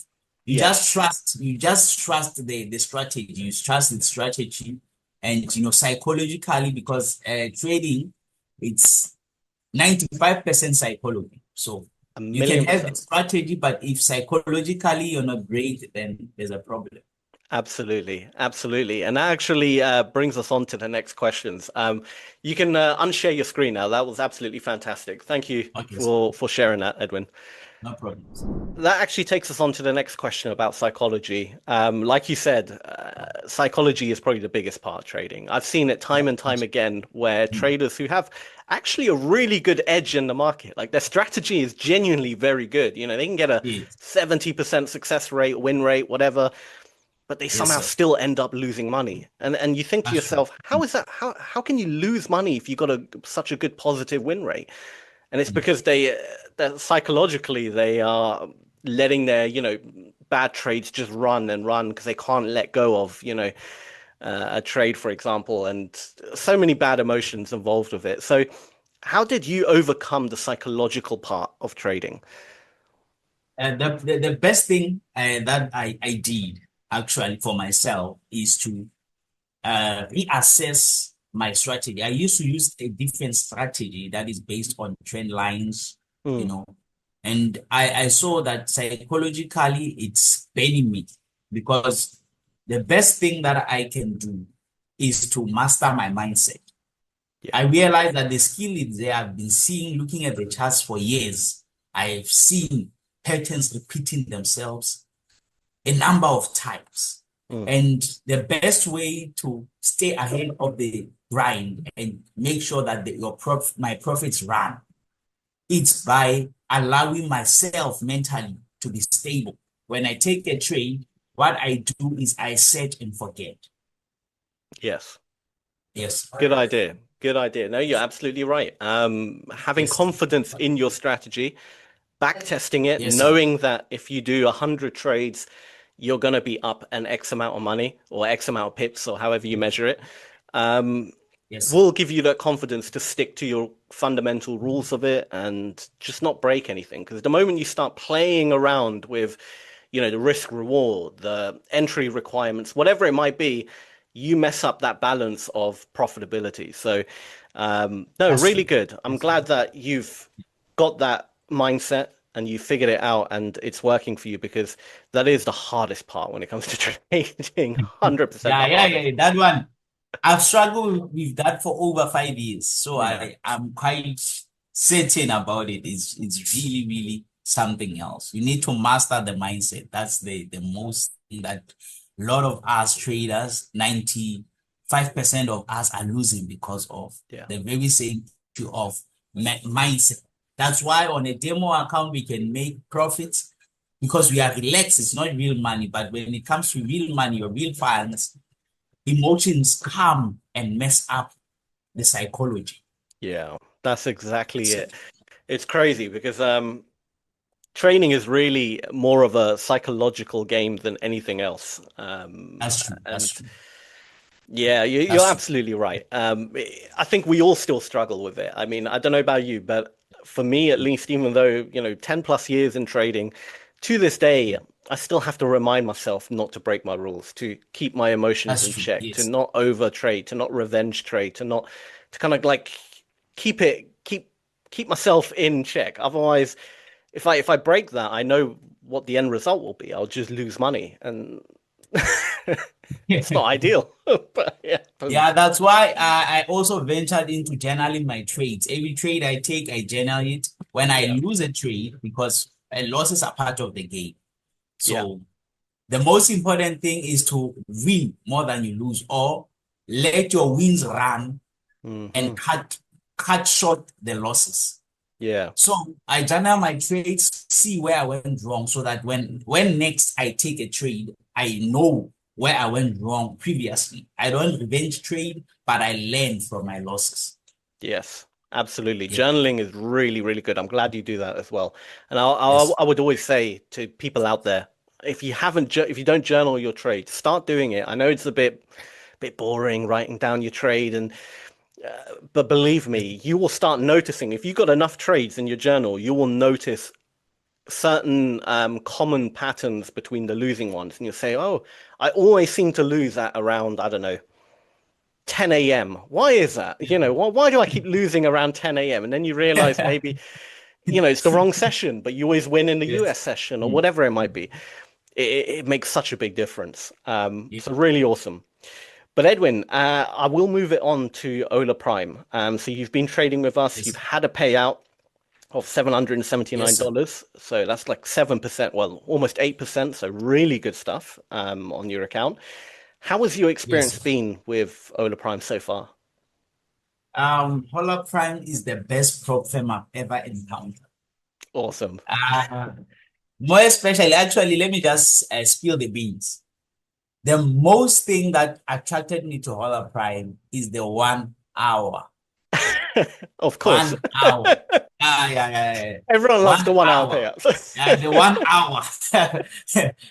The 1 hour spice. I call it the 1 hour spice. Yeah, that really took me straight up that this is the best in the game. And mind you, the prop firm has been there for like, it's been close to a year now. Yeah. It's not even just last year, but already No, I'm really impressed. Awesome. The support, everything. Everything. Even before you think you will receive a reply has come in. Even before you can think, maybe I will receive the reply after 2 days or a day. No, about 5 minutes sometimes or 2 minutes. These people are they always on their laptops. It's true. Ready to receive messages. We have a team in-house 24/7 on the support. They're incredible. They do a great job. Yeah, they work hard. I give them props to that. But yeah, the 1 hour payouts, people love the 1 hour payouts are powerful. They're really powerful. I saw them firsthand before I knew it. Because with other firms, you will wait for a week, 3 days sometimes, others 24 hours. But Hola Prime, I'm telling you. Yeah. More especially with crypto type of payouts. Within 45 minutes, everything is well. Yeah, absolutely. Crypto is speedy as well. Yes. Yeah. But this is the thing, and this is what we set out to try and change. It's always like that with companies, a lot of companies, right? If they're quick to take your money goes instantly to them. But if you ever need a refund or whatever it might be, always takes days for your. And this is not just prop firm specific. This is for every company, right? If you ever needed a refund for something. 3 to 5 business days or a week before. Why? You can take my money instantly, but you can't. Why? But the money went in same time. Exactly. So why delay it? Just okay. 1 hour is very ambitious. We recognize that. That's very quick because we've got to process it and actually check everything and do it. But still, if you can't do it within an hour, most prop firms they can pay you out quick. If they really wanted to, they can do it. Why they don't do it, I don't know. It's not for me to ask, but maybe hopefully we set a new standard and it becomes a thing. No. This is not hopefully, it's already happening. Yeah, it's happening. Honestly, it's happening. Even the biggest firms in the game, in the industry, in the prop firm industry, are failing to maintain such standards. Yeah, this is what you have to do. You have to be better if you want to get somewhere. So, well, we're really glad that your experience so far with us has been fantastic, and we really hope that you keep trading with us, keep growing with us, keep getting more payouts with us, and keep doing more interviews with us because it's been an absolute pleasure talking to you today. What is your future though for with Hola Prime? Are you looking to get a bigger account, scale up? What's your plans? My plan is actually scaling up because I have no other choice. This prop firm, Hola Prime, is the best.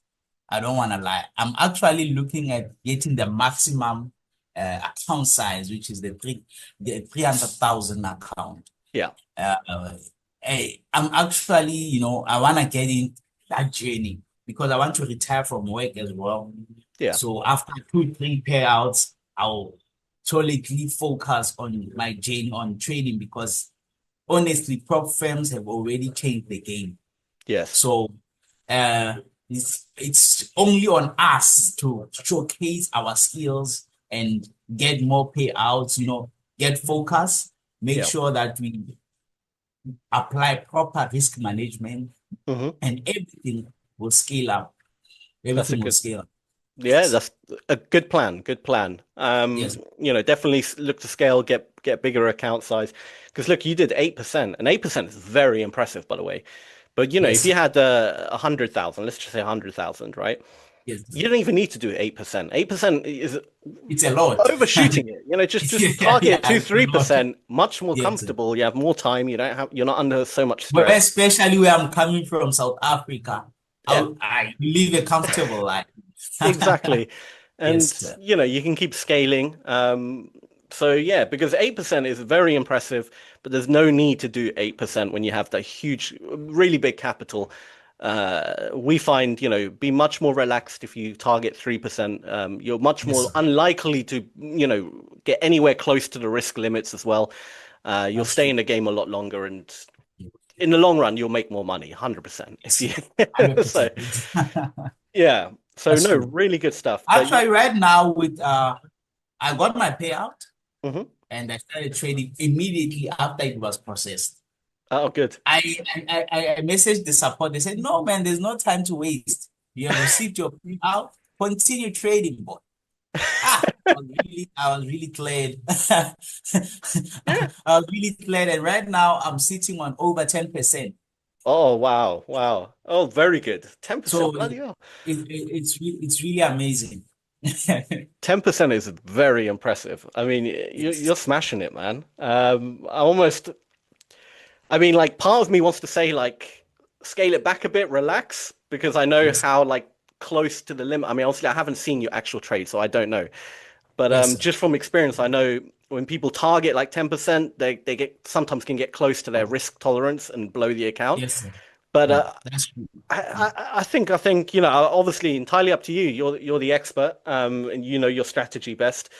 But yeah, Yes, sir. by all means, protect your account. That's the what I'll That's definitely the say. main goal. Yeah. Once you are funded, once you're live, once you have That's the it. red, yeah, Hold on to it for dear life.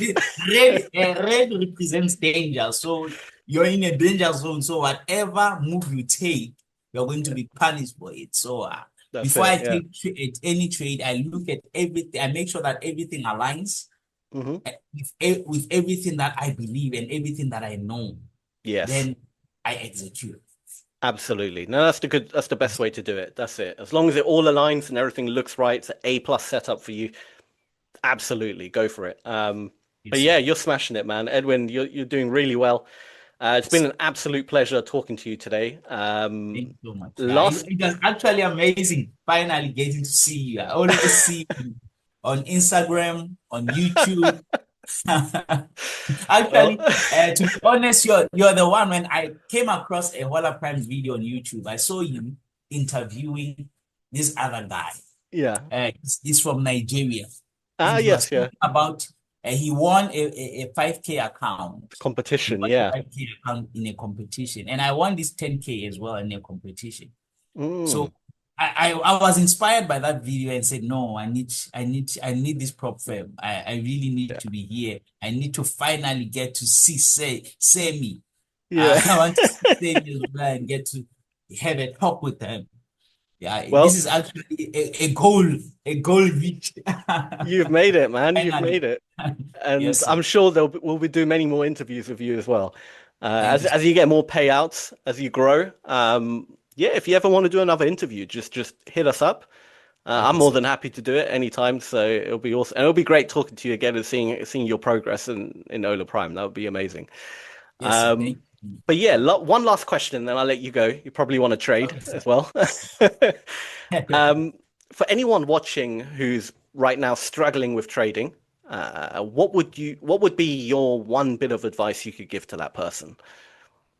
My advice for somebody who is currently in a dry season, who is currently in a drought, not seeing any form of hope. My advice is to focus, because the more you practice, you prevent poor performance. So the more you do it, the more you keep a positive mindset, the more you look at what went wrong. Yeah. Not the loss, but what I did wrong, what you did wrong. That will help to make sure that next time that mistake doesn't repeat itself, because most traders will repeat the same mistakes we do every single week until we suffer the pain of not learning from mistakes. So what I can say is patience is the key. There's always a time whereby that moment will come whereby everything just go in play. Everything just clicks and it will be like a dream. That's right. Yes. 100% agree. Patience, one of the most important factors. If you're not patient, you'll struggle. You always struggle. You have wins and then you have losses, and then wins and then and you always just kind of bounce around and never really get anywhere. So yeah, no, 100%. Edwin, I'll wrap it up there. It's been an absolute pleasure talking to you today. Thank you so much for coming on, sharing your story, your strategy. And yeah, just being an all-round great guy to talk to. It's been an absolute Yes. pleasure, and I hope to speak with you again very soon. Thanks so much, Semi. Do have a wonderful day as well. I'm actually delighted. I'm happy. I'm just gonna scream after this interview, scream out loud. Oh God, you're too Yes, kind, sir. Edwin. You're too kind. Thank you. But yeah, definitely, we'll do this again. Thank you so much. Thank you, And sir. to all the viewers, thank you guys for watching. If you did enjoy this video, go ahead, hit that like button, subscribe to our channel, turn on channel notifications, share it with your friends, leave a comment, do all that good stuff.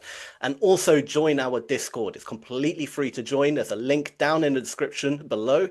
And yeah, you'll be in a community full of other traders like yourself, sharing great trade setups and ideas, live AMA sessions with our trading coaches. You can even book one-on-one sessions with our trading coaches, so that's really cool. And yeah, it's a really great community, so it's well worth joining if you haven't already. But apart from that, thank you guys for watching. Thank you, Edwin, for coming on, and we'll see you again very soon. Take care. Hola Prime. Trade with transparency.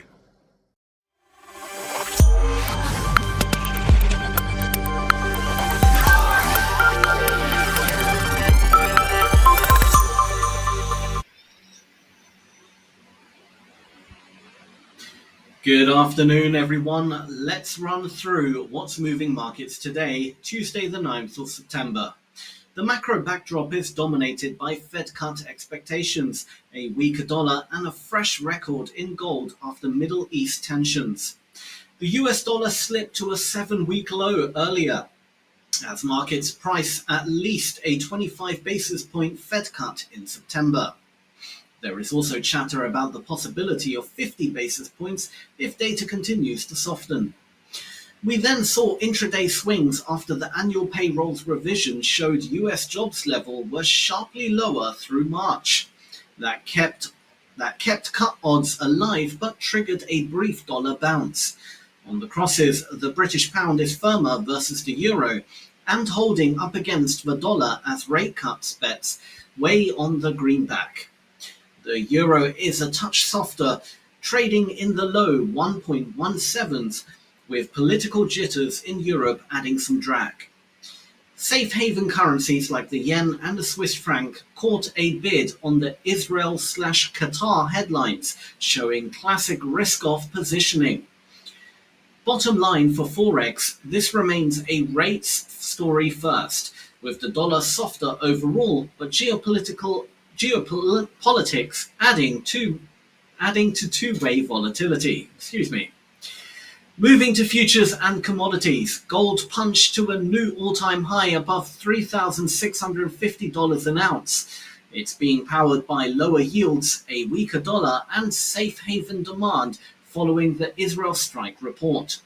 Spot gold is holding gains through the London afternoon, with December futures also pushing higher. Crude oil is firmer, with Brent near $67 and WTI around 62 to 63. Gains are supported by the same geopolitical tension and supply dynamics after the modest OPEC Plus output hike. Industrial metals are also supported by the softer dollar. Copper in particular has an extra boost from a $53 billion mega merger between Anglo American and Teck. This consolidates a major copper powerhouse just as AI and EV demand grow. Equity futures are mixed to slightly higher. The NASDAQ recently hit a record, with investors leaning into the Fed cut narrative. In crypto, Bitcoin is hovering around $112,000. Ethereum is near $4,300. The tone is constructive, with Fed cut hopes and improved liquidity flows supporting the bid. Broader altcoins are firmer, and WorldCoin outperformed after news of a large corporate allocation. Overall, the macro backdrop is doing the heavy lifting here, with lower rates ahead plus strong equities creating a friendly environment for digital assets. Looking ahead, today's calendar is light on top-tier data. Markets are parked ahead of US PPI and CPI later this week. That will be the key volatility trigger for the dollar, yields, gold, and crypto. Speeches from European officials are also on deck, and these could nudge euro crosses at the margin. The dollar index sits in the 97s on futures. Traders are watching the 97 handle closely as a sentiment barometer even. A sustained break lower would keep tailwinds under gold and risk assets. For Forex traders, the buyer stays sell the rally on the dollar into CPI and PPI unless the payrolls revision fallout shifts the outlook. Watch the pound crosses for relative strength and keep an eye on euro-dollar for headline sensitivity. For commodities, gold dips remain attractive while real yields are soft and geopolitical risks lingers. Oil is headline driven, so respect the gaps around 67 Brent and 63 WTI.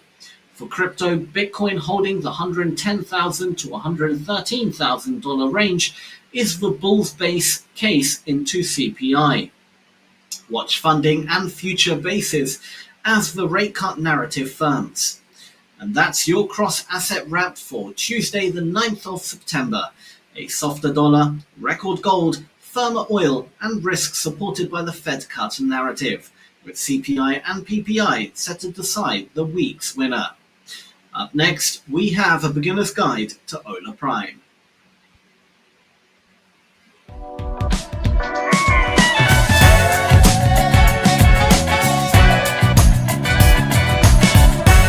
Come, I will show you how Hola Prime is changing the future of prop trading.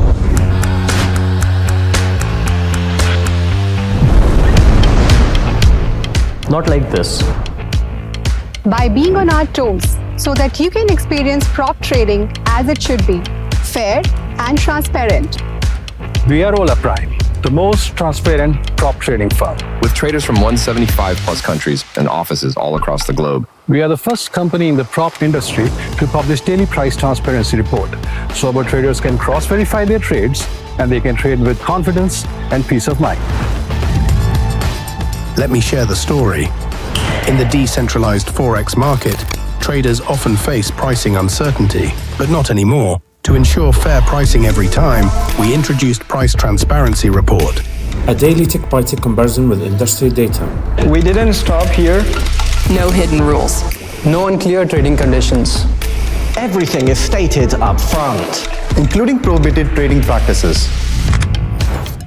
From supreme trading conditions to responsive customer support. We operate with transparency, sharing every crucial detail with our traders. That's why traders from 175 countries trust us. No unfair breaches of accounts. Wherever possible, we send traders preemptive warnings because we hide nothing. With us, you can scale your account up to $4 million. And those profits? We offer up to 95% of the profit splits. That's 95%. But what good are profits if you can't access them quickly? That's why we process withdrawals within 1 hour. Putting your earnings straight into your hands. We calculate your withdrawable profits at the end of each trading day, ensuring you get your withdrawals as soon as you request it. We know what failing a challenge feels like, but we won't leave you alone. After reviewing your account's trades, we'll create personalized videos to help you prepare for your next attempt.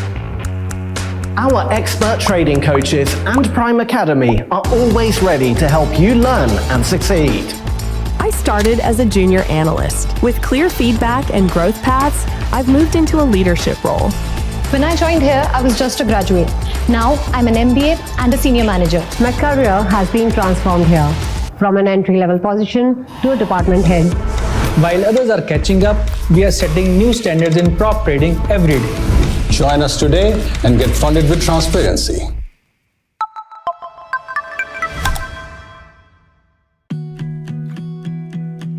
Behind each face, there's a story. A story of courage, a story of battles fought too soon. These little fighters take on challenges every day with courage beyond their years. Today, we brought a little bit of magic into their lives, a chance to laugh, to wonder, and to feel like kids again. So we have arrived at Access Life, which is a very, very important charity. Their main aim is to help and support children with cancer and allow their parents to live with their children. So they don't have to go to work and they can, be together during such a difficult time as anyone can imagine. We're currently here. As you can see, there is a magic show happening behind us. We prepared this magician to come to help lift the spirits of these children. A puppet show, which is trying to make them, feel better and enjoy. And they're laughing and having a great old time. So really good to see. Every smile is precious. Every moment of happiness, a victory. Today, they are free. Free to laugh. Free to believe in magic, if only for a little while. A few smiles, a few moments of wonder. It may seem small, but for these children, it means everything. Magic may be an illusion, but the happiness it brings is real. It's a reminder that joy is still within reach, that even in dark times, there is still light, laughter, and love.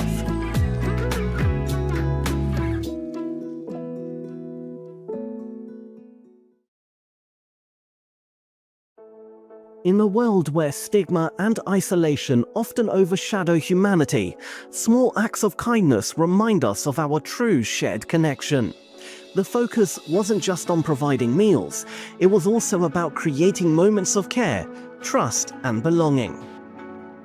So now we've put on some aprons and we're starting to prepare some food. As you can see here, we have some lovely vegetables being prepared by the good members of Hola Prime. It was about sitting down, sharing stories, and being present.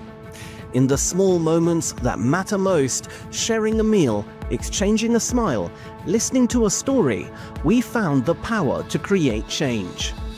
For the people we served, it wasn't just about receiving a meal. It was about feeling recognized, appreciated, and cared for. Now the food has been cooked. It's ready to serve. I'll just show some of the food here. Every plate was filled with love. It might sound small, but in these moments, you realize how much it matters to someone who's often overlooked. We preferred not to show faces to honor the privacy and dignity of each individual. Nevertheless, behind every hand is a story, one of resilience, hope, and humanity. And it's all been dished up. It's a lot of work, guys, it's a lot of work. But we got there in the end, everyone seems happy. It's looking really good, a really successful day.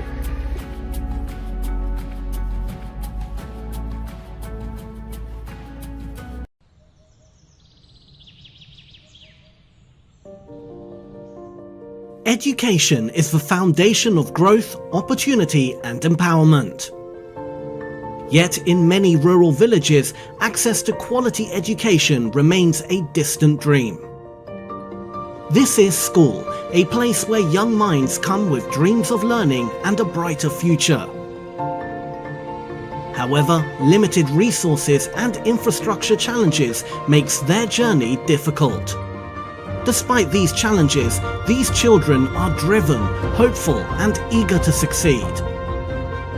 At Hola Prime, we believe that every child deserves access to quality education, no matter where they live. Through our CSR initiative, we're committed to creating lasting change by supporting schools like these. Our efforts include renovating classrooms, providing necessary supplies, and creating a learning environment that inspires growth. We're helping make this village school a place where dreams can take root. Together, we're not just building classrooms, but building futures. When these children succeed, we all succeed, because education is not just a privilege, it's a right.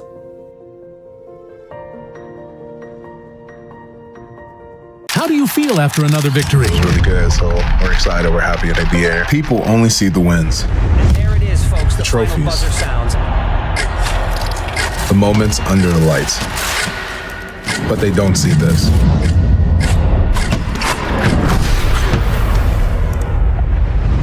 At Adversity. Everyone faces it. But those failures motivate you to try harder, to try again. Hola Prime is the platform used by pro traders. No hidden rules, just fair trading.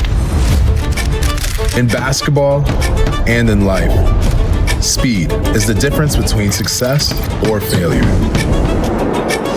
Hola Prime has the fastest payouts in the industry with less than an hour. Adversity sometimes just means a new beginning. Hola Prime, trade with transparency. Got trading skills but can't risk your money? Enter prop trading, a smart way to monetize your trading skills without risking your own money. Start your journey with Hola Prime. Here's how it works. Buy a small fee trading challenge. Hit the profit target and keep losses under 5% daily and 8% overall. Pass the challenge and get a funded account. The risk rules stay the same, but now no profit targets. And yes, up to 95% of the profits are yours. Wondering, how's that even possible? Well, we selectively copy trades from top performing traders in live markets. That's how we generate profits. Whether we copy yours or not, you still get your share. While most firms take days to pay, Hola Prime is the industry's first to do it in under 1 hour. Yes, every payout is processed in less than 60 minutes. It's a win-win. You bring the skill, we bring the capital, speed, and support, including one-on-one coaching. Take the trading challenge.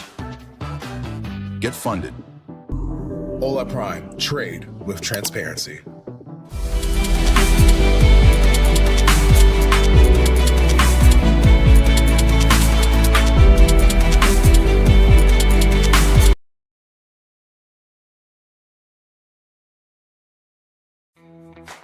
Hi, this is Chris Lewis from Hola Prime Academy, and in this video I'll talk about a very simplistic system I call the 80-20 system. I don't know that this is earth-shattering, but one day I was reading about how most traders are trying to get about 80% of the move in a trend to the upside or the downside. Basically, what the premise of the article was, you don't top tick or bottom tick a move. And in my 15 years of trading, I have done that maybe 5 times. It just generally doesn't happen. And that's okay. But I had to come up with a system when I was working full time. And when I first started trading, I was a contractor. So I was out on construction sites. And I would be able to look at the phone every once in a while, but that was about it. So I had to come up with a mechanical system that I thought gave the best opportunity to make money. And I played around with the parameters, and what I came up with is what I call the 80-20 system. It does involve staying with a trend, and it has a very mechanical approach to either you win or you don't. But the amount that you are risking versus the amount that you are trying to gain in conjunction with the trend means that over time, I've found quite a bit of success with this very simplistic trading system. So let's take a look at some charts and I'll show you how to do this. Now, in front of you, I have the Australian dollar on a daily time frame with a 20 exponential moving average. And the point of this is to suggest which way the trend is going, and then we use a very mechanical system from that point to show exactly how we should be getting in and out of the market. So in this case, I'm using a 20-day EMA. You could just as easily, and I'll change it now, do a 50-day EMA. It really comes down to how quickly you want to be involved in the market. So that is one aspect that you will have to somewhat agree on before starting. So the 50-day EMA is a little slower to move to the upside or downside than the 20-day EMA. And then what I do is once I zoom down to the 4-hour chart, I ignore the moving average I just use it on the daily. So on the 4-hour chart, it really doesn't mean anything. And then I start to plot out big round figures. Big round figures are great because a lot of people pay close attention to them and use them as a place for stops or options orders, those types of things. So there is a lot of work to be done around them. So I'm going to plot some of these big figure numbers here. So 0.65, for example, and 0.66. And this is just a quick on the fly type of example. 0.67, etc. So you have every 100 pips. Now you want to go with the daily trend according to the moving average. So I will go ahead and make a line about here. This shows that we entered an uptrend, and we're kind of flirting around with it right now, trying to sort out what to do with it. So I will zoom back in on the 4-hour chart, and then you will see those lines reappear. And when we get there, you can see this is our example area. Let me go ahead and put 0.68 as well, because it was also in play. So as we started to swing in the uptrend, we pulled back a little bit, and on the daily, we started to swing to the upside. So what's a way that you can perhaps join the trend without worrying too much about anything other than your directionality? Well, one way you can do it is place an order at the 20 level. So what I mean by this is 0.6620. So you would have been a buyer there. You would have been aiming for the 0.67 level, which is now your take profit. And you would have put your stop loss somewhere just below the big figure of 0.66, maybe in this case 10 pips. Again, there are some parameters that you need to decide what you're comfortable with, but this is a perfect example of getting involved in the market mechanically. You can see we broke above there on this 4-hour candlestick, and then the next thing you know, we went straight up. You were risking 20, maybe 30 pips, depending on if you gave it the extra 10, and then you're gaining 80. Some people will just use the big figure that I have taught this to, and that's where the name 80-20 comes from. That's where I started. If you're a little bit more risk averse, then maybe it should be called something along the lines of 80-30. It really comes down to how you want to approach this. Notice the 0.67 level was broken, and you're still in an uptrend, and you would get involved right about there. And this is what I meant by a little bit more conservative with your risk appetite. So depending on how you played this, if you did the 10 below the big figure, the extra 10 pips, when this market took off to the upside and pulled back, it kept you in. If you had your stop loss at the actual entry point at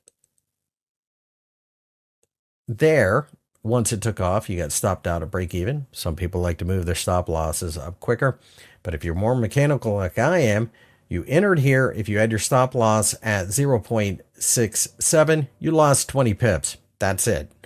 If you had your stop loss at 0.6690, like I said, giving it a little bit of room, the 30 pips, you stayed in, and then the next thing you know, you ended up taking profit at 0.68. So again, you either risked 20 pips or 30 pips, but you're gaining 80. Let's take a look at another chart. So in front of you, I have the dollar against the Swiss franc, which has clearly been in a major downtrend for months. So how do you take advantage of this? You wait until the moving average starts to drop. You can see that there was a trend change. And notice here, this is where you have to be careful. And this is where the idea of a mechanical trading system will keep you out of a lot of trouble. Because once we turned lower, right about there, we did have a pretty significant pullback. But notice we've been dropping ever since then. So I suspect what you'll probably see as I drill down is that the first trade or so may have taken a hit, but you've clearly made plenty since then. So let's go ahead and go down to the 4-hour chart. I will take the auto scroll off so you can see it. And right about there is your entry. As you enter into a downtrend, I should say. So then we look for a big figure. In this case, it'll be 90, 0.90 that is.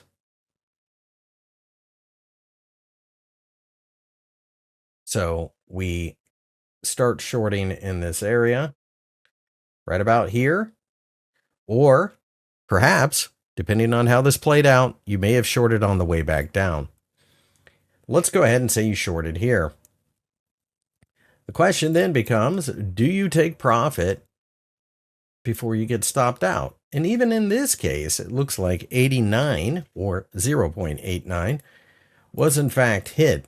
And in fact, in this particular case, you hit that rather hard, and your stop loss really wouldn't have mattered if it was at the 0.90 level or the entry point of 0.8980. So again, you're just looking for 80 pips. You're trying to risk only 20, maybe 30 if you want to be a little bit more conservative, and then you hit that price. We did get this nasty bounce. So had you entered here at 0.8880 and aimed to get down to the round figure, you would have taken a loss. Notice how we've reached here. And then once we head back down, because remember, you're only trading in the direction of the moving average on the daily chart. So you wouldn't short it as soon as we hit this area.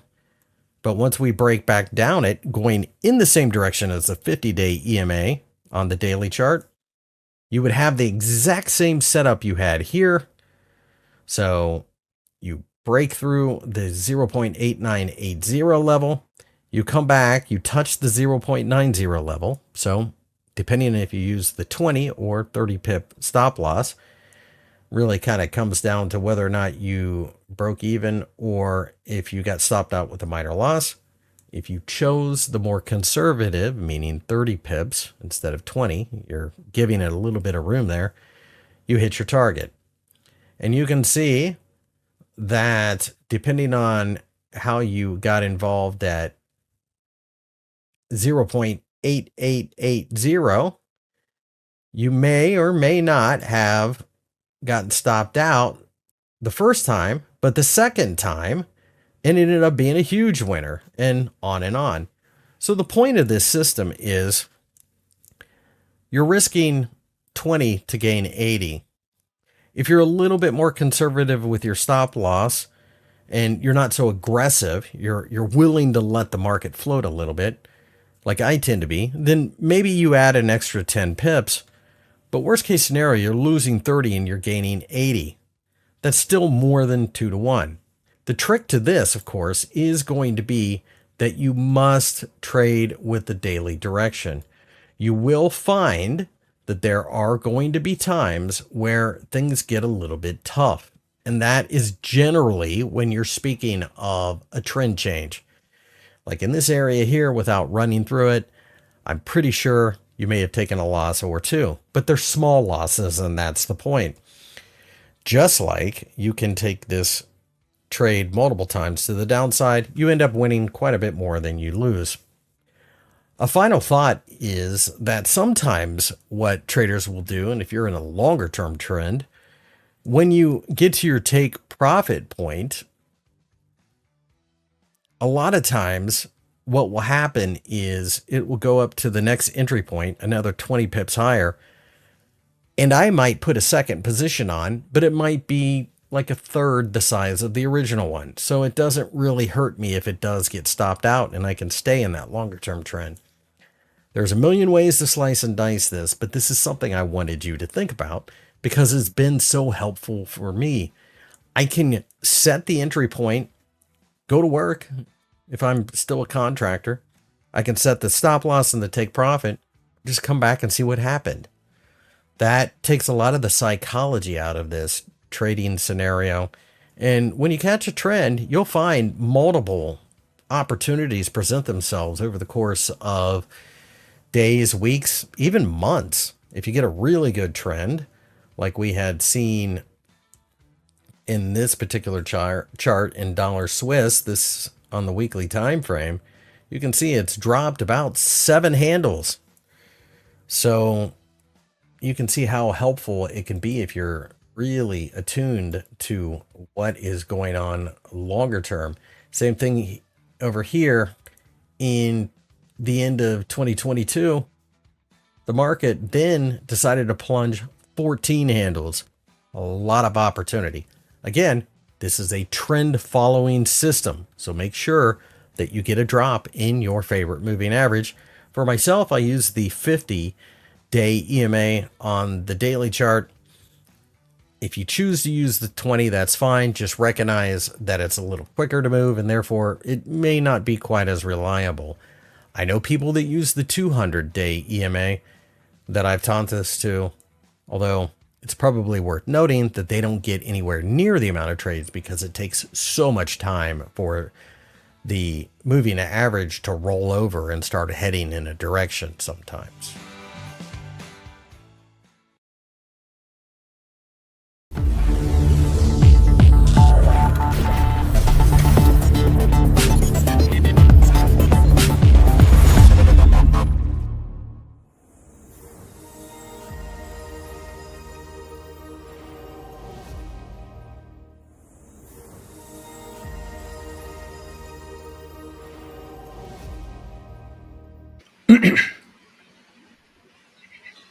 All right, we are back. Welcome again, Coach Darrell. Hope you had a good little break. I did. How was yours, Sam? I think you've been a little busy today, as usual.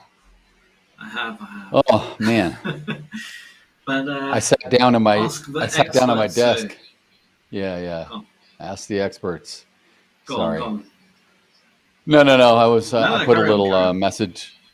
I put a little message in the chat, just asking everyone, or telling everyone we'd be back here live and looking to answer any questions they had. But sitting here at my desk for like the last 15 minutes, looking at my trades, and I started to doze off, and I woke up about 5 minutes ago. I was like scared, like, oh, did I miss? Did I oversleep? Like I literally passed out in my chair, sitting here like this, like, oh. That's brilliant. Oh no, that wasn't good at all. But yeah, well, we're here. All right, Balaji. So welcome back, Balaji. Yeah. Welcome back. If anyone has any Good questions, to see you again. Regarding trading in general, or a day, a very rotational, choppy day like we have today, we can certainly go through anything. Or help steer you in the right direction with, getting you on a path to consistent profits or trading a little better. Absolutely. Absolutely, that's what But it's if all we about. don't, we can. Okay. Yep. We'll have a look at some questions. Bear with me. I need to load some up. But what were we talking about earlier? There was something. It was actually a very good. Series of questions. Oh yeah, hang on. I forgot what It may have been Balaji himself asking stuff. Yeah. It was something about Ask the Experts. We made a joke about it. Yeah. Here we go.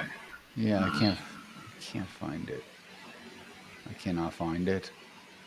It doesn't. Why can't I go all the way back in the chat? Maybe because I logged out. Yeah, I know. I'm looking. Maybe. Yeah, I can't seem to find it as well. But never mind. It's fine. We'll just look at. I mean, it was questions. a general question regarding, like, we were talking about edge, and he was asking, like, how to find better entries and things, which is such an all-encompassing question. It's probably a main question that most traders want to ask and want to find out. And I will say this, when I started trading, I didn't have anyone to watch like this. I didn't have anyone to see how they traded. I didn't have any examples of what was good, what was bad. What was it like to trade different things than I was trading? I was trading only equities back then. I didn't have any clue how to trade anything else. I didn't really probably even know about how to go about it, right? And so I imagine if I was here today as a newbie, having the opportunity to trade prop firms, pass accounts, follow people like us, other things that are online, I would probably have a whole lot of questions, and it would be like, which one's best for me? I'd probably go approach it that way. Like, which one is the best, or how should I trade like such and such person, or how should I do this, or how should I do that?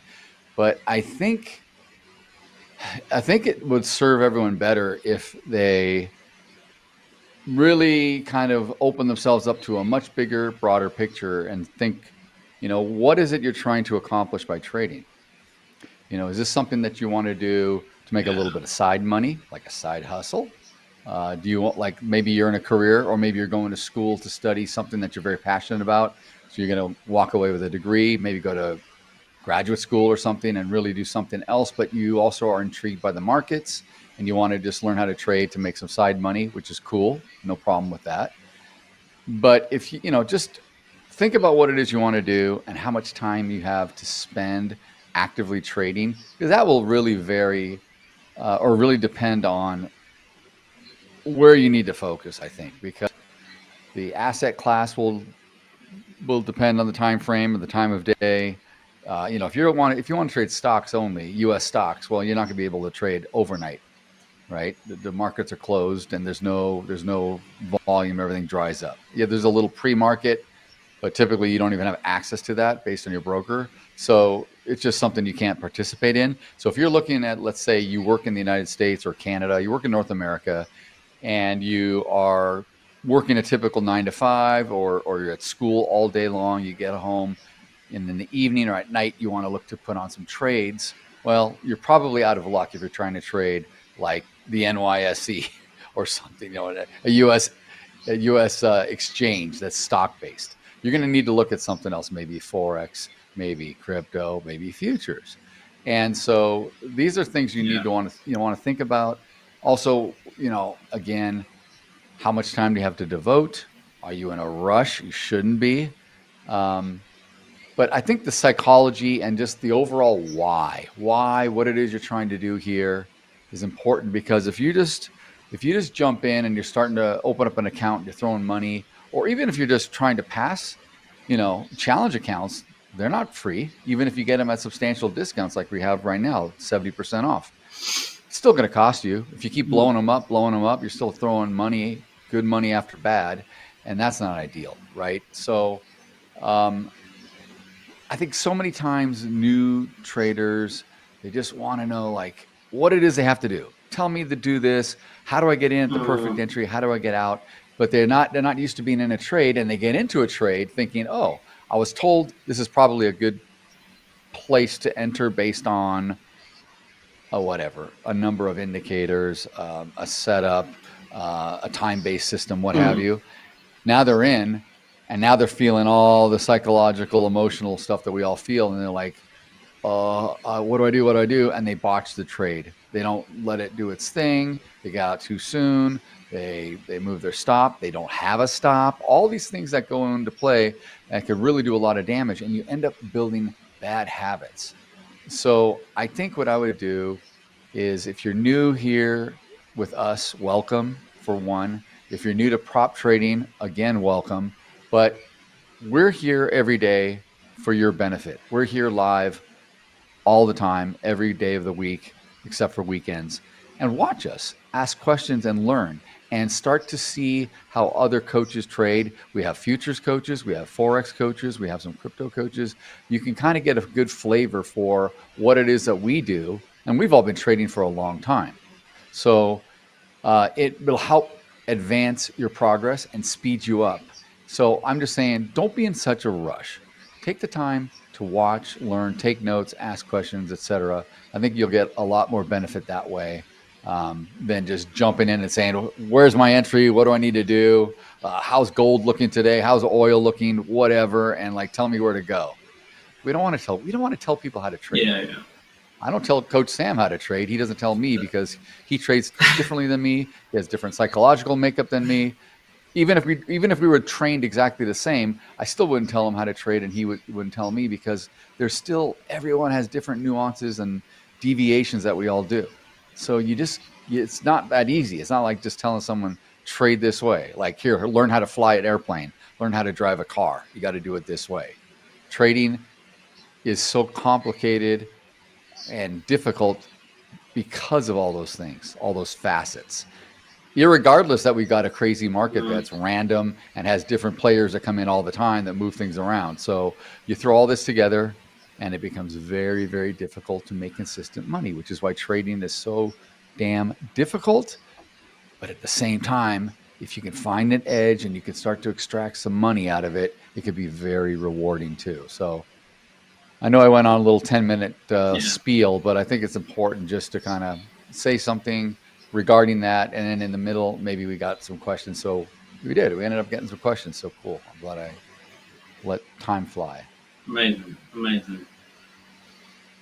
I completely agree with everything you said. Yes, Robert's back in the chat. Balaji asks, what role does psychology play in trading, and how do you maintain emotional discipline? Psychology, I would say, is probably the biggest role in trading.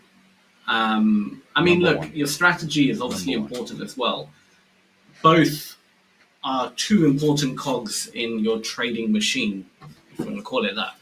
But psychology is probably more important than strategy, because you can have the best strategy in the world, but if your psychology is not right, believe it or not, you will end up blowing accounts. You might be winning for a month, 2 months maybe, but then eventually you'll blow it all. So psychology is that kind of for the longevity, right? In order to be consistent, in order to be long-term and actually make this a career, you need to have the right psychology. And remaining disciplined is there's so many ways you can try it, kind of drill discipline in your head. The best way for drilling discipline is by losing. You'll lose. Losing's the best teacher in this case with psychology. I think you just get smacked around enough, then you finally realize, why am I being so stupid, and stop going against what my rules are or what my gut is telling me. Because at some point you're either going to lose so much money you have to walk away from trading, or you need to take a break for various reasons. It's just sometimes the painful lesson is the best lesson, because we are human and we're stubborn and we're bullheaded, and we think we know better. It's our fallacy that we have. And you're playing in a market where there's a lot of machines and robots and algos and big banks and big funds and big sovereign wealth countries and everybody in the game playing around, and we're little old retail traders, and we have an edge. We have advantages. We certainly have more advantages today in the year 2025 than we did 10 years ago or 15 years ago with the advent of all these tools and online trading and the speed of everything, the data, the software, the platforms. It's so much better than when I first started. But psychology is the real thing. It really, you can't do anything about that. That'll come in and creep into your head when you least expect it if you don't keep it in check. So, yeah, I just think that's the best way to learn. I don't know. I think you're right. Like, there's two routes you can take, right? You can take the route which most traders take, where they just get beaten up so much that they eventually, the pain of constantly getting beaten up gets them in line, right? Or you can take the easier route. Exactly. Take the easier route and try, like, before you enter a trade, ask yourself the questions: does this fall in line? And really stick to it, and punish yourself if you break those rules. Really, make it a habit, right? It's like when a pilot is about to fly a plane, right? They have like a checklist. They have to go through every little bit with the co-pilot. This check, this check. Even though these guys, a plane flies itself most of the time, but these guys have done it, for thousands of hours. They're very experienced, but their job demands that discipline where they have to make sure all these things are checked in the name of safety, right? So you've got to take that same approach when it comes to trading. Before you enter a trade, ask yourself: does this is this ticking all the bits on my checklist, all the rules? If it's not, you have to force yourself to not take that trade, right? Because truth be told, you will get beaten up, and it will happen. You might get lucky in that trade. It might be okay for a little while, but there will come a time where, boom, the market will beat you up so hard and you'll be in so much pain from it. You're going to look back and think, why didn't I just listen to my damn rules? Why didn't I just put the stop loss? Why didn't I just, all that kind of stuff. So all the shoulda, woulda, couldas. Yeah. Exactly. It's so important to remain disciplined, and you can do it. I mean, it takes how many hours before something becomes a habit? Or there's a famous saying, I forgot what it is, but you have to do something X amount of hours, and then it becomes basically like a habit, right?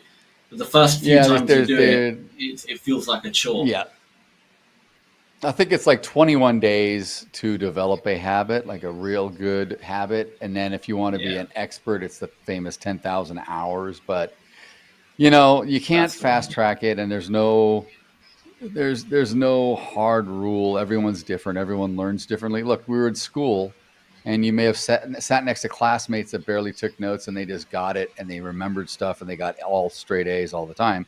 And you had other kids that would struggle. They would struggle with grades. They needed extra time, extra tutoring, extra help. But then that person who was poor, who was struggling in one subject, you go to a different subject, different class, and that may be something that they just get and they love. And the vice versa happens. That kid, now he's doing very well in that class, and the other kid it came easy to them, maybe they're having a harder time. So that's what I'm saying. Everything is different for everybody. I do want to spend a little time to address Robert's questions, because Robert had put in here a bunch of stuff, and I told him we would get to him before time is up. So let me just kind of read through this, Robert. He says, I think I need to figure out the best tick ratio to put my stop losses. I understand that it matters on the setup and set to be where your move is invalidated, but what I guess that means is I have to change my lot size for what that invalidation is. Maybe. Hang on a second. I just don't like that. It makes it where I have to think about the trade and can miss the move if I only have that 1 hour to trade. I guess I have to just really stick to 5-second trades like Sam. Then just not have that many accounts, just 1 or 2 direct or funded accounts, and stick to the micros and go way slow. Then he says, what you just talked about, Coach Darrell, is what I'm struggling with trading. I want it to be my main source of income, but I only have 1 hour to trade what I like to trade. Okay. My thoughts were to not have a bunch of challenge accounts, but buy 1 funded account every 2.5 months, no more copy trading. That basically is what I spend in challenge accounts spread out. So what you were saying is also making me think I should start putting my money back into my cash Forex account and crypto accounts and go slow with those after work. Historically, I've been way more responsible with risk managing my own cash accounts and challenges even funded accounts. Okay, a lot of stuff there. Okay, this is good. This is very good. Okay, I agree with you in the fact that maybe this does happen. I find that people sometimes think on these test accounts or challenge accounts or whatever they're called with whatever prop firm, that they get to be a little willy-nilly because it's just a little bit of money. If I lose it, I lose it. No big deal. Maybe the market wasn't doing what I was hoping it would do on these days and I blew the account. I'll just re-up and I'll get another account. And that's fine. But like you said, after a while, it does start to accrue and then you're spending a bunch more money than you were hoping. So if you can trade more disciplined with your own accounts, then I would say possibly do that. If you only have 1 hour a day to do this before you go into work, it's going to be hard because you're going to have to just trade whatever is there. If it's not there, you cannot push it. And don't put on a trade and like get in the car, drive to work, show up at work, log in, see where you're at. That's going to kill you. You can't do that. If you do that, you might as well just swing trade and put on something and set it and forget it for a week or something, right? And it just depends on what you're trading. I think, what's Robert trading? The NQ, was it, Sam? Do you remember? Yeah, he's an NQ trader. Yeah. He's a futures guy. So, and here's the thing, though. You can trade futures in the evening as well, Robert. So maybe you find out that trading, he's in California like me. So I wouldn't really tell you to stay up till midnight and trade London Open, but you may do fine trading, around 6:30 to 7:30, 8:30 our time Pacific. There's a lot of activity. It's kind of right around when Beijing opens up, and the Asian markets tend to have some good movement in those hours.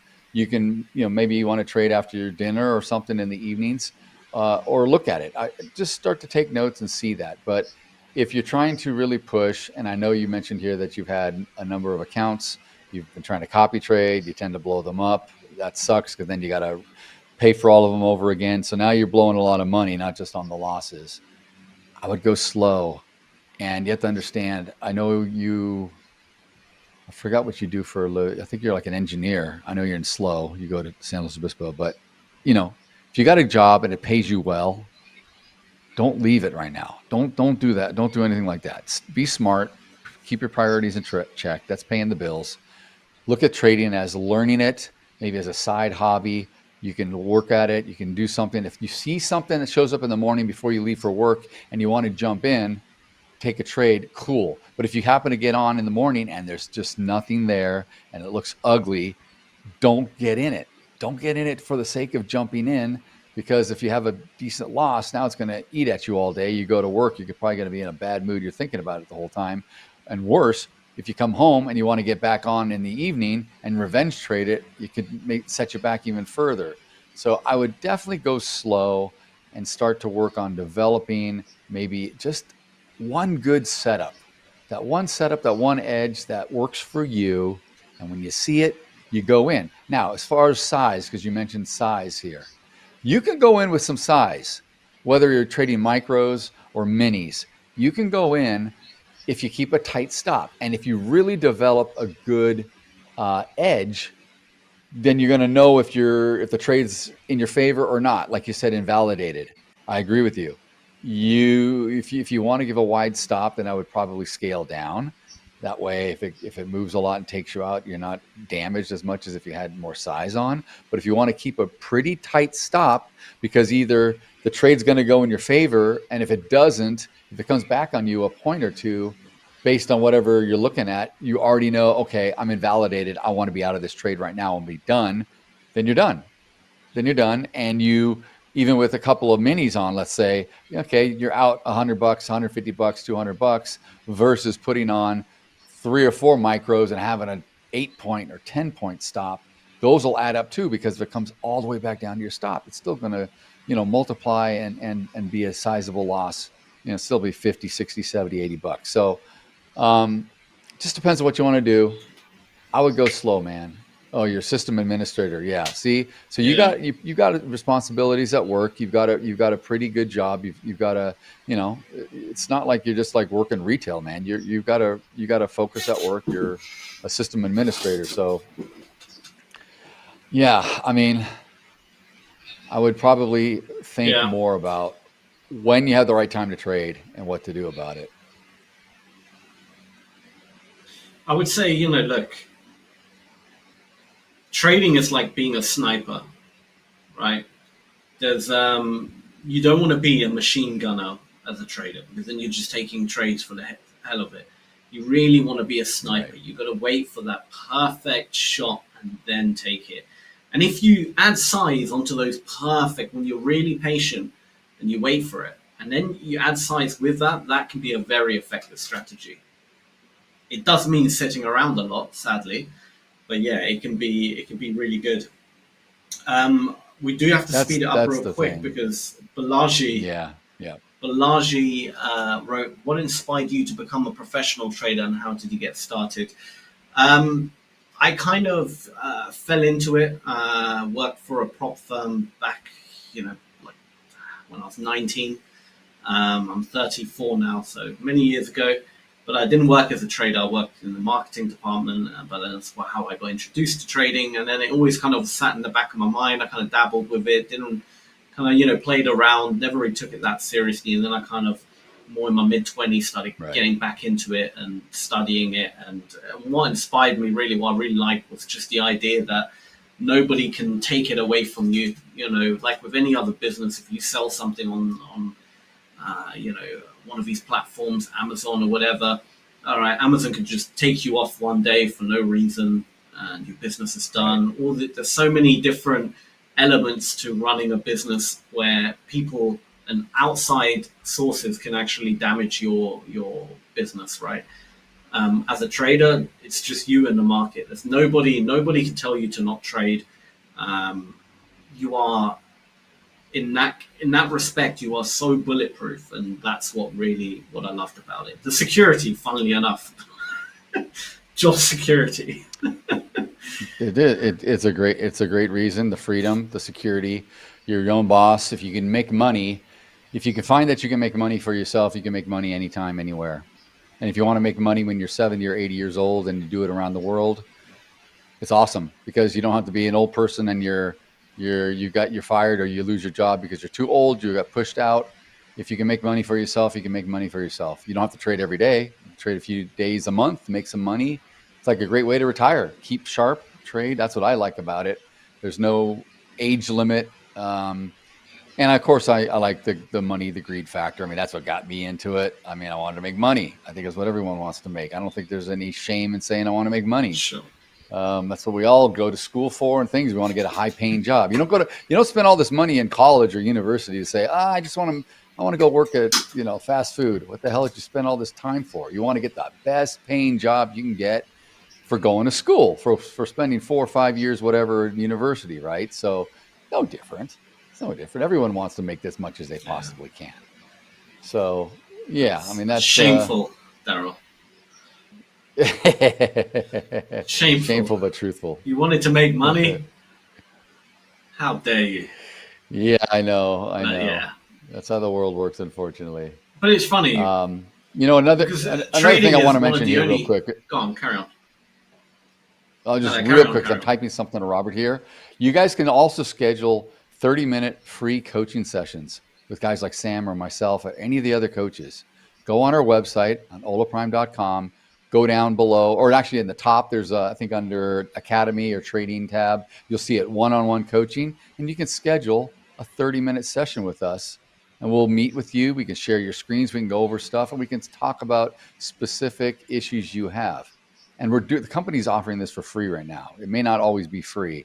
So take advantage of it, because we're answering questions here, but we're trying to rapid fire. We only have a couple minutes left in the segment. So we're kind of just really flying through this stuff. But if you've got something that you want to spend more time with us, book a session. That's what we're here for. Sorry, Sam. I just wanted to get that out because we forget to say that all the time. No, that's absolutely no.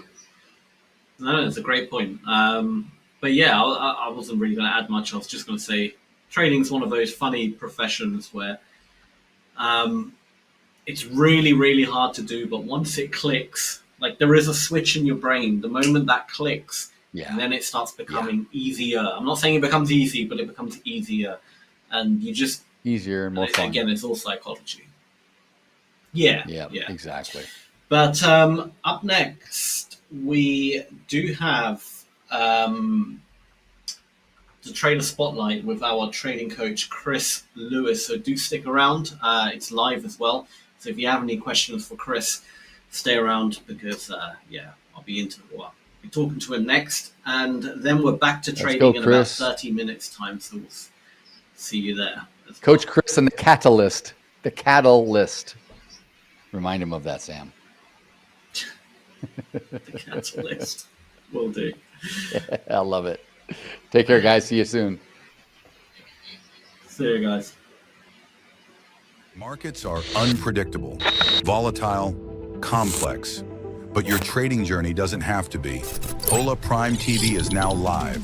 Every trading day, join top coaches as they break down real-time setups, key levels, live trades across Forex, futures, and crypto. From Tokyo's early momentum to London's open surge to New York's high volatility action. We decode every move live. Get sharp analysis, clear strategies, and insights that actually make sense. And yeah, we don't just break down charts. We crack a few smiles too. Only on Hola Prime TV. This is more than content. This is infotainment and beyond. Markets are unpredictable, volatile, complex, but your trading journey doesn't have to be. Hola Prime TV is now live. Every trading day, join top coaches as they break down real-time setups, key levels, live trades across Forex, futures, and crypto. From Tokyo's early momentum to London's open surge to New York's high volatility action. We decode every move live. Get sharp analysis, clear strategies, and insights that actually make sense. And yeah, we don't just break down charts. We crack a few smiles too. Only on Hola Prime TV. This is more than content. This is infotainment and beyond.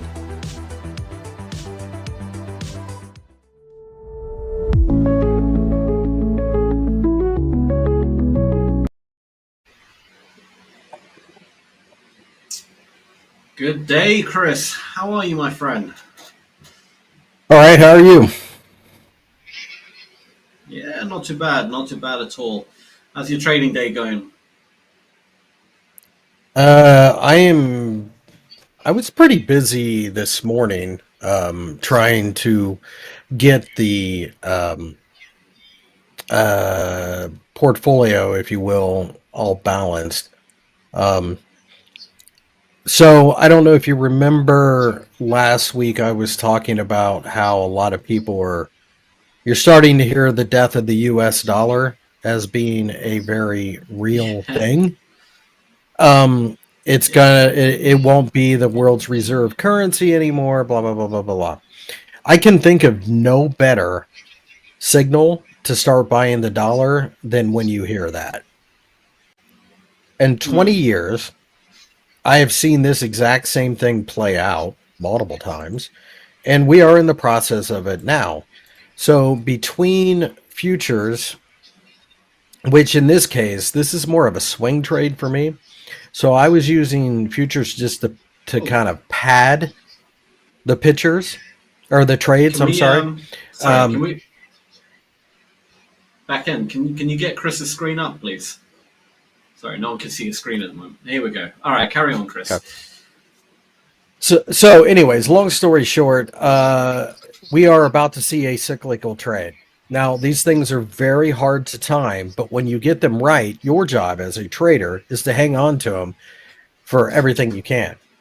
So over the last couple of days, I have been scaling into CFD positions short the euro, the New Zealand dollar, the Australian dollar, the Canadian dollar, the British pound, the Japanese yen, the Mexican peso, the South African rand, and maybe the Norwegian krona. I haven't gotten that far. So I have all of these positions short right now in various sizes against the US dollar. Now, keep in mind, I'm not going in with a full lot initially, but I will, as this trade starts to work out in my favor, I will compound it. So in the meantime, I hardly ever trade currency futures, but I did trade the 6E, the 6A, and the 6B today for scalps. I actually thought of you while I was doing this because I was trading it on like a 3-minute chart, not a 1 minute, but we are on the precipice, I believe, and I could be wrong. And I have specific levels that if it breaks it, I'm wrong. It's time to get out. But I think we're on the precipice. I think the dollar has basically bottomed. And I get a lot of email and I get a lot of comments on Twitter and everywhere else about how I'm an idiot for buying the dollar. And I hope to get more because that's how I know I'm right. Technical analysis doesn't necessarily tell you this. I guess it does on the Euro CFD chart because 1.18 is like a dead obvious wall. And in the British pound, it's 1.36, I believe, off the top of my head. The Australian dollar is 0.6550 is a level to 0.66 is the little zone. So all of these levels, and keep in mind, the reason I know these numbers is because I work as an analyst for a lot of different places. So I look at these charts all day. Not that crazy. I don't have them in my head. But everything is screaming, we're topping out as far as the move against the dollar. And I find it interesting because retail traders will write me with this stuff. And it's almost as if they don't think, like the Federal Reserve is going to cut rates next week. And they don't think that somebody at JP Morgan who's entrusted with $200 million, for example, doesn't recognize that. It's almost like they think that they're going to be surprised on Thursday and start selling the dollar. This has been priced in for months. This has been going on since, I don't know, probably early May, late April-ish. And then you have to ask yourself the question, because I've been telling you for a while, gold's the only trade and cattle. I've and I heard Daryl, the guy in the session before, he and I go the same barber. So I know Daryl a little bit on the side, as you know. And he was saying something about me being something about a catalyst. I heard that horrible pun of his. I actually have kind of left the cattle market because I think, and I don't know enough about the screwworm epidemic, but I think they're starting to get a little bit of a handle on that. So I've moved on. The only trade for a while has been gold and cattle because of that. Now I'm starting to get rid of cattle. I'm still watching gold. I don't want to chase it at this point. I've already cashed out of all of my positions. And the US dollar. I think those are your two trades. Doesn't mean they'll be easy. Yeah. It doesn't mean you won't occasionally take a loss. But I'm looking for the euro possibly to drop from 1.17.5 or 1.17.5. I'm thinking it may go down to 1.12, maybe even 1.10. It's not going to happen tomorrow. And that's why I have a CFD account as well, because you can't really hang on to a futures position like that. It's, you have to have an insane amount of margin. Props won't even let you do it. But if you had your own account, I don't even know what the overnight maintenance margin on the euro is, but it can't be good. Plus, I get paid in my CFD account some swap for buying the dollar. It still has higher interest rates. It won't be that way for long because everybody's about to go running to the U.S. Treasury markets. The 10-year note, you can see, this is the daily chart. You can see what's going on. Yields are going down. Bond prices are going up. What's going to happen if we break, like, I don't know, 115, that's going to unleash a bomb on the financial system because yields are going down, but then you have to, and typically that's bad for a currency, but you have to understand why they're going down. And that's the important thing to think about. If they're going down because there is a global slowdown, it's a simple mechanical process. You in Britain, say you're down at Canary Wharf and you run, I don't know, 400 million pounds. You're looking for safety. The gilts market is pretty liquid, and I'm sure would put some of your money there. But you would also, if you had to move 100 million pounds immediately, there's only one place you can put it. It's a U.S. Treasury market. And to do that, you have to sell pounds, get dollars, buy treasuries. So a lot of retail traders don't understand that we already know that the U.S. economy is slipping a bit. The question is, will the rest of the world? And it never, ever turns out any different. It's always the same. If the U.S. starts to stumble, everybody else feels it. The question is how much. Yeah. So that's really the discussion we're having. So to answer your question, I've been buying the dollar with everything that I can over the last couple of days. It's starting to pay off today pretty well. Like I said, I probably got between futures that I was doing earlier and the CFD markets and the ETF, UUP, I probably got about 12 different positions pro dollar right now. And if I'm wrong, I'm going to end up losing probably a total of about 4%. That's fine. I can deal with that. If I'm right, it could be 30% return this year on that trade alone. So we'll just see. You know, when you're right, you want to be really right. That's it. Absolutely. Tom Hugard. You're absolutely right with that. And this is the thing. Yeah, like, is the US dollar losing a touch of like belief in other countries? Other countries starting to see it as maybe they want to switch to a different, reserve currency, things like BRICS happening. Yeah, of course, that's kind of in motion, but will the US just all of a sudden cease to have any kind of power? Absolutely not. Like, there's still, well, and the perfect example is the United Kingdom. Yeah. I mean, it wasn't that long ago the pound was the world's reserve. Yeah. And Britain didn't suddenly fall apart. The reality is, though, BRICS will never have a currency. Like, are the Chinese going to go, okay, we want to base it on the South African rand? Are the Russians going to go, okay, we want it on gold?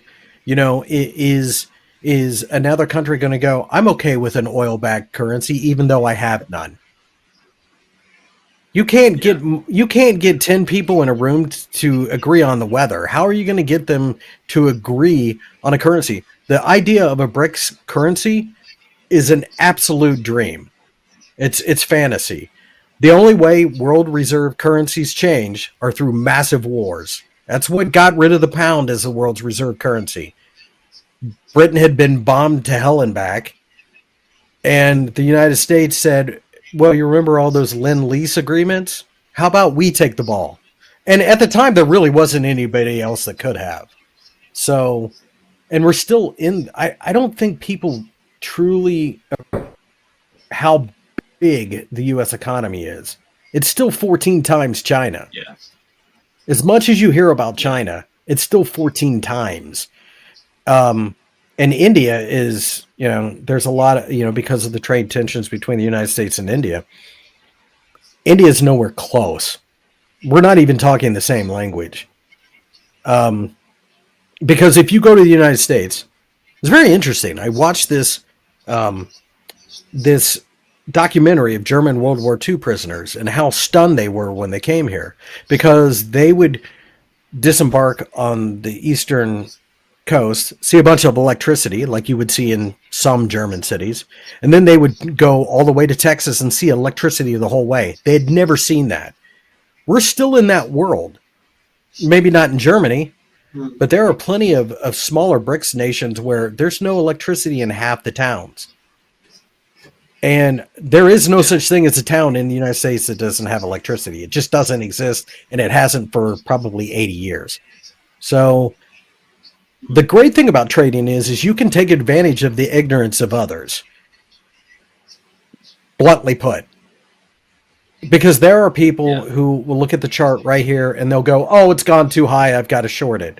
But they may not realize that they're stepping in front of a train. So as a retail trader, you don't have the benefit of Sam's the risk manager, Daryl's the fundamental guy, and he won't allow me to short the US dollar at these levels. Now, after the jobs report and then after the FOMC meeting, if the Federal Reserve explicitly steps out and says that we're looking at 6 rate cuts, you still have to gauge that, because what happens is everybody prices in the first rate cut, and if the Fed seems nervous next Thursday, everything's going to fall apart. It'll be like, what do they know that we don't? And people will get, Bitcoin will take it hard, the US dollar will strengthen, treasuries will rally, gold will rally. And that's the other thing too. I keep getting emails about, well, gold and the dollar, how can, it's like, look up the 1980s. There was an entire decade they both went higher. You know, gold does not have to go up and the dollar go down or vice versa. That's a myth. I mean, in normal times, there's some truth to that. But the other thing that I would recommend to people is if they can get a hold of a gold chart priced in something besides dollars, that'll tell you the real truth. Get it in Aussie dollars, get it in yen. Some CFD brokers will allow you to open up demo accounts and you can see gold versus yen. So that's what I've been focusing on right now is the US dollar. Because if you get the US dollar right, you will get everything right. Everything is based on the US dollar, like it or not. And I don't care one way or the other. But, you know, if the US dollar strengthens, eventually it hurts Wall Street. And the reason being is because they're worried that our exports are going to be too expensive. So what have you been doing? I imagine you've probably made 200 trades today in the NASDAQ already. I split my trades up between a cash account and Ola Prime account. Yeah, I did all right today. Today hasn't been too bad. I think I'm up. I think like 700 on the Ola Prime account. Yeah, 721 I'm up. So not too bad. Not bad. I mean, it's a good scalping day today. Definitely was a good scalping day, but it was extremely choppy. Probably a bit too choppy for my liking. And I don't know why, but I think there's something, I need to get a new PC or something, because the footprint chart is like a second behind Project X right now. And that's making it very difficult. By the time I see the opportunity, it's already moved on Project X. Right. So yeah, I think. So you use footprint charts? I mean, yeah. Footprint is what I'm pretty much basing everything on. Yeah. Okay. Footprint and volume Fair profile. Enough. Yeah. Fair enough. I mean, I come really from the Forex world, I so don't know if it's trading view. I come from the Forex world, so I don't really use volume profile. I mean, I understand it and I get it. I just don't. I don't use it. It's like even the dome. I try not to use that though. It just causes confusion to me. It's like if price is going up, I just want to own it. Period. You know, like it doesn't need to be any more deep than that. But I understand there's a lot of advantages, but there comes a point where you have to weigh whether or not the time is worth the investment. And I don't have a lot of time. I have a ridiculous amount of clients as it is. I could spend all day not trading and still be looking at charts. So I do what works and I don't fix it. I don't try to fix it. I don't try to tweak it. Nothing. To me, it's just another stream of income. Sometimes it's reliable. Sometimes it's not. You know, just is what it is. Yeah. But I have recently been paying attention to the bond, yeah, which is the U.S. I was dollar. going to say you're a swing trader. Yeah, you're predominantly a swing trader, so stuff like the footprint chart for you would be, especially the dome as well. I mean, completely pointless if you're swing trading. Well, I find most of the time, that the dome is a distraction because it jumps around so much. It actually can sometimes psych me out a bit, you know, because I'm like, oh my God, this market's going to explode. I'm just not used to seeing things move like that. Yeah.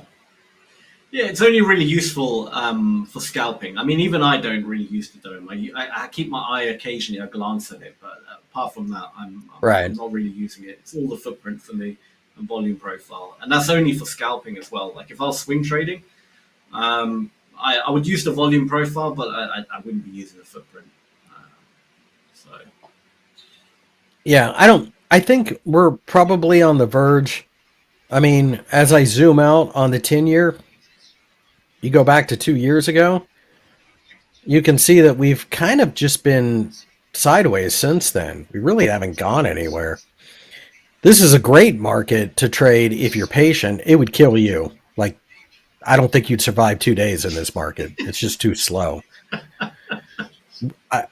I'd jump online and check out what you guys are doing, and Daryl would be giving you chest pumps because you will have dropped dead of a heart attack because of the stress of waiting 10 minutes for a tick to occur.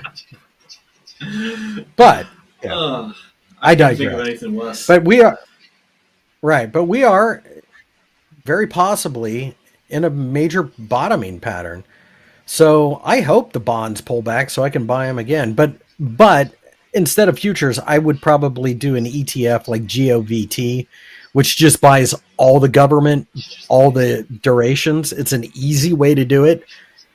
And it moves, and the way it moves, it's like if I ignore it for a month and it's really bad, I'm down about $1.20 a share kind of thing. So it's not even a thought. It's just, I'm going to sit on that for a year or two, you know. It's just a different thought process. But I do think that we are on the precipice of something big. And what I anticipate is that the 17th of September, Powell will go out there and muck up the press conference as he always does. And then I think he will say something that leads people to believe that the Federal Reserve is really concerned.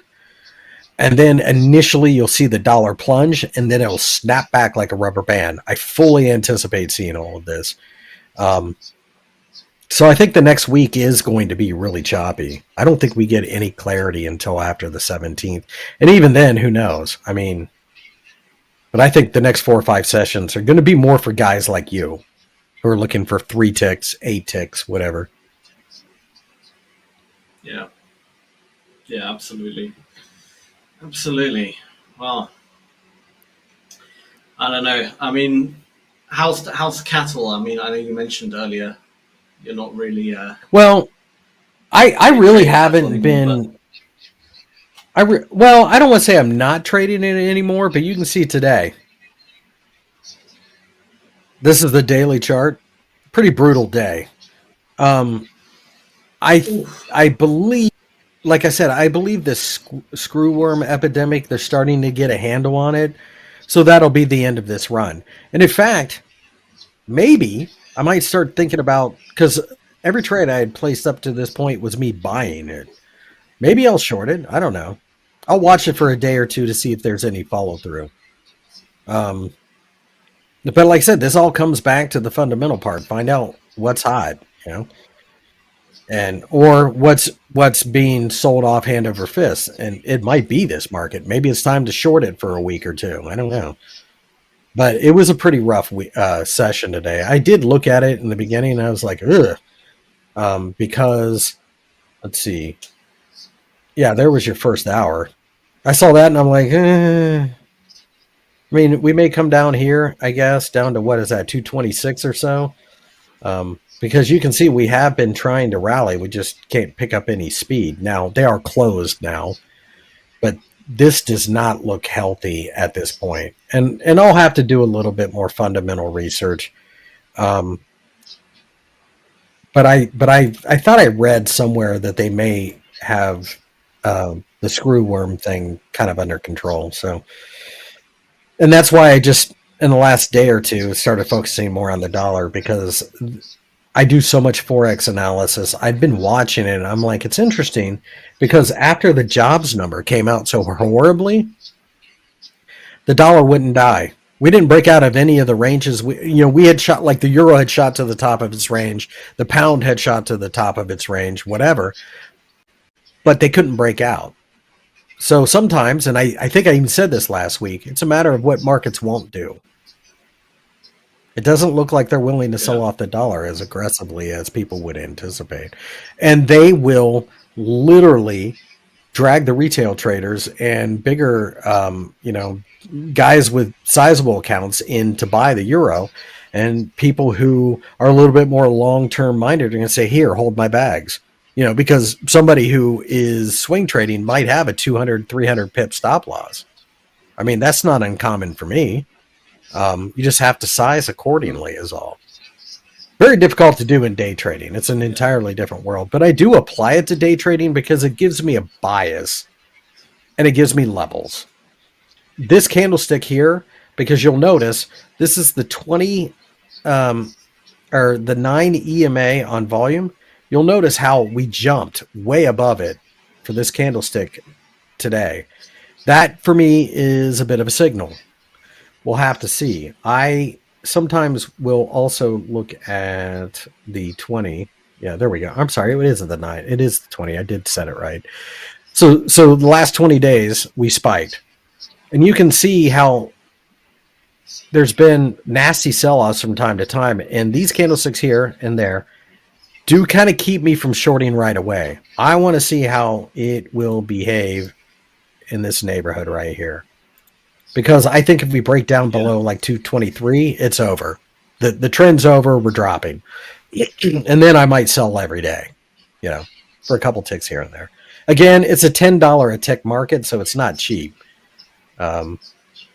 It's a good halfway point between bonds and like the ES would be a good way to think of it, as far as its mechanics, how fast it moves, etc. So you guys earlier, I popped in real quick and you were looking at the RTY. Somebody was trading the Russell. Paul. It was all four of you were in here. Yeah. Paul seems a little bit more adventurous. Oh, absolutely. He's the coach who will trade anything. I mean, we make jokes all the time that he trades, I don't know, mammoth fur or whatever, like complete random stuff. He must be more fundamentally driven, though, would be my guess. Like, it does help. You don't have to trade the NQ every day. I keep telling you this. You won't listen to me. No, you're absolutely right. You're absolutely. I mean, I get it. If you're trading very, if you're trading very short term and it works for you, then fine. But I'm just saying that there are other opportunities. But if you're good, like you said, like I don't mess with the dome. Really, I mean, I'll use it to place orders, but then I close it out. I don't need that thing distracting me. I know guys who live and die by the dome. I can't read order flow that fast, so. Yeah. And as I get older, I'm assuming that's only going to get worse. You never know. You might be able to get like AI specs at one point, and they can read it all for you. Yeah, but then everybody has them. Crazy new technology in glasses. I was tempted to buy one.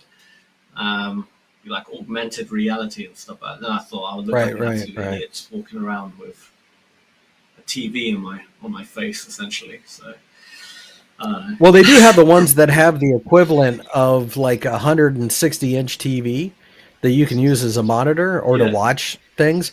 The NBA is doing something now where you can look down at a table and it will show miniature, like it's like the live table, but it's 3D.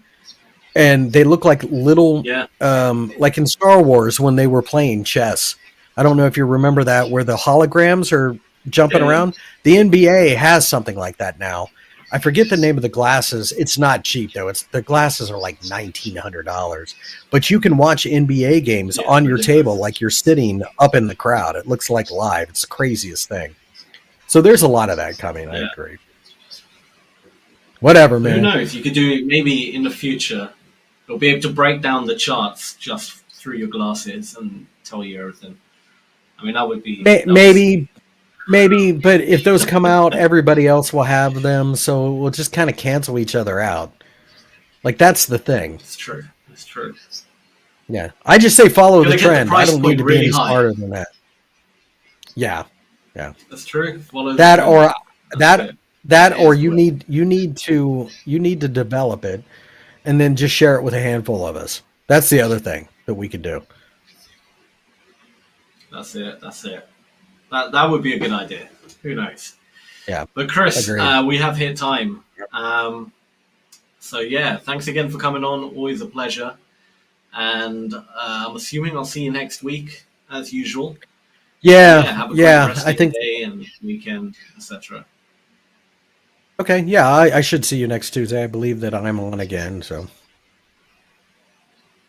Awesome. Good stuff. All right. And to all the viewers, we're back to trading as well. Take care, Chris. Thank you. Markets are unpredictable, volatile, complex, but your trading journey doesn't have to be. Hola Prime TV is now live. Every trading day, join top coaches as they break down real-time setups, key levels, live trades across Forex, futures, and crypto. From Tokyo's early momentum, to London's open surge, to New York's high volatility action. We decode every move live. Get sharp analysis, clear strategies, and insights that actually make sense. And yeah, we don't just break down charts. We crack a few smiles too. Only on Hola Prime TV. This is more than content. This is infotainment and beyond. Markets are unpredictable, volatile, complex, but your trading journey doesn't have to be. Hola Prime TV is now live. Every trading day, join top coaches as they break down.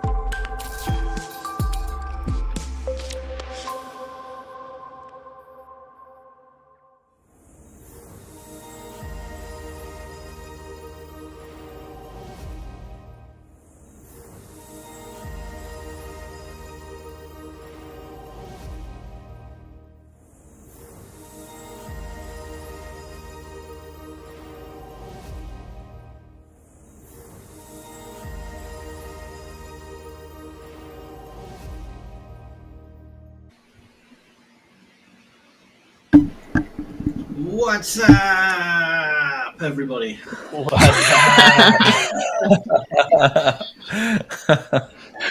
Don't steal it from him.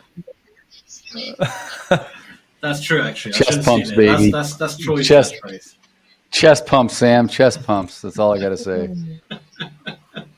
I saw that. That was funny. That was a great. Did he able? Yeah, I listened to all of it. What Chris said. That was a very. Catalyst. That was a very though on a high point. That was a very good segment from Chris today. Very good. If you guys want to go back and listen to it, it was because he trades on a different level. He's a swing trader. He looks at a lot of the currencies and just his take on the Fed and all of that was very, very good. I tend to agree with him, but it's just nice to hear his take. So you should have told him, Sam. Yeah. You should have told him that you came up with the catalyst, not me. He's like burning me at the beginning. Nah. What the hell? Exactly. Good. I was like, yeah, you let me fall. What a ridiculous pun. I know. You let me fall on the sword, dude. I'm like, what are you doing? What the hell? Only Daryl could come up with such garbage. I know. I know, man. Yeah, didn't Daryl mention something about the Oregon Trail the other day? Who knows? Who even knows what that is? Yeah, I mean, Oregon Trail. Man's yeah. weird. Yeah, We should have asked him. We should have asked Chris if he knew about that. That would be funny. Just start blaming Daryl for everything. Oh man. I'm kidding. Yeah, look at Sam. Everybody, or did anybody get long into this grindy upwards last couple 2.5 hours? Or nice. No, sadly not. I did take a trade, but I can't remember when it was. It was like when we just. Gotcha. I did mostly in my cash account. I was trading this up. Sam's gone. Is he? Hey, by the way, I just put my earbuds in, but I had my speakers on. I didn't realize I had them. Did you guys get feedback when I had them for like that first minute or two? Did you hear anything? It was a little bit, but it wasn't anything bad. So. Okay, yeah. I realized I'm like, oh, my speakers are on. Okay, cool. No, I was just curious because they tell us not to, and I was thinking, well, maybe I don't need to. Like, can I play it? I'd rather do it without. Yeah. Oh, there it is. Yeah, dude, we came all the way up in the ES and obviously took out the IB high, and we'll see. We'll see where we go. We're rolling over a little bit. Yeah. Shall see.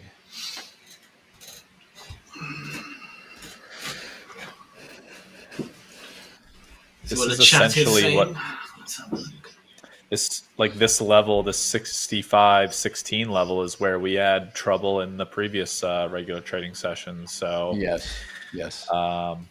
Wonder if it's just going to be another kind of like a double top of sorts on the regular trading hour session, and we're going to pull back into this range here, maybe closer to the 65-06 area or something.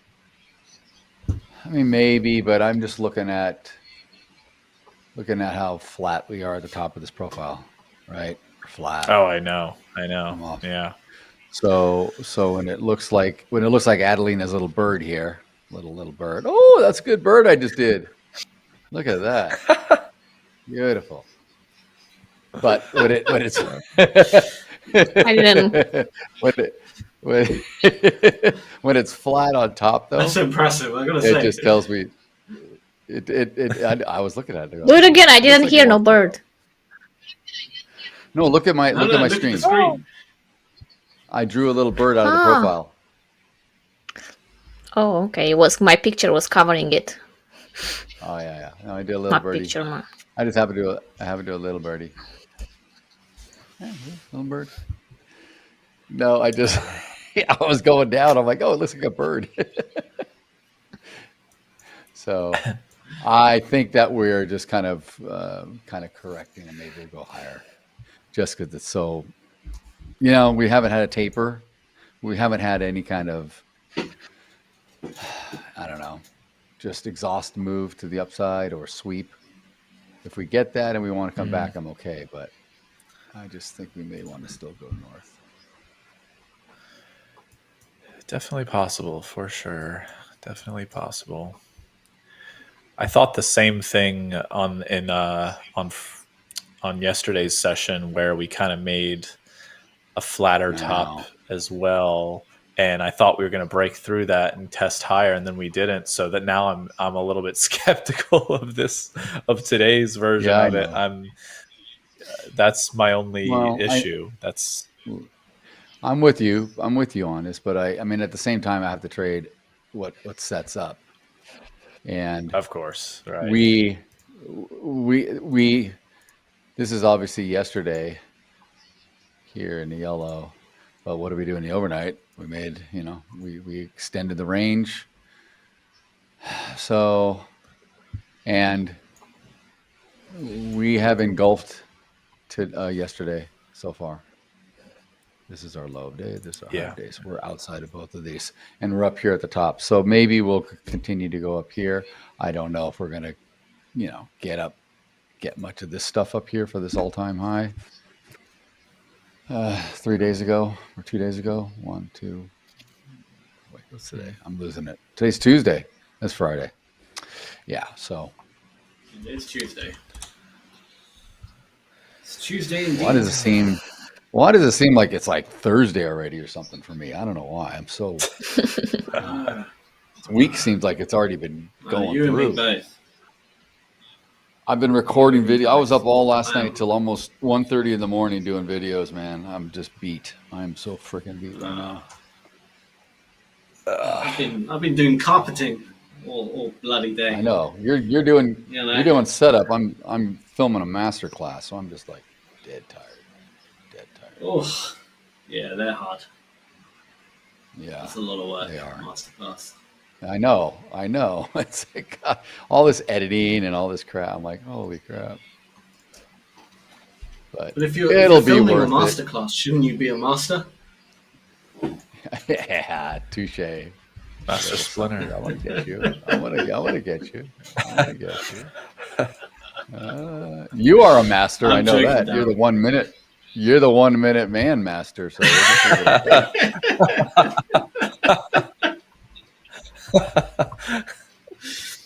Perfected spin. Call me the Flash. Gadoosh. Gotcha, baby. I own it, baby. I own it. It's fine. It's all right with me. I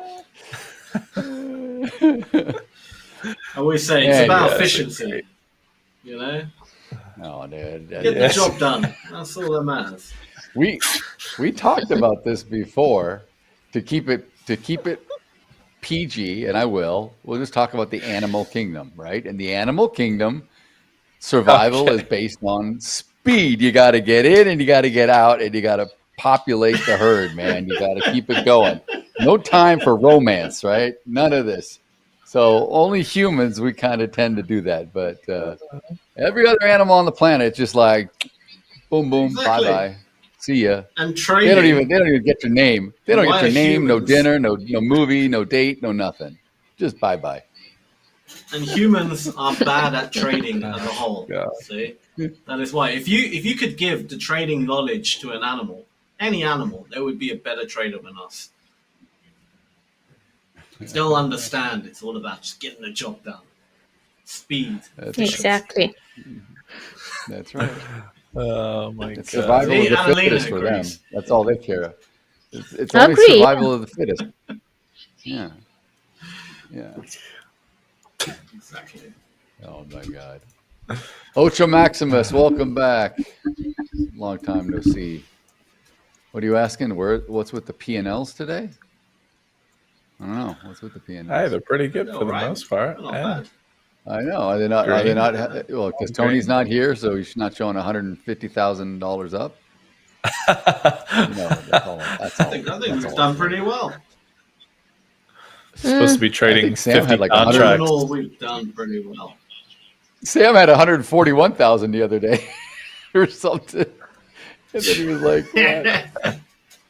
I saw that. I'm like, "What in the hell did you do?" I'm back in long in the ES here. You know what? One day, I want to smash the records. The record's 11 grand. I know it's going to ruin any challenge account. Like, fair enough. I truly don't care. But you can do it. You can do it when you pass the challenge and fund it. Yeah, but there'll still be consistency though. And then I'll just shoot myself in the foot for payout. So I'd rather do it in a challenge and not risk a funded account, than... Right. Yes. So, yeah. I'm with you. I'll do 15 contracts one day. And we'll do it live. What's the maximum? I'll make sure my screen's shared. 15. 15 is the maximum. And I'll wait for the most perfect entry, a bit more of a longer term sort of trade, not a 10-second scalp. And I'll hold it and see how far we can push it. 13 seconds. 13, 14 seconds. No, I'm talking 13 minutes. I'm talking a minute. I know. I know.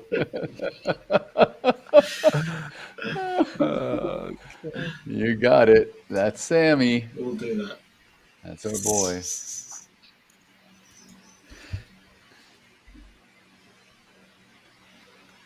Were you one of these kids in school, Sam, where the teacher's like, we're going to have a test, everybody. You got 1 hour to take the test. They pass out all the stuff. Everyone's like, okay, everybody, test starts now. 2 minutes later, Sam's dropping at the desk. I'm just, take it or leave it. It is what it is. I can't suffer. Pretty much. Either I know it or I don't. I couldn't care. Even at a young age, I don't know. At a young age, I kind of realized that everything that teachers told you, for the most part, was kind of utter bollocks. Do you know what I mean? Utter rubbish. You'll never. Yeah, it was kind of just all.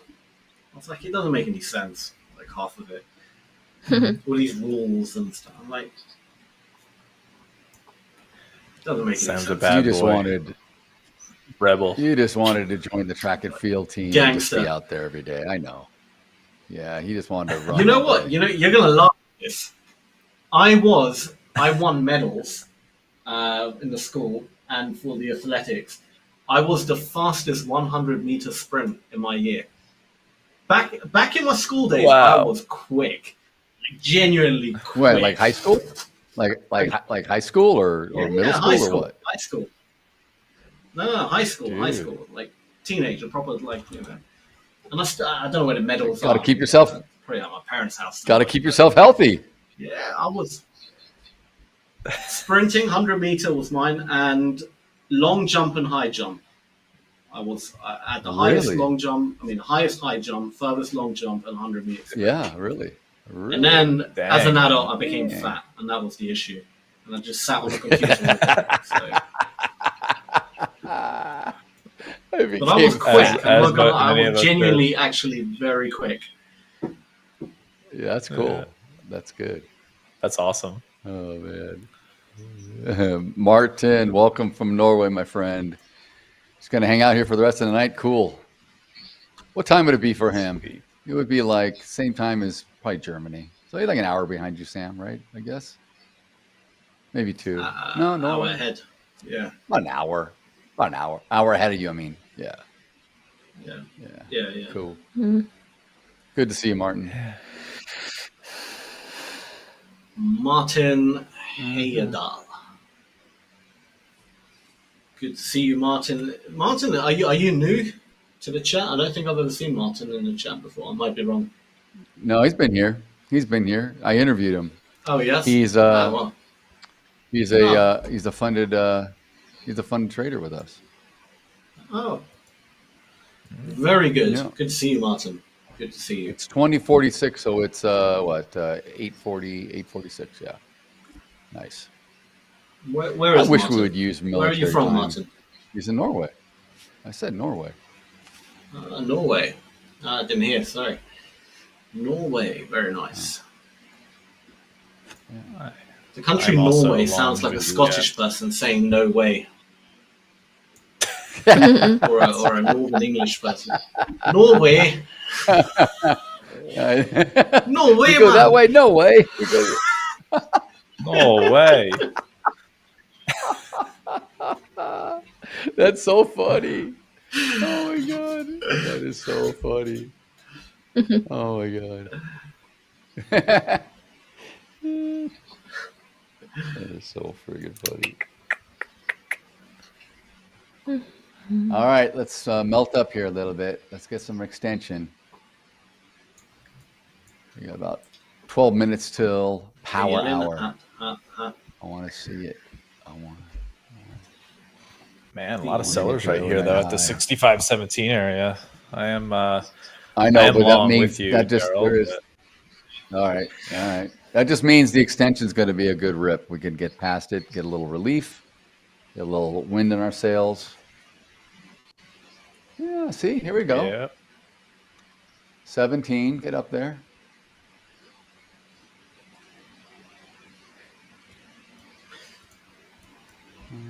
Come on, break it.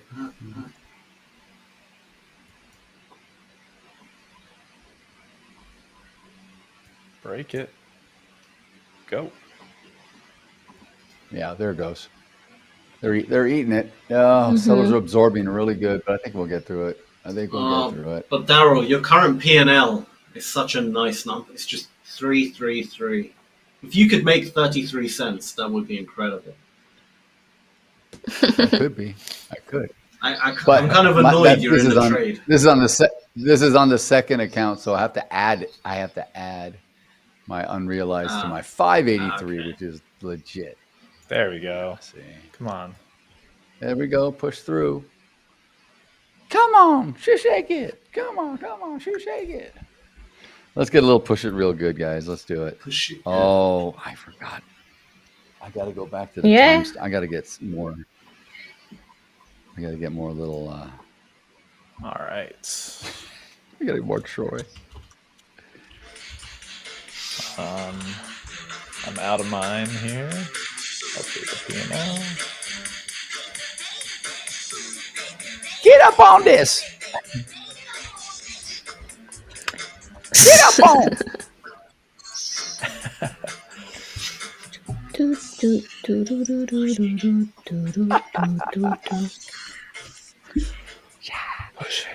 Push it. It just sounds like a bunch of perverts all on the microphone going, push it. I literally heard it. I apologize to the viewers. They have to listen. If someone came in the chat if someone came on live for the first time, we're like, who the hell what are these nincompoops talking about? These people are whack. Dude. It's just all three of you so whispering funny. push it into the microphone. Yes. Push it. Oh, dear. Oh my god. So So good. funny. That's brilliant. Yeah, I agree. All right, let's continue our extension now. Let's keep going. I like it.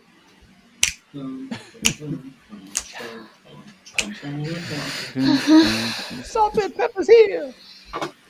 So salt and pepper. Adelina, where is your bird? We still haven't seen the bird.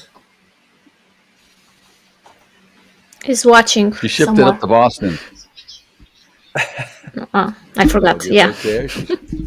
She shipped it up to Boston. Come on, Sam, do it. How's it go? That's it. Dun, dun.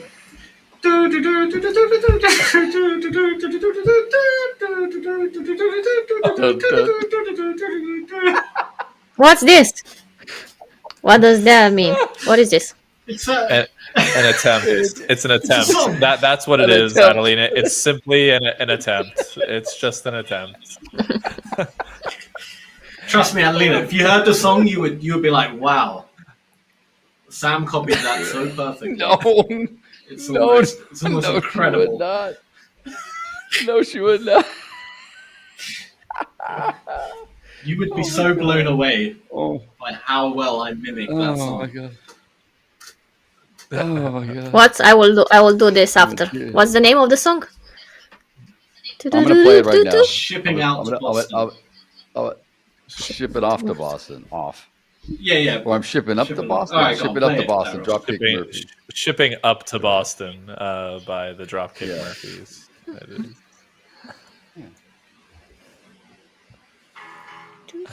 I don't know. They got a freaking banjo, dude.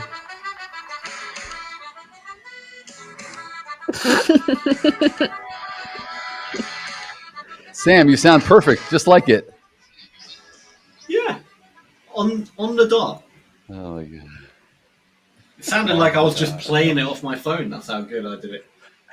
But the funny part is you do the little bass at the beginning. Don't. You get started. Yeah, I had to add. I forgot how it went. I was like, He's got to set the note. Dun. Oh my god, so funny. Oh my god, it's so funny.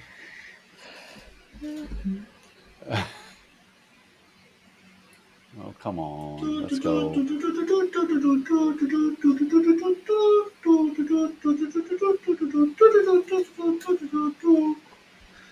Perfection. Come on. Mm-hmm. Well, Daryl, yeah. So now I can tell. What do you? We ate through that volume, No, and then we came back down, and we're gonna keep eating. And then more volume popped up. Yeah, I know, but we're gonna eat through it because just got to give it like 6 minutes. The NASDAQ looks pretty good right now, so NASDAQ looks pretty nice. We only came down to like 6 ticks, so it's not like we came down. Oh yeah. You know what I mean? No, not at all. We're just right. We're just right there. We're right there.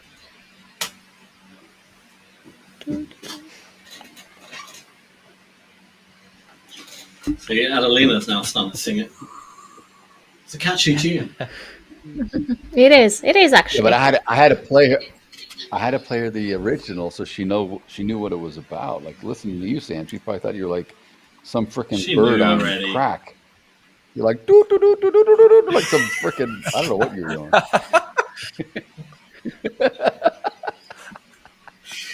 How do you expect me to copy a banjo? I mean, exactly. Exactly.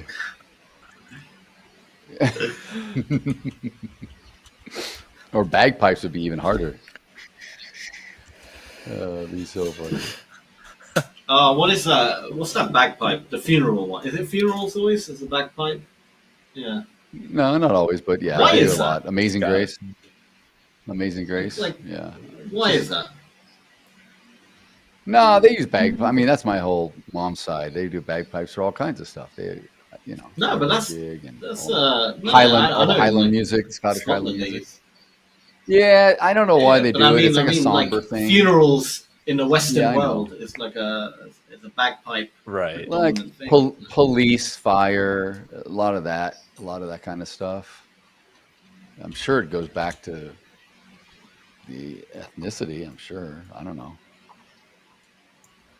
Mm-hmm.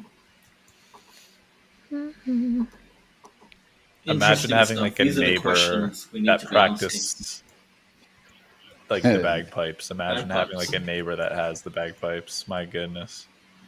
You think the drums are bad?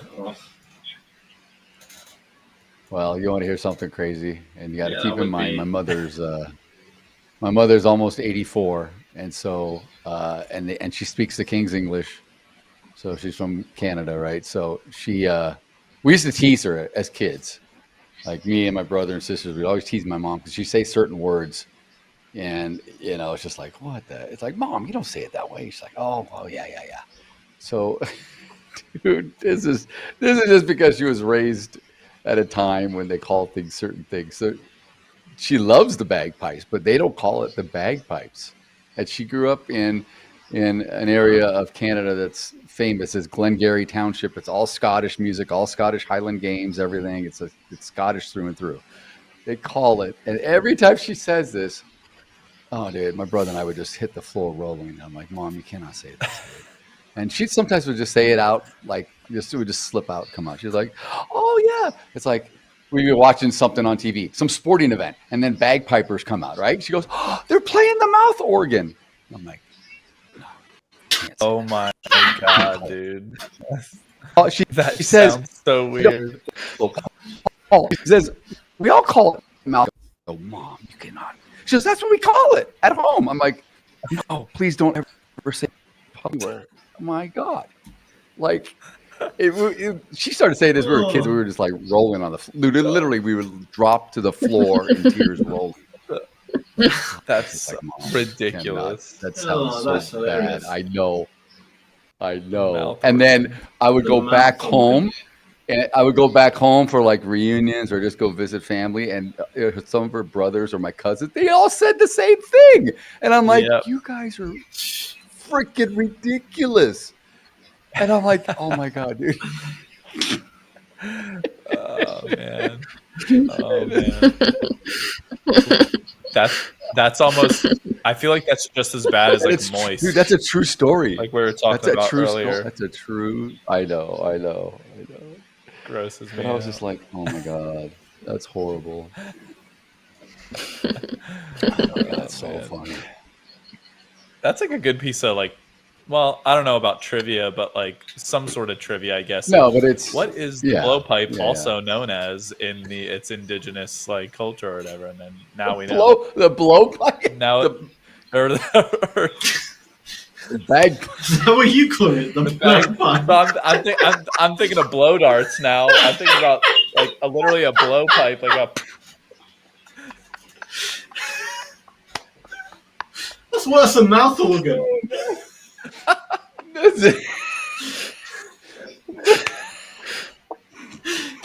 You guys.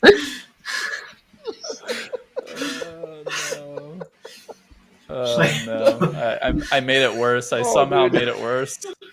No, but I know what you mean with the dart, like the. Oh my god! You call it like the. Let's just cut this now. Let's just cut the conversation. Oh my god! Goodness, man. Starboy, it's going good. Good to see you back in the chat.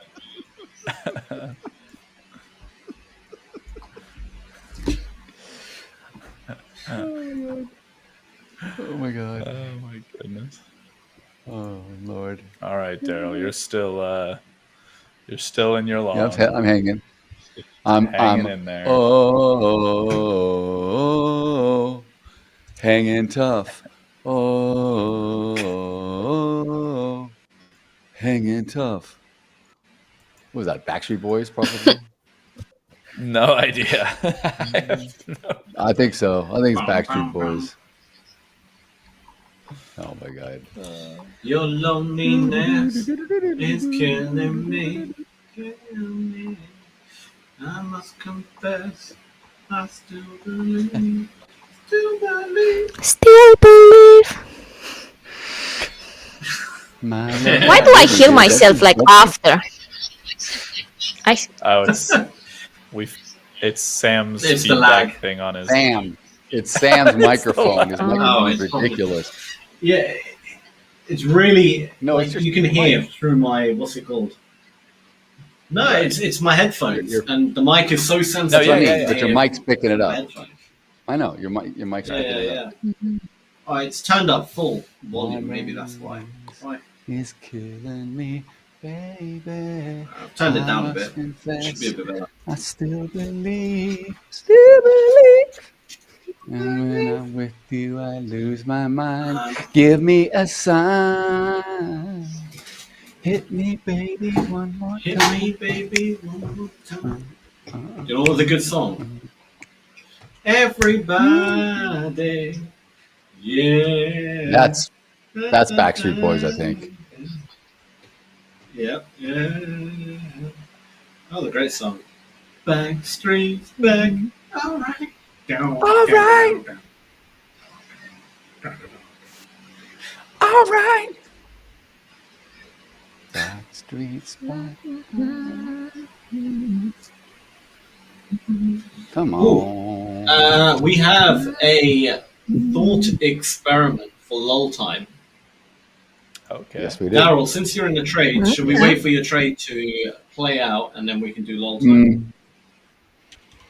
I don't know. It's coming back on me. I don't know if I'm gonna hang in it anyway, so we could start it. I may still be in it when we get back when we're done. Cool. I'm hoping. All right, back end. We can move over to lull time. I shall share my screen. Tony, if I started a boy band, you would be not the manager, you'd be the mascot. Thanks for the mask. With a bowl haircut like that, dude, you are ready to rock. The widow boys regular. In fact, I think we'll call ourselves the Widow Boys. The Widow Boys from Boston.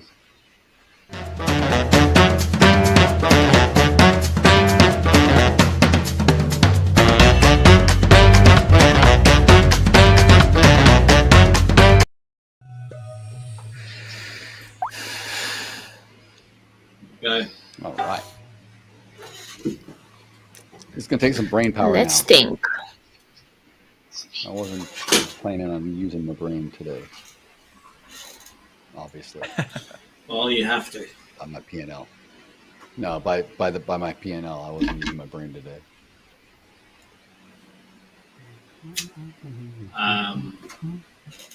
Is that? Here we go. Here we go. All right. Let's do a thought experiment because it's all about mindset. Play the video back end.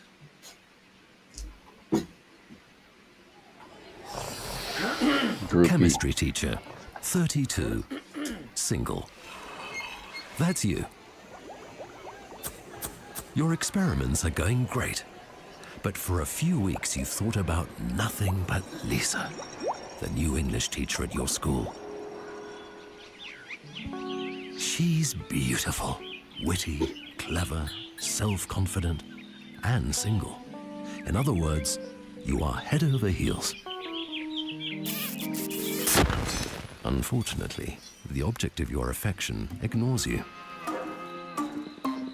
One sleepless night, suddenly Sam's house. The rat. The rats. To make a love pill that will ignite a fire of love so strong it can never be extinguished. Finally, Lisa would only have eyes for you.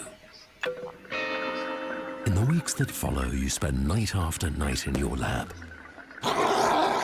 until you finally discover the formula for love.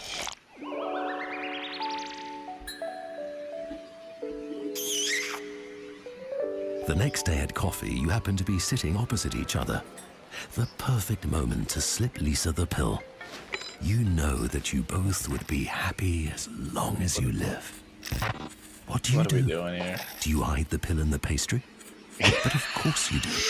What are we After doing all, here? You try to influence Lisa's feelings with a new haircut or an irresistible aftershave. The love pill is just another way of winning Lisa over. Who comes up with this? Or do you hesitate? Spanish fly, dude. To fall in love with you of her own free will. But did you fall in love with Lisa of your own free will? You don't choose who to fall in love with. It just happens. One last point. Just like you, Lisa longs to be deeply in love. She would probably take the pill voluntarily. So what do you do?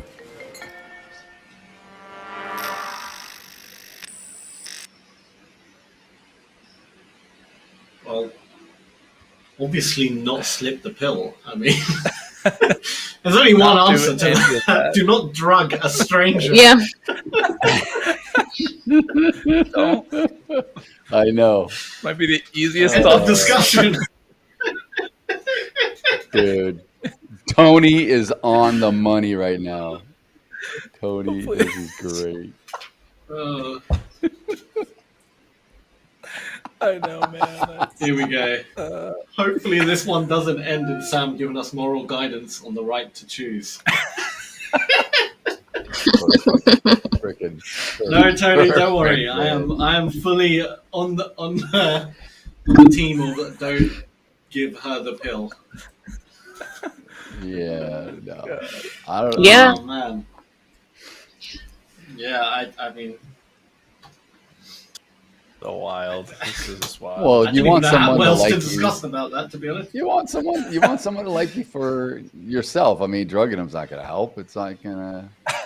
I mean, I guess it'll help temporarily, but that's not the true thing. And to the thought experiment, it's like, how do you know that she wouldn't voluntarily take it or want? I mean, I don't know. Mm-hmm. It's just,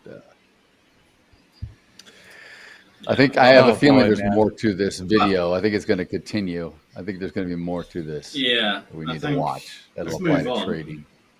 Food for thought. Yeah, let's go. Here we go. Imagine there's a pill that makes anyone fall in love instantly, no heartbreaks, no uncertainty, just guaranteed love.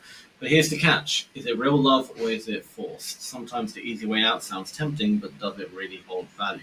I think ultimately, no, it wouldn't be real.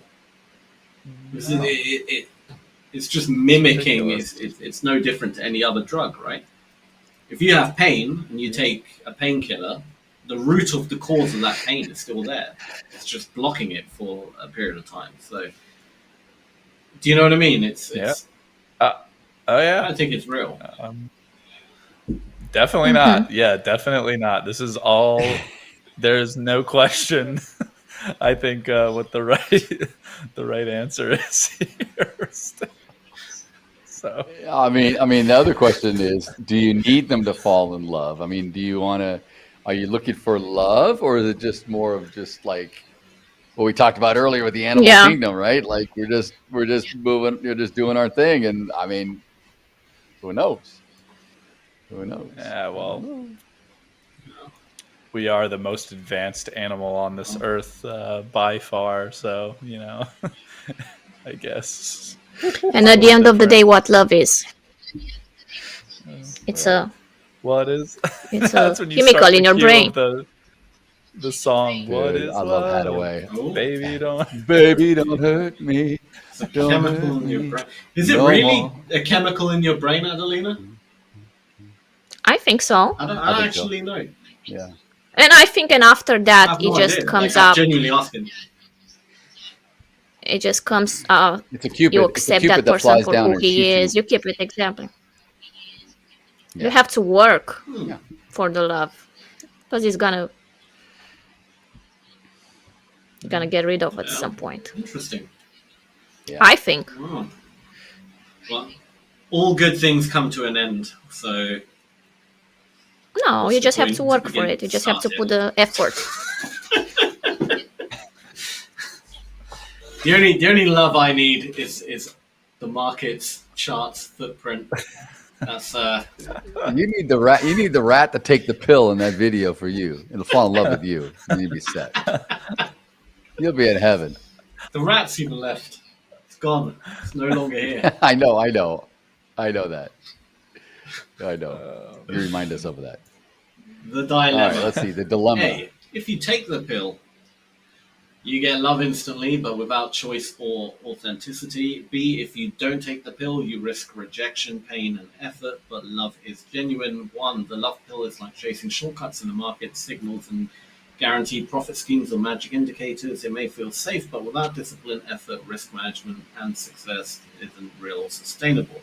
So I think what's interesting here is stuff like rejection, pain, and effort. While those are negative emotions, they're actually important for our development, right?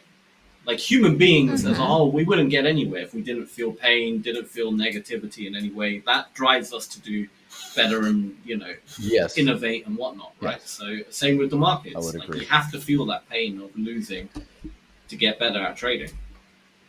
So take that away and you just become, I don't even know what you are. You're just... Okay. Sam, the love dog. An empty shell. This is insane. It's like free therapy here. Yep. Oh yeah, I agree. Yeah, I agree. It's true. It's so true. Guarantee, but the love pill guarantee profit. Right. Look, if something guarantees there's profit, then all right, fine. You're doing it for the money. It's like a 9 to 5. You go from 9 to 5, guarantee salary. Yeah. Well, yeah. Exactly. But no excitement. It's true. That is it.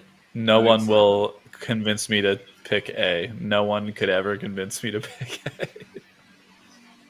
I don't think there's anything that can convince Can me. you imagine you pick A and then you stop liking that person? It's like, oh my God, you're so suffocating. You're suffocating me. Yeah. And what if it doesn't? You get love instantly, but what if it wears off? Like, does it wear off in a week or so? Like, then you're like, oh man, I could have waited for the real thing and waited for the perfect person, but I all right. jumped the gun. Here's a good question. And this would be aimed more to Paul and Daryl. Adelina, I don't know. It could be relevant to you as well. But Paul and Daryl, you're both married, right? What if your marriage starts falling apart, right? And you're at the brink of divorce and you're about to lose. Would you then give your wife the pill? She's already fallen in love with you once. So you're just to get her to stay. That spark again. You're not scamming. No. If she wants out, kick in the door, wave in the 4-4. Yeah, exactly. If she wants out, she should be having out for sure. Yeah, I'm not going to convince her to stay. I'll use the pill for someone else.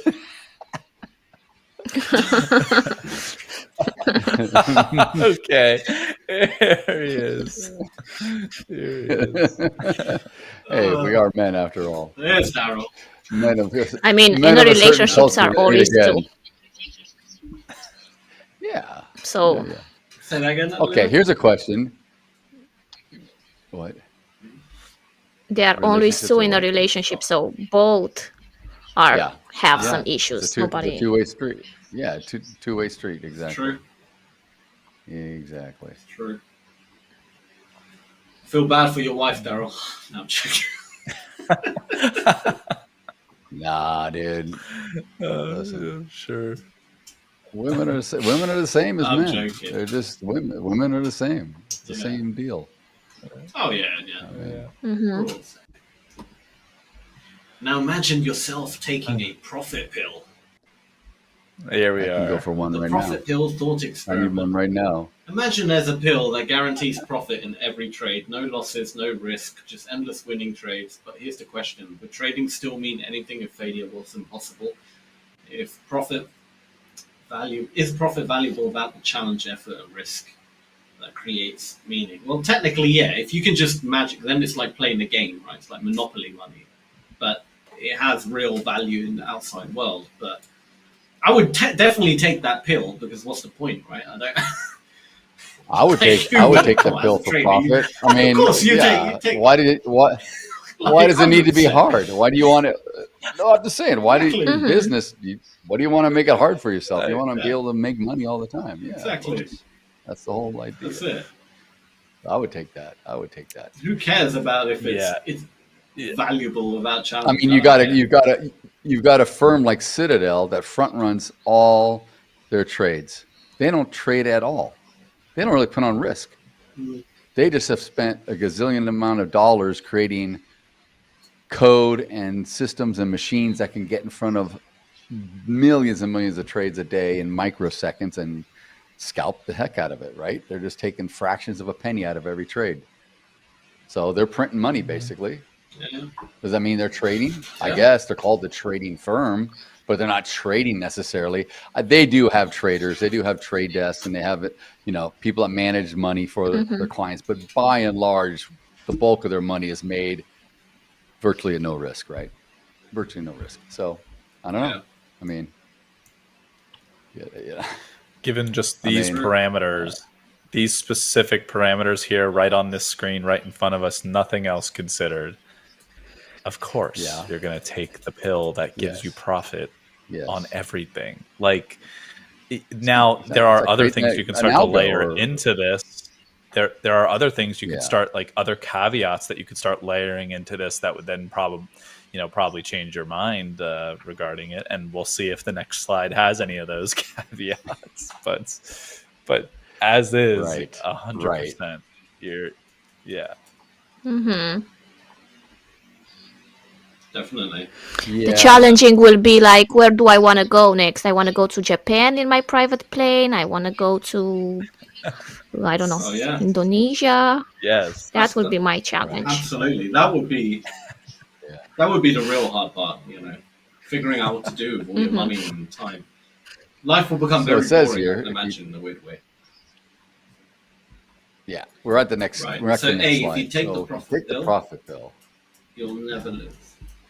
You'll never lose, but you'll never truly learn, improve, or feel achievement. If you don't take the profit pill, you face losses and challenges, but you build discipline, knowledge, and resilience. What would you do here? All day long. I don't care. I don't care. I don't All need day money. long. Yep. I just want to make money. Yep. Exactly. Yeah. Exactly. All day long. Of course. Agreed. That's why we're here. Yeah, agreed. Yep. This gets. I guess it's different. I mean, look. There's a lot of right. people. There's a lot of people that get into trading that want to learn Python and C++ and other stuff to code their own, trading systems and algos and stuff so that they can be auto traded. They can do. They want the same thing like the pill. That's basically what they're doing. They don't want to put the effort and the work in. They just want the thing to take trades when it's ideal for them. This would right? And scalp. this would hold more true to something like artistic, right? Like if you're or like an athlete, would you know, if you could just win a trophy by taking a pill, right? Would you feel that achievement? Take that would be PEDs more kind of, or whatever. Yeah, right. Exactly. But like in trading, no one truly wants to sit there looking at charts all day and you know, the stress and all that crap. We all do it for money, and that's the end goal. No one's doing it for the because there's really no shortcut in trading. That's the thing. Even if you create an algo, it may work for 3 or 6 or 9 months, but at some point it's not going to work for every market, and it'll start as fast as you made money, you'll start losing money if you don't keep it in check. So you have to stay on it. It takes work. Like there's nothing like, you know, like anything. Everyone seems to think, oh, I want passive income. I want passive this, passive that. But there's not many assets that are truly passive, where literally you do something and you walk away and it just does. I own real estate. I have managers too, but I have to manage them, watch all this. You know, it's not totally passive. I can't just walk away and not visit property and do stuff up from time to time. Right? It makes money every month. There's net income, you know, net operating income comes in, but it's still things like that. If you trade, even if you have a system, you still need to manage it. You still need to watch it. You know, Ken Griffin, who owns Citadel, he doesn't do it, but he's got a whole bunch of people at the company that are watching all the risk, watching, make sure this machine operates flawlessly. As soon as it stops or has any hiccup, you guaranteed they're going to shut that thing down and try to rectify it as fast as possible. But you know, it's just it's hard because there's no like you said, Sam, there's not really a way to just take something and have it just well, I mean, that's like the genie in the lamp, you know. I want my wish. Give me my wish. Yeah. Boom. But the difference between though like the algo and the profit pill is like that's you know, the algo, you're still doing work where you feel achievement because you did something. You figured a strategy out. You had able to build to automate it. You know, you had to code it. Yeah, you had to that's create like it. that's like the Exactly. equivalent to like you know, making the profit pill yourself and then feeling. If you made the profit pill and then you ate it, you'd feel super accomplished because you were able to figure out how to make I guess something that's that true. gives Yeah, you there you profits go. forever. So then you would feel a lot of achievement and Yeah. get all the money. So I feel like that's kind of how algo traders feel in a way. That's a good point. But Yeah, it is. Yeah, 100%. Unless really you're buying something off the shelf, right? Like you're buying a system that's ready to go, but that we all know how that is. Right. All right, trading takeaway. Just like love without choice feels hollow, profits without risk feel empty. What makes a trader strong isn't a pill or shortcut, it's the ability to manage losses, control emotions, and stick to a plan. True fulfillment in trading equals earning profits with discipline, not swallowing pills. Depends what pills. This was not written by a trader. I don't believe it, dude. Look, I don't need to have profits without risk feel empty. No. Have you seen the film Limitless? He took a pill and became an amazing trader. I do understand, like, there is a deeper, like, philosophy that you can go into this where, like, essentially, if you were to just simply, if your life was just to simply have stacks of cash and you had no loved ones, it's a challenge or to yourself. anything, and now all of a sudden you have no meaning in general except for a pile of money, and you didn't even do anything to earn it, then yeah, of course, you're going to feel this lack of achievement, like you have no purpose, all this other stuff. So wanting to have that purpose by being a true trader with discipline and earning your way into, you know, wealth and, you know, being able to support the people around you. I get that 100% for sure. But if we're going to be super, you know, like line in the sand, there's just a lot of caveats to be had with this thought experiment, of course, and you can go into hours of talking about it, to be quite honest. But I think most of us understand those caveats and how we generally would feel given certain situations and taking this pill or not taking it. So yeah. There's people that get into trading, like they've had a very successful career somewhere, and they, like you said, Paul, they've got a bunch of money that they've earned.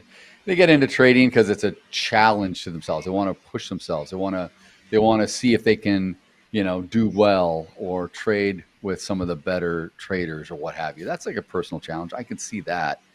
But when it comes to making money or not, I'm taking the guaranteed money every day. Why not? I mean, dude. Of course, it's like winning the lottery, right? Who wouldn't want to win the lottery? Yeah, exactly. But yeah, interesting stuff. By the what way, other pill do you want for good trading? Sorry. I want. What? Right? Yeah, good trading. I want a nootropic pill. Nootropics. Oh, what pill? What's nootropics? You know, nootropics. They're like brain pills. They're like brain pills that make you concentrate better and all that. Yeah. Okay. Like, there's also. Well, I'm not going to get into it. It's going to get weird. But there are like prescription drugs you can take that will just like. No, but there are like ones for like ADHD and stuff that make you proper switched on. Right. That's a whole nother subject. Proper switched on. I love how he says it. Proper switched on. And speaking of the lottery earlier, just a second ago, I did not win the Powerball, so everybody is not getting a free direct account, unfortunately. The winners were in Texas and Missouri. You let me down. So, yeah. Texas and I know. Was it Missouri or Wisconsin? Yeah, somewhere. I know. I saw that. Yep. Let me down. But I did say I would show up if I won. If I won, I said I'd show up to work anyway because I love you guys so much. And I need to keep Sam in check and make sure he's singing. Yeah. Exactly. Who would know if you would win the lottery? Would you tell people? No, I wouldn't tell many I'd people. tell no one. Not in the beginning until I got it all squared away. No, I wouldn't. I would talk to my attorney, talk to my CPA, make sure I got everything set what I want to do with it first, and then no, you got to go right. You got to go about that the smart way. Yeah, for sure. All right, back end. We can go back to trading. So you can my trade's in the money. My trade. I've been holding it. I didn't take a pill. I just held it. I suffer some adverse negative heat. I was sweating it out a little bit. I was sweating with the oldies with Richard Simmons here, sweating it out, but I held. Where did my pointer go? Where's my pointer? Hold on. Where's my pointer? Very, very good. Yeah, no, so I held and I'm back up here. So I guess I just got to get a new one. Yeah, we're just. Adelina must have taken a short in the Dow. Did you? I did. Adelina? Yeah, I did. Nice. I think the Dow's got the legs. The Dow's got the legs today for sure among the indices, without a doubt. I mean, maybe the Russell did earlier, but among the top three. Between the two. Yeah. Yeah. All right, so.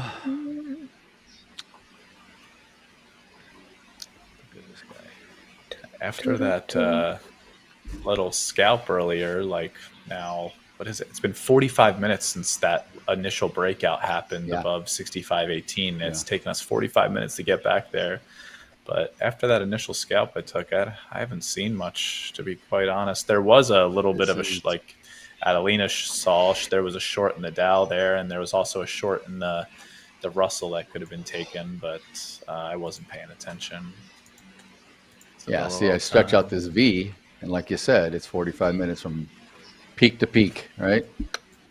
It doesn't look very long when I had it smushed in, but now it's like, and we've been actually consolidating way back here for an hour and a half. So, but this is ES trading for me at this hour. I'm okay with it as long as it's going in my favor. You guys know me. I'll sit through this stuff. This is why Chris was saying that I needed to do chest pumps on Sam. He was telling Sam he needs to start trading. What was he telling you? What did he say? He wants you to do. You were talking about swing trading, right? Yeah, no, you're saying he said you'd have to hold trading, can't remember which asset it was now. Which instrument? It was like 10-year bonds. Cattle. I don't know. It was one of them. No, it wasn't cattle. But anyway. No, it wasn't. Yeah, it wasn't cattle. It was so little. But he was like, Sam, you need to hold this for like an hour. But he says, I don't think you could be able to do it. I see you just pass it out on the floor, and Daryl's got to give you a chest. He couldn't hold it. It's true. He said, you have to hold it. It's true. I forgot what it was, but it was funny. It was so funny. I mean, if it was a 10-year note, I have faith that you would be able to hold it for that long, Sam. That's an easier one. It's not going anywhere. Yeah, that thing's going like 3 ticks in an hour. So,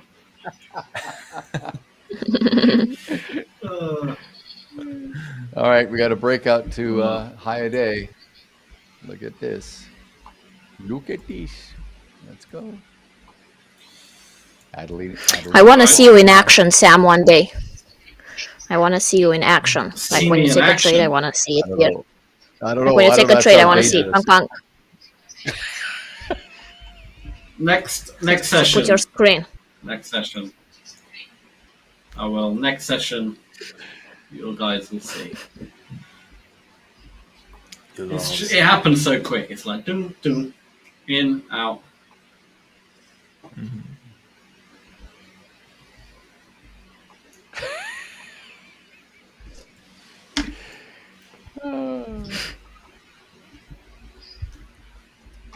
Poor Sam. The 1 minute man.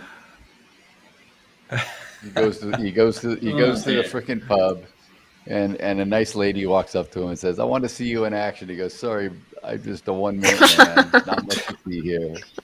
Move on to the next guy."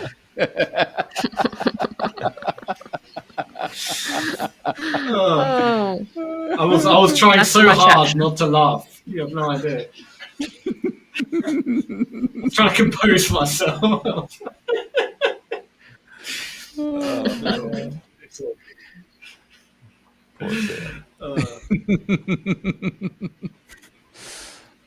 But what I will do is take a small break so you guys can trade without me for a few minutes. We got it. No worries, guys. Sounds good. I got to catch you anyway. I got to catch Sam. Yeah, I was contemplating whether I wanted to get into something here, but my better judgment is telling me to really be patient here in this last 30 minutes. And if something really does pop up into my eyes where I feel like I should just get into it for a small scalp, I will. But I kind of want to secure this 350 in the challenge account and move on to another day.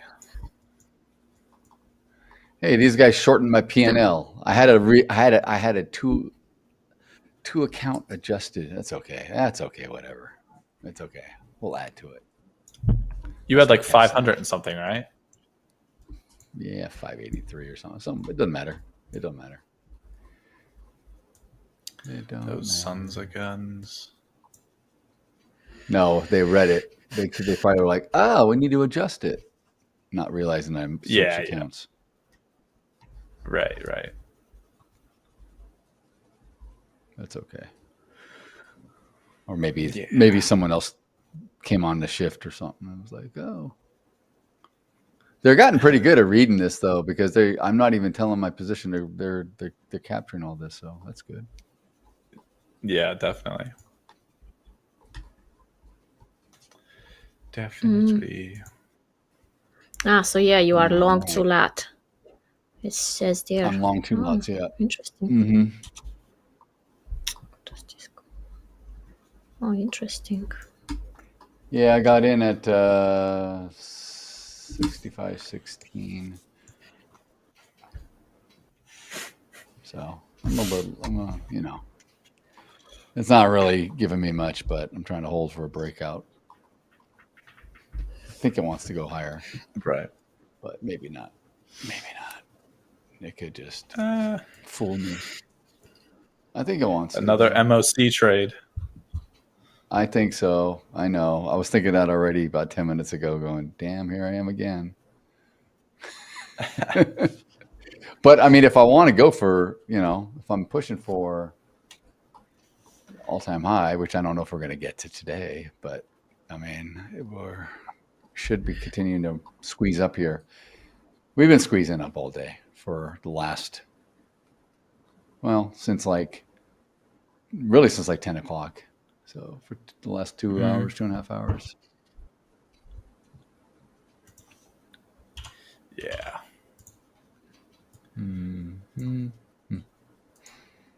Well, all right.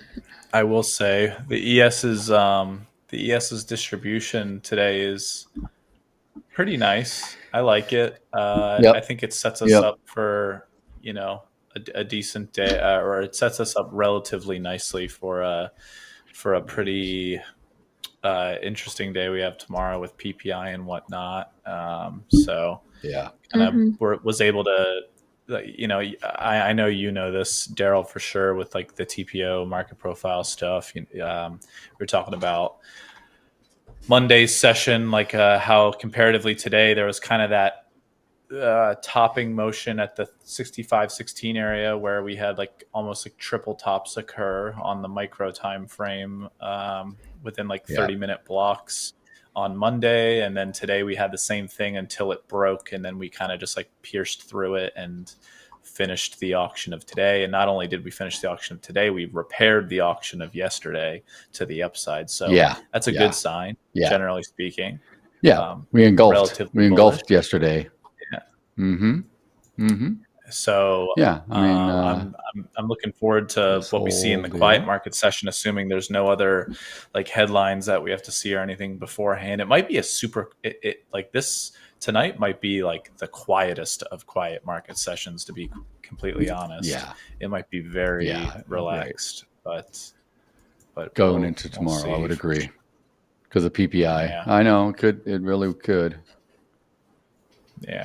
Normally it should be, but it's like I've been talking about, the overnights have been very, they've been pretty volatile. There's been opportunity for everyone. Doesn't matter whether you're trading early on or waiting for London or what have you. It's just seems to be pretty good opportunities in the overnight, and we don't get that all the time either. That's what I'm saying. These whole markets are just they're very abnormal.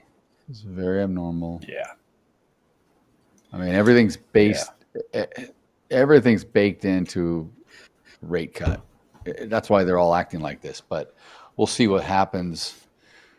What Powell says and how they react to what they think going forward. That's the real thing. It's not whether or not they're going to cut rates. All these institutions and banks, they already know this. They've known that there's going to be a rate cut coming for a long time. So it's like not rocket science. Like, oh, well, it's cutting rates now. They've got all this factored in. It's going forward.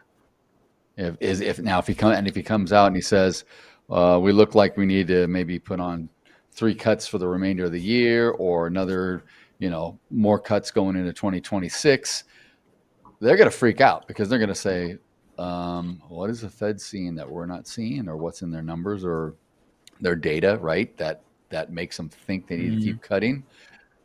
And if they don't cut, the same thing can happen. And then we can have the tariff risk when all that stuff starts kicking in, all the import-export stuff starts, the trade for both sides starts kicking in. So I don't know. I mean, Chris was talking a lot about this stuff with Sam for a half hour, which is pretty good, because he does, all this technical analysis for all these companies and clients. So I think he hears a lot of different information than we do as regular retail traders, even though he does trade for himself. He also has the ear of other, bigger think tanks, if you will, and people that are analyzing the data differently. So I thought today, what he said today with Sam for 30 minutes was really damn good to go back and listen to. So definitely. I'm not saying you have to do it, but I would, And also, he's thinking about shorting cattle, Paul, because cattle had a big sell-off today. He didn't trade it, but after this giant run-up, he said that he was hearing things that maybe the screw worm may be under control. So that obviously would help with the health of the meat and the cattle product, right? So maybe the cattle market was running up because they were afraid of scarcity or what have you, right? So the futures and cattle was really, bullish, but maybe now he's going to wait and look for the next few days. And he said he may start to get short because it was such a precipitous move up that he may want to capture some of the move down if it goes down. So that's just, I'm not telling you how to trade it. That's just what he was saying, right? So. No, dude, I'm definitely, I like it. I like it for sure. It really has had such an incredible run over the last, 3 months or so. He pulled up the chart. Yeah, he pulled up the chart for Sam, like the daily, and the daily is like at a 60-degree angle. Not even, like just freaking crazy, dude. I'm like, holy. I know, dude. It is absurd, man. It's ridiculous. I know. Just in it's like 4 months or something, cattle is up somewhere around like 30% or 25% or so. So, for a commodity, not too shabby. But I don't think we did have a big down day today. We haven't seen it in the meat price, have we? I mean, meat's been expensive for a long time now, but I don't think we've seen a big jump up in the price for red meat. I don't think like lately, like inflation, right? Yeah, not hasn't necessarily lately. I know a while ago, probably like 2 or 3 years ago, there was a relatively nice bump up in meat prices. But since then, I think we've all just gotten used to it. Yeah. Right. But what I'm saying is with the price of futures, because that's a forward, it's a deliverable product, I guess. So they're just banking on. It's different. Yeah. It's like an agricultural product, so it's different, I guess. Yeah. So, what's funny is I think it was 5 years ago or something at my local grocery store, they would have sales where you could get 2 12-ounce New York strips for $9.99. Mm-hmm. It was for 2 of them. Whoa. It would be like a buy one get one kind of sale. 5 years ago, roughly, where you could get 2 for hell of a deal is right, my friend. We always were taking advantage of those suckers. Loading up on that, yeah. Nowadays, right. That hasn't existed for a long time now, but it's like 1 for $16.99 or something, man. It's like yeah, exactly. It's crazy. Exactly. It's crazy. I know. Yep. If the ES makes a run today, what sparks it? Me. All me. I'm going to be the catalyst today. As Sam threw me under the bus, that freaking fool. He's like, oh yeah, it's all Daryl. I'm like, dude, what are you telling this guy? Freaking, and he's smiling. He's like all chagrined, like, I'm like, ew, I'm going to get you, Sam. That's Sly Fox. Yep. Sammy the Sly Fox. Data, momentum, tech, IA stocks, energy, and commodities bounce. Just pure bullish sentiment. Bullish sentiment, man. That was my winner. Dude, Google's up $6 today.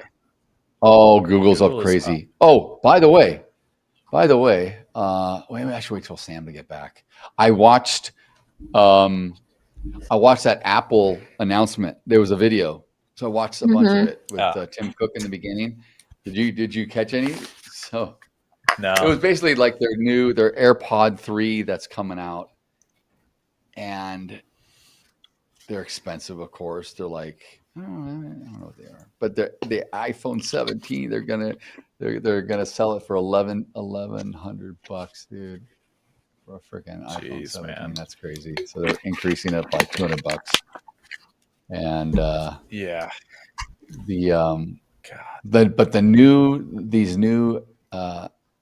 the Pro 3 AirPods, they're pretty cool because not only they're like 4 times the noise canceling from before and all that, which is cool, but what they have Apple Intelligence built in to where it can translate any language for you. So you can go. Wow. I could sit in front of Adelina. She could speak Romanian to me. and I don't know what she's saying, but it would translate it back into English. You can go into your app on your phone and you can say like what you want it to sound like in your ears. Like, do you want it to be in Spanish or whatever? And then also, let's say I was in Romania and she didn't speak English and I wanted to talk to her. I would speak in English and it would show up in Romanian on my phone, and I would just have to show it to her and she would read it and go, oh, okay. Or I could have it on audio and it could come out of the speakers on the phone and translate it like it would be like, like I was talking in her language. Like crazy, dude. Well, that's pretty cool. There are already some that do that. I have. Are there? The translations are not correct, but you buy two sets, you put one in your ears and one with the person that you want to talk, and you're gonna hear the translation too. Yeah.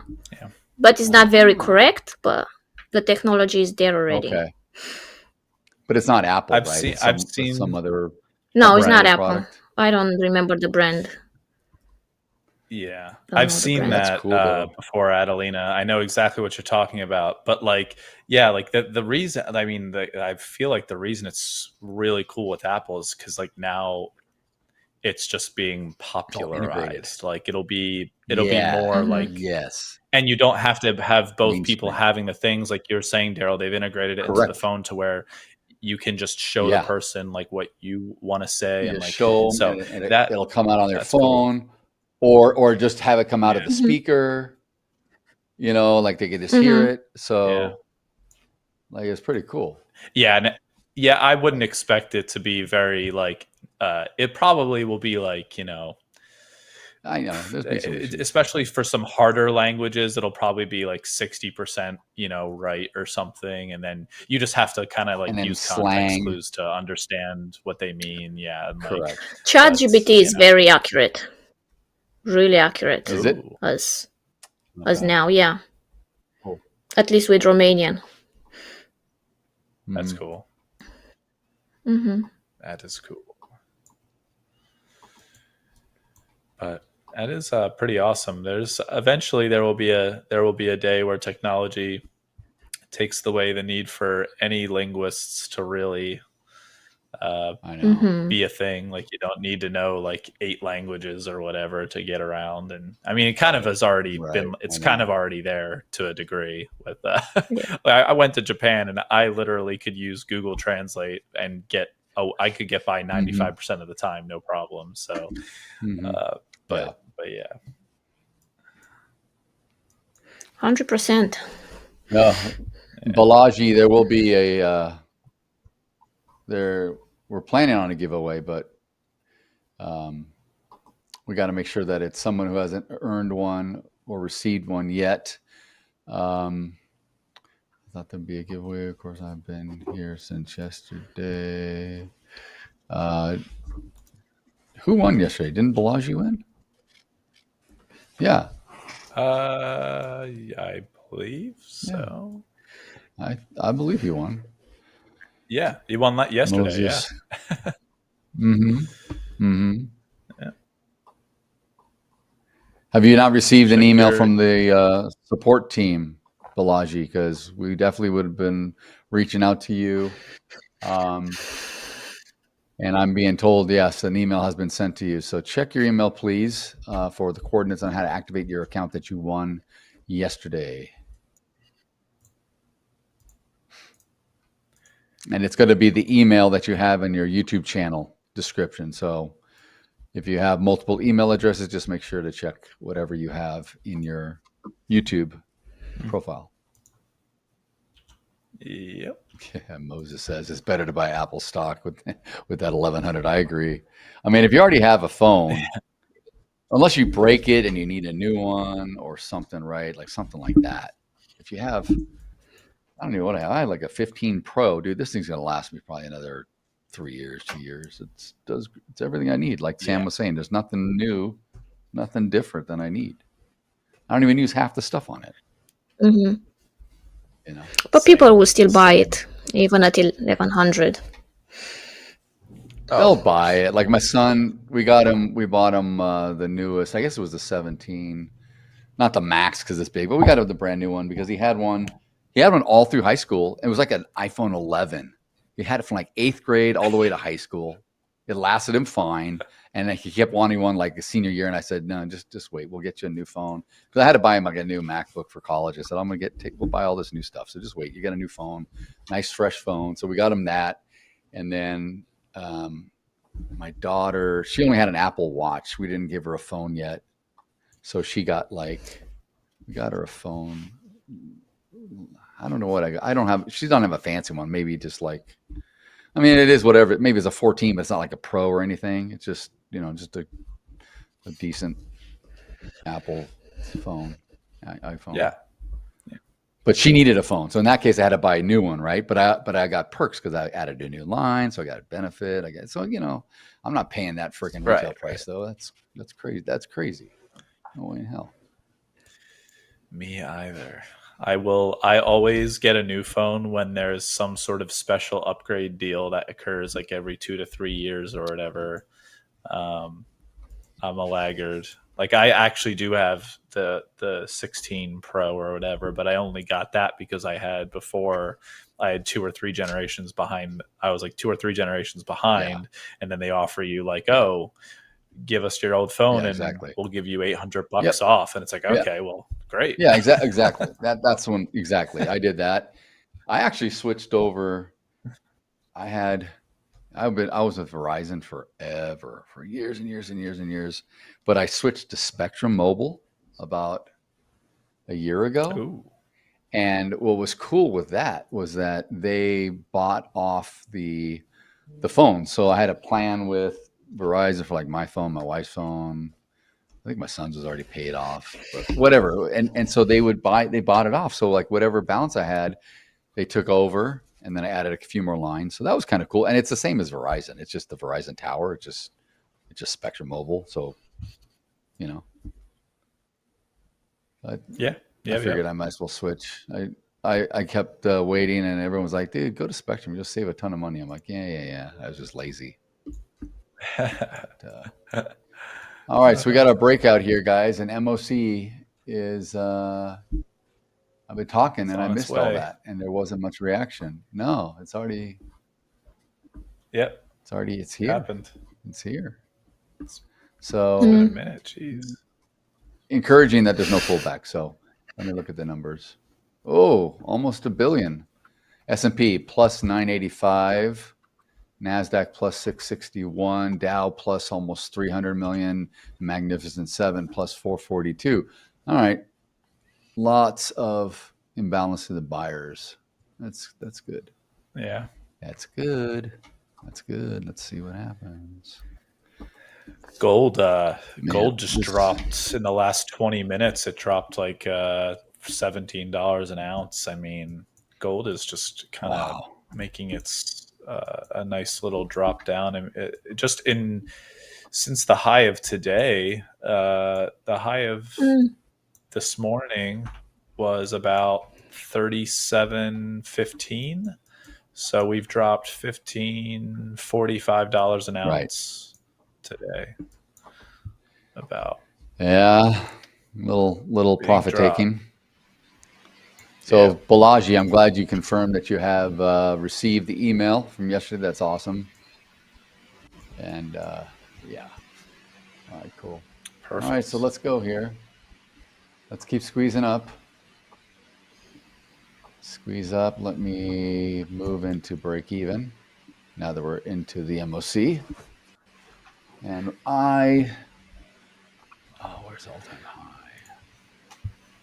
All-time high is at 65.41 3/4. I don't think we're going to get there. I'd like to get to the overnight high, which is at 65.23 half.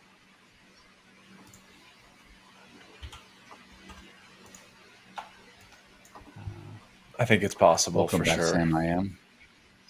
Yeah, I think so. Hello. Hello. He says hello. Howdy.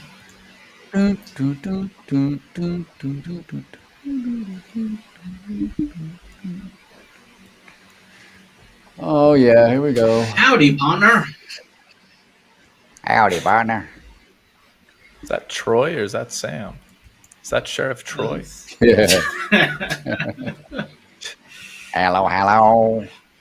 Sheriff Troy in the house. What's up? What's up? Sheriff Troy. Back at it. Troy the Madman. The Madman. The man, the myth, the legend. That's right. All right, we're at 65.20. We'll keep making new highs on the day. Let's get to the overnight high, which is... It's going there. It's going. Come on. It's going.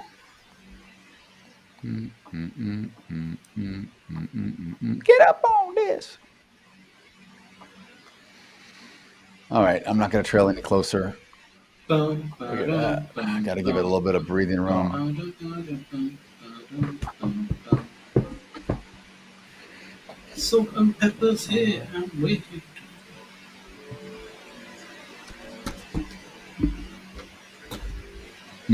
Go. Ticked up at the 22 level. Come on.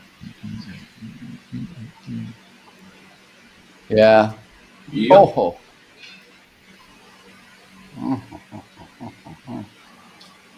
Oh, come on. It's just a little response. There we go. Get back on the upside. So close. That was funny. So close. I know. That was really close. There we go. See it, though. I just put it. I just put it right here to this. Where is it? The only reason I put that, see my little that little green line? I put it right where that low volume is. That just a little indent, and it didn't mean anything. I don't know why I put it there. There we go. Get up, beyond. Cha-chim. Cha-ching. Overnight high is taken out. Delete that puppy. We ripped it, dude. Oh yeah, let's get up there. I am at 25. Cha-ching.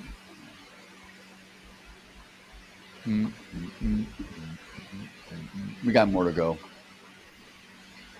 Let's get it done. Nicely done. Very nice. Nicely done. Very nice. There we go again. Very what nice. A trade. Great trade. Now I got to focus on my cash account because my cash account. Same trade, same motion, same action, same everything. Let's see. Well, we're holding up here. Let's go, baby. Let's see if we get a little higher.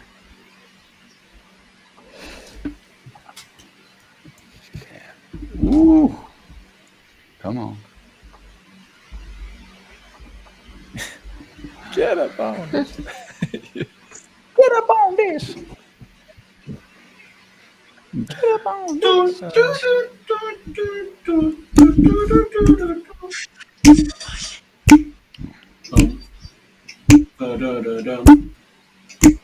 Push it good. What is that? Is that you saying? What is that noise? Yeah, what is noise? that? No, it's a me. Oh, it's Adelina. Adelina.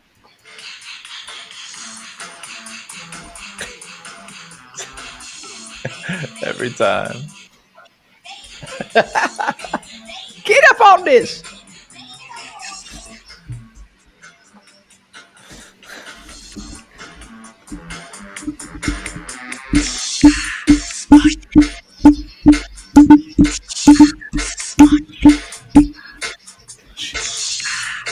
Get up on this.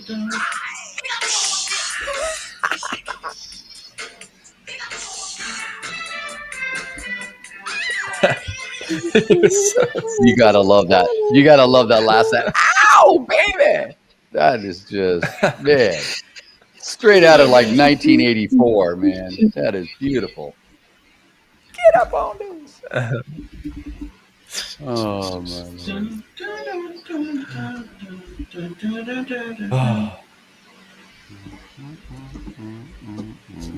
All right, so if they want to give me my P&L like that, I'll just give it. There you go. Look, they already corrected it. You guys are on top of it today. Well done, production team. You guys are on top of it. They took me out in no position. They got the P&L accurate. Dude, Look you at guys it. are pushing it. Yeah, push it. Get up on this. They pushed it real good. What can I say?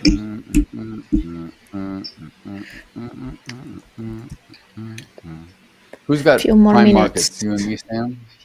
I think it's you and me. Huh? Get up on this. Do we have it? Or is it Oh, us? after yeah. Prime day wrap up. Prime day wrap up. Yeah. I'm sorry.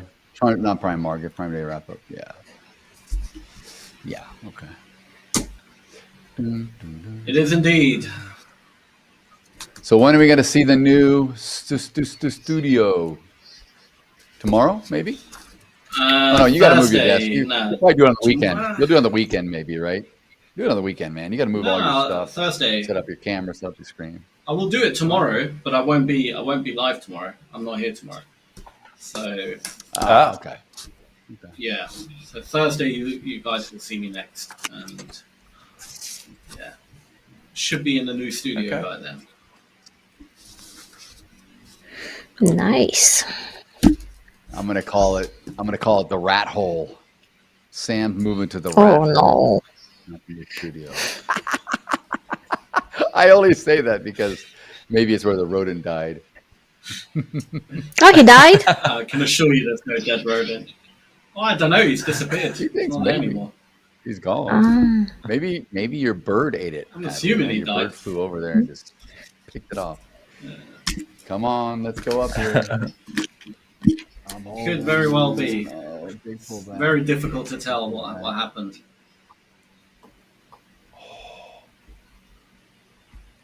And the market's closed. The cash is closed. Trade.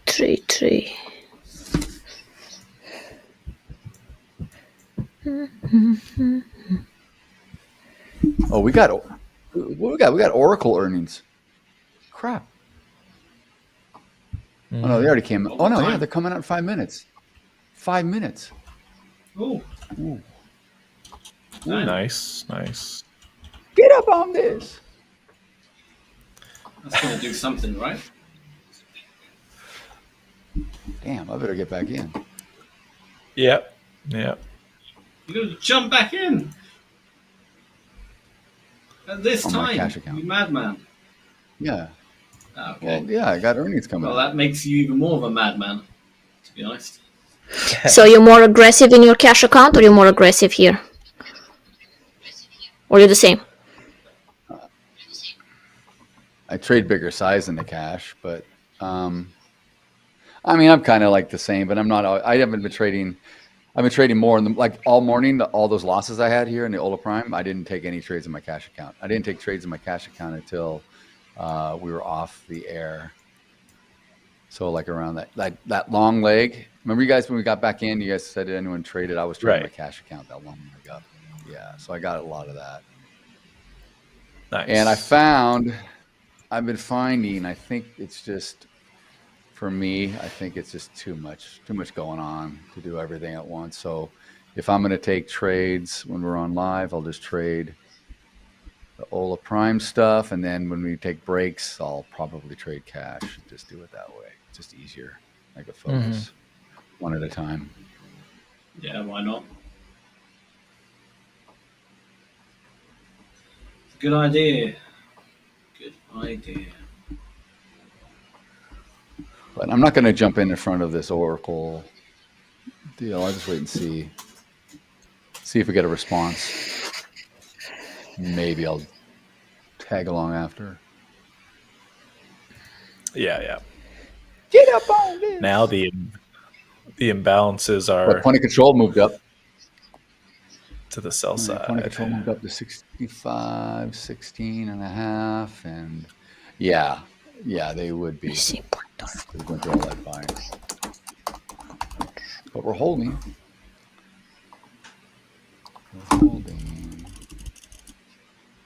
We've kind of come back down to the ES, kind of where we were right before the MOC, and then the rip.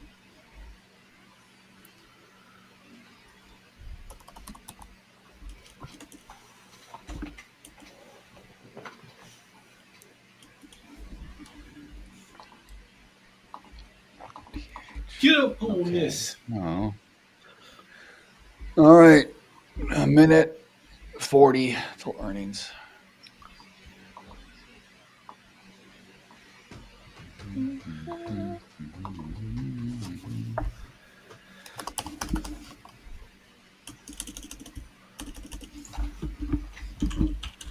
How do you put the point of control in a chart here? It comes up automatically. If you, hang on, let me get back to you. So it's you. Project X, just right click, go to settings, and I think it's probably,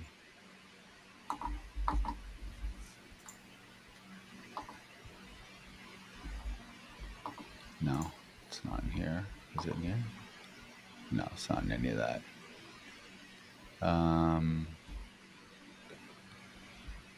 Volume, VWAP, that's VWAP. There's a thing for, where is it? Where was it? It must be in the settings, I think. Is it indicators? No, not in indicators, because I would have had. No. Maybe it's in settings at the back.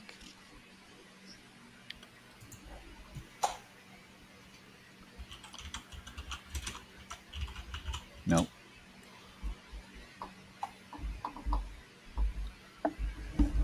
I'll find it. Do you want to put it on? You want to use it, add it to your charts?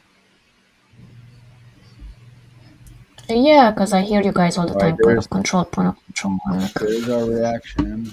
There's our reaction to. Yeah, just give me 1 minute, Adelina. Let me just see what's going on with Oracle. Oracle.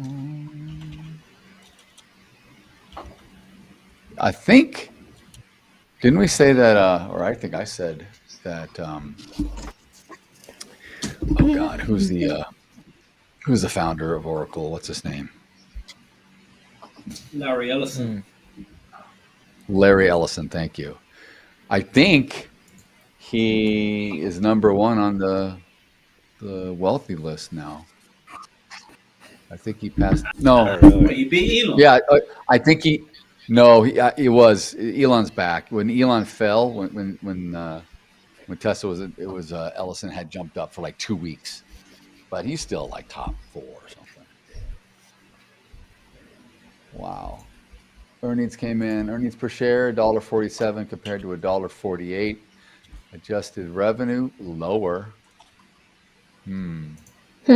Estimated 15.03 billion came in at 14.93 billion. Let's see. There may be more of a reaction than this then. Yeah, up $10 a share at the moment. Dropped like 20 a share to start and then wicked way high, and we're at 254. Yeah, up 13, 14 a share, 15. It's running. All right, well, I know, but I don't know if it's going to move the ES enough. You know what I mean? Oh yeah, well, it's moving it a little bit, but yeah, I guess not too much. I know that. I'm looking at it. All right, we'll see. We'll sit here. Okay. Back to point of control. Where the hell was point of control? My. Dude, it is running so. Wow. Oracle? It's up really 10%. Yeah, it's up 10% right now. Jesus. Oh, wow. All right, ES is going now. Wow. It won't stop. I'm a little surprised on the missed revenue, but it's got to be AI, the AI stuff behind it. It's got to be pushing all this. This is like what Troy and I talk about with .com. It doesn't matter how well you do or not. It's just, are you doing the AI thing, and do you think things are? Oh, here we go. Cloud revenue. Yeah. Their SaaS revenue's down. Infrastructure revenue in line. Remaining performance obligations. Oh my God, that's it right there, dude. Their remaining performance obligations, 455 billion versus 99 billion year over year. Basically a 350% increase of what they're on their contracts. Wow. That is massive. This is like NVIDIA. That's what's doing it right there. Holy smokes. That's what's doing it. Wow. Wow.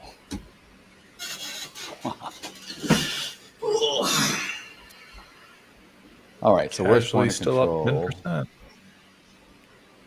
Yeah, I'm holding my long. Where the hell is point of control? In Project X.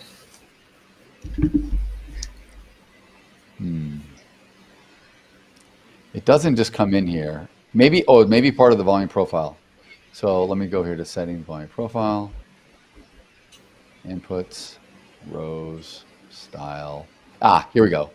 So yes, you got to have the volume profile, and then you'll see it down here. I just changed the color to pink, and then you could do a developing one, which I don't do, or value area point. I don't do any of that. I just want a straight point of control. And what does kind of stink is that we can't get an anchored or a different time point of control. So it kicks in when the new session starts. So in less than an hour, it's going to stop, and then when we open up an hour later, when we reopen for Asia, the point of control will kick in wherever we are going forward for that next day, for tomorrow. So that's the only thing that I wish I could do. I wish I could like move it to like US session, or put an hour time whenever I wanted to. You can do the fixed range volume profile, and then you can literally draw but I don't want it to however you want. Yeah, I've done that before. I don't, but it moves around too much. I don't like that look. Plus, I use it on my other software where I've got multiple. Like I've got point of control for Asia. I've got point of control. Like I can dictate exactly where I want it to be. Even VWAP, I can move VWAP around. Yeah. So.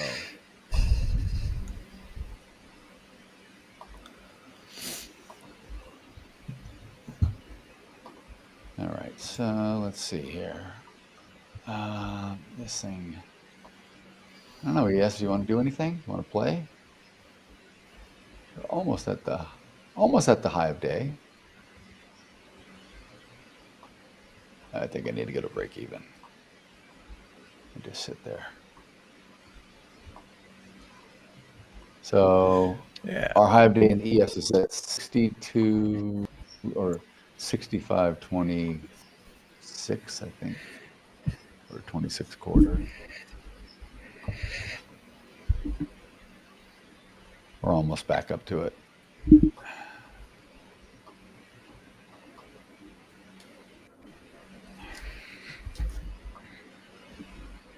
There we go. Come on.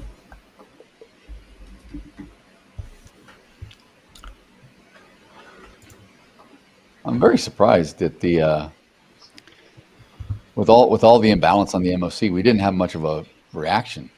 At that 10-minute mark, it didn't really kind of come and wick down and go up. Even if it's heavy like that, right? It will sometimes just go down and collect a whole bunch of stops, run 10, 12, 15 points, and come right back. It didn't do it. It just sat. It's really, and I was talking the whole time. I didn't even pay attention to the damn thing. All right, cool. Here we go. There's like all these headlines that have been coming out with Secretary Bessent. Jeez, man. I know. I know. I saw that too. Fed's cook hasn't said she didn't do mortgage fraud. Like all these just drama headlines. That's why they're trying to fire her for doing all this crap. And I said Fed should recalibrate rates. I mean, they've been saying that for White House has been saying that for a while. Yeah, he said, and he wants Antony to come into the BLS because he said the BLS data. He said it earlier, a few hours ago. He said something like the BLS. Oh no, JD Vance actually was making comments. Did you see that? JD Vance was saying that the BLS data is a bunch of crap. It's not accurate at all. We need new people to run the Bureau of Labor Statistics. I mean, obviously he's probably just parroting what Trump wants him to say or whatever. But I mean, we know that they want all their boys in there, but it's like at the end of the day, it's all government data. Right. I don't really believe half that crap, honestly. I mean, it's. Yeah, I mean, the revisions are always happening and everything, and it's like it's not usually going to be right off the bat. You got to pay attention to all the revisions to really get an accurate assessment. And not everybody is paying attention to the revisions, or most people aren't, just like the banks and stuff. And is the revision designed to just kind of cover their butt or put the final narrative that they want? You know what I mean? Like, I just don't trust all of it because they're constantly moving sectors in and out, companies in and out of their data to suit them, right? Like CPI, PPI, they move stuff all the time. We're going to ignore housing data from this. We'll remove it from this one for now. Oh, we'll add it in 2 more quarters. We'll bring it back. What? Why? So then you're comparing year over year numbers and it's not consistent because it's almost like the portfolio, what's in the portfolio is different than what was in there before. So how can you compare apples to apples? You can't. It's ridiculous. Yeah. So, I mean,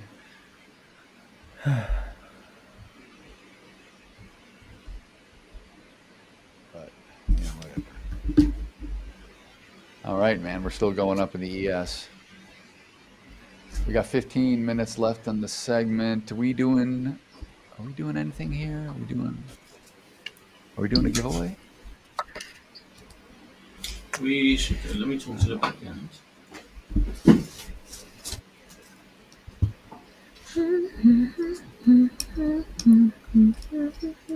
See, Adelina, I got it in your head. It's catchy. Very catchy. Once you have it, you're going to be humming all day. Get up on this. Just can't help but sing it.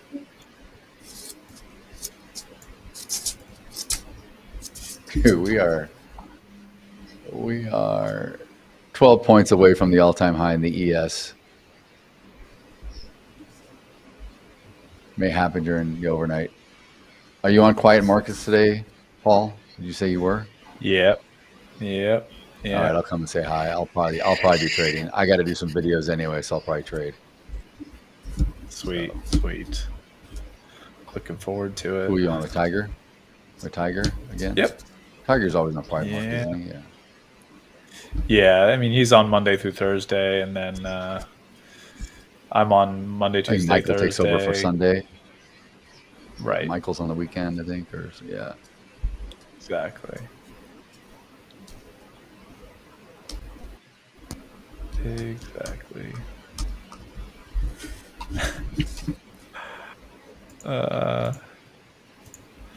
Come on.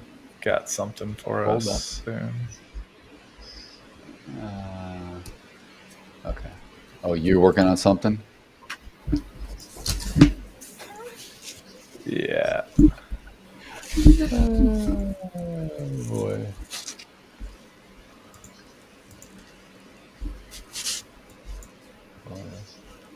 I can't think of a single new charades anymore. I think we've done all the charades. I mean, that's the thing. I mean, we kind of play it. We play it out. We'll go to something else, and we'll come back to it maybe. We need to invent a new game. Yeah, we gotta invent something. Invent a new game. What could we possibly play? How you doing, Edgar? Eric Lake, what's up, buddy? Balaji won yesterday, Eric. I don't think you were at the doctor's. You had to go to Albuquerque, but Balaji won yesterday. So he didn't think he won, but he checked his email, and sure enough, all his coordinates are in there. So he's set. Moses is asking, I like how you guys trail your profit. Thank you. Yeah, I mean, that's just one way to kind of lock in some stuff. And if you, like for myself, who doesn't really hyper scalp, but I would call this scalping in the day trading terms. I mean, it's not swing trading, it's not position trading. So I'm in and out of scalping. It's just a longer term scalp during the day. But if I can get into if I can get into the money in a trade by 2 or 3 or 4 points, I will probably move to break even at least, and then I'm just risk free, right? I call it risk neutral. Some people call it a free trade, what have you, because the worst that can happen is it comes back and I'll get scratched out or taken out for a little bit of a profit. But I like to let the trade develop, so I give it room to go, and if it goes, even though I have a take profit in there, I'll do one of two things or both. I'll move take profit sometimes, because if it tends to just jump, it may go up and take me out, which will probably be a better take profit than I can react to if I was to flatten and actually push the button or move my stop up to grab it if I'm trailing. Or then I just trail it. Just trail it and give it, a few points of movement. Just keep trailing, give it a few points of movement. And then if it comes back on me, it takes me out in the money. And it's much more comfortable. And I know, a lot of people here, they know I sit in trades a lot, but when you're like that, if you can trade like that, that's just my way I look at it. I'm comfortable sitting in a trade then, because I don't really have to look at it. I can talk to my buddies here on the coaches. I can do other stuff, and I'm not like just so focused on the chart where I'm like just freaking out about it. So yeah, that's just how I do it. Yeah. Well, that kind long, of like how we were talking about market on close. I know it's still going, dude. Yeah. Oracle's up $50 or over $50 a share right now. It's literally up over 20%. So what? It's Wow. Yeah. I'm just watching this, and it's that's like insane, absurd. Yeah, and the entry I made after Oracle with 3 contracts, I'm up almost $2,000 since I got out with the close. So just riding like Sam, you're like, are you gonna get in now? I'm like, yeah, I'll probably get in now, but I'm locked in. I'm trailing. So what the hell, man? I mean, fair play, man. This is where, like, do what you have to do. Just let it do its thing. Let it do its thing. It's still going. Still going. Go up to 32, dude. We're 10 points away from all-time high. It could do it right now. We could do it before the session's over. Today, before 5 o'clock Eastern. Wow. Yeah. Oracle. Crazy.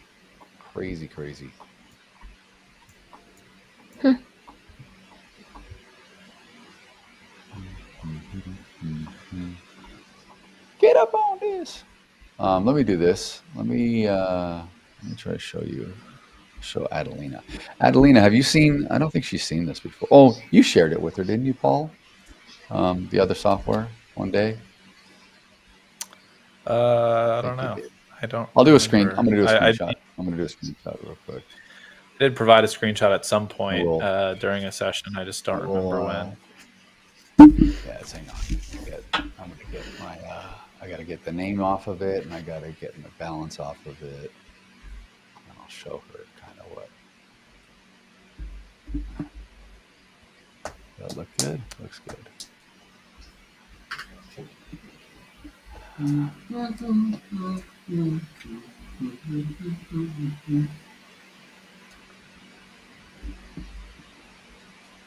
Okay.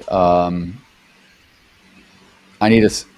Can we switch to someone else's screen? I need to stop sharing, and then switch to mine. Set my screen as a primary so I can drag it in. There you go. Cool. Here's your charade of the afternoon. It's a band. Imagine Dragons. Dragons. Booyah! There it is. Booyah. You got it, Daryl. That was good though. Job. That was good. That was a really good one. That was a good one. Share my screen. I got to show the actual screen now, not the application. Thinking Dragons. Okay, so we can switch back to my screen now, and then I'll. I gotta find where I put it.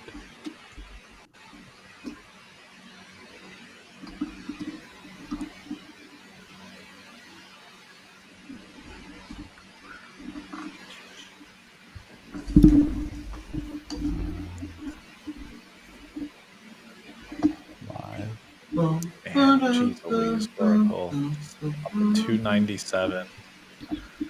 It's gonna So this probably just shows 300. It's insane. Can't see my Oh, cursor. with the bubbles, I remember Paul show. Yeah, so my dots are different. My dots are different, but it's gonna be hard to see. But you can see 13 at the bottom where it says 1300. That's 1 o'clock my time, 4 o'clock Eastern. So that's the close. But then Oracle came in and then I got in, right? And so I'm just kind of riding this thing, just riding this up. And I got 3 limit at the top is kind of like my take profit, and I can trail, and I can also separate these, which is much easier than how Project X does it. But it's okay. So what's the pink line? What I look. The Point of pink control. line. Point of control. So it jumped check up right at the close at around that 65.16 or so. And the little blue, the kind of teal cyan color is the midpoint, and the white, the thin white, is the VWAP. And then all the rest of the stuff's just heat map. Just heat map, and then order book off to the far right, and then just some notes that I put in these columns, and that's it. It's pretty clean. I don't do too much with it. Very nice. But I mean, that's what I was looking at, Sam, which is why I kind of got in that trade post. Yeah, no, I get it. But, totally get it.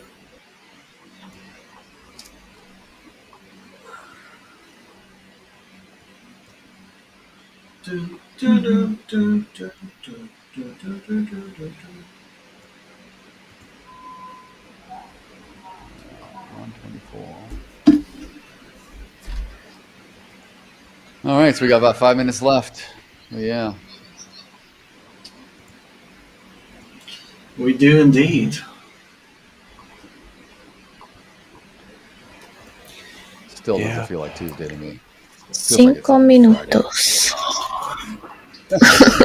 I'm so messed up on days right now. I'm gonna take a short to make even. Let's see. You taking a short right now? Yeah, I want to make $177. Annalena, you're brave. Just remember, it'll shut you off in 5 minutes, though. Project X will close you out. Whether you're profit or not doesn't matter. It'll just do its thing. Very brave. She wouldn't be here if she wasn't brave. She wouldn't be jumping out of airplanes if she wasn't brave. This girl. It's true. I can't believe you jumped out of an airplane. That is true. That's something you do just regularly for fun. Just jump out of airplanes. No, that was the first and last time. I mean, I don't know if the last, but It was on your list, right? A bucket list of things to do. Kind of like, I want to do this at some point. I think like that is, for me, is just once in a lifetime. But if I'll do it again, I don't know. Not for me. Maybe I'll do it for somebody that want to do it and just be there to support. I'll do it. But for me, I'm good. Yeah. Have you ever bungee jumped? Support. Maybe you can jump out of the plane for Daryl. No way, no. Have you ever Daryl needs bungee support. jumped? No. Actually, with that, I'm more scared. Because I don't like this part. I don't either. My So I wife's don't done know it, that and one. I. Well, it was I tell funny. her I will never Bungee do it. jumping. Yeah, never will do it myself, but she has. She did it in New Zealand at like the first place that they ever did bungee jumping or whatever. My wife would do it too. Which is crazy. So when I I'm jump, chicken. And I hate roller coasters. I'm scared of roller coasters too. I hate that. when I jump at the beginning, when they do your little intro, they told me 10 seconds free fall, right? So I start counting 1, 2, 3, 4, 5, 6, 7, 8, You're 9, already 10. out there at 4. And I was already at 15. I got so scared. Oh. I'm like, this is when I panicked. Oh yeah. But it was good. I thought you were going to say they were going to have you count to 10, and then the instructor or whatever who's strapped on the back with you, you're like ready to jump out, and you're like, count down. Let's count down from 10. You're like 10, 9, 8. And you're just push you right out. You're gone. Sparta kicks. That way you can't freak out. They just let's go. Mm-hmm. No, that part was the nicest part when you look and you see that. Yeah. You look down and you see it's the nicest part. Yeah. What's it feel like? Yeah. What does it feel like when you first fall? Like, is it just crazy speed, or is it just like the wind and you feel like you're almost not falling? No, you feel like you're falling. Dude, I feel like you're falling. Oh no, you feel like you're falling. I'd pass out. I Really? would pass out, dude. I would be. Actually, it was somebody in the same plane with me that passed out. He got Really? passed out. When they jumped, Mm-hmm. they passed out on the way down.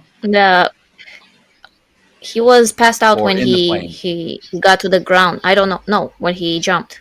Oh, okay. Jesus, man! That's me, dude. That's He did it for the girlfriend. Yeah, I probably. Yeah, Poor guy. I probably need to change of clothes when I'm done too. I don't know, man. Rather remain single than jump out of a plane. What if you do it and then she's like, "You're such a whip, I'm leaving you," and you're like, "I did all this for you," and Right. like, what? Lose. I put my life at stake. Don't I mean anything to you? I put my life at risk. Wow, this thing is pushing. Come on, ES. Get up again. Lady and gentlemen, we have hit time though. So, great session, everybody. Really good session. The market is closed. Yep, I heard that. That sounded legit. I think Adelina does the voiceover for Project X because that sounded too legit. Know. She's good. Too legit to quit. Hey. Oh. All right, guys. But yeah, have a good one. We're back in 5 minutes for the Prime Day wrap up. But apart from that, Adelina, I'll see you next week, I think. I'm not sure your schedule next week. Paul, I'll see you Daryl, tomorrow. And see you Paul Thursday. tomorrow. See you guys. Bye. Yeah. Have a good one, everyone. Sounds good. Take care, everyone. See ya. Have a good evening. Bye-bye. Markets are unpredictable, volatile, complex, but your trading journey doesn't have to be. Hola Prime TV is now live. Every trading day, join top coaches as they break down real-time setups, key levels, live trades across Forex, futures, and crypto. From Tokyo's early momentum to London's open surge to New York's high volatility action. We decode every move live. Get sharp analysis, clear strategies, and insights that actually make sense. And yeah, we don't just break down charts. We crack a few smiles too. Only on Hola Prime TV. This is more than content. This is infotainment and beyond. Markets are trading or already a pro but can't risk your money? Enter prop trading, a smart way to monetize your trading skills without risking your own money. Start your journey with Hola Prime. Here's how it works. Buy a small fee trading challenge. Hit the profit target and keep losses under 3% daily and 6% overall. Pass the challenge and get a Hola Prime account. It still has fictitious funds and the risk rules stay the same. But now, no profit targets. And yes, up to 95% of the simulated profits are yours. Wondering, how's that even possible? Well, we selectively copy trades from top performing traders in live markets. That's how we generate profits. Whether we copy yours or not, you still get your share. While most firms take days to pay, Hola Prime is the industry's first to do it in under 1 hour. Yes, every payout is processed in less than 60 minutes. It's a win-win. You bring the skill, we bring the trading setup and support, including one-on-one coaching. Take the trading challenge. Get rewarded. Hola Prime, trade with transparency. Want to learn futures trading and thought too complicated? You're not alone. Futures trading can feel like decoding a puzzle, but it's simple at its core. Take the one-step Prime challenge. Hit a 6% profit target. Stay within 3% max loss. Pass and get the Hola Prime account with profit splits. News trading? Allowed. Copy trading? Supported. Pro trading platforms? Ready to use. Trade instruments listed on CME, COMEX, NYMEX, and CBOT on all major platforms.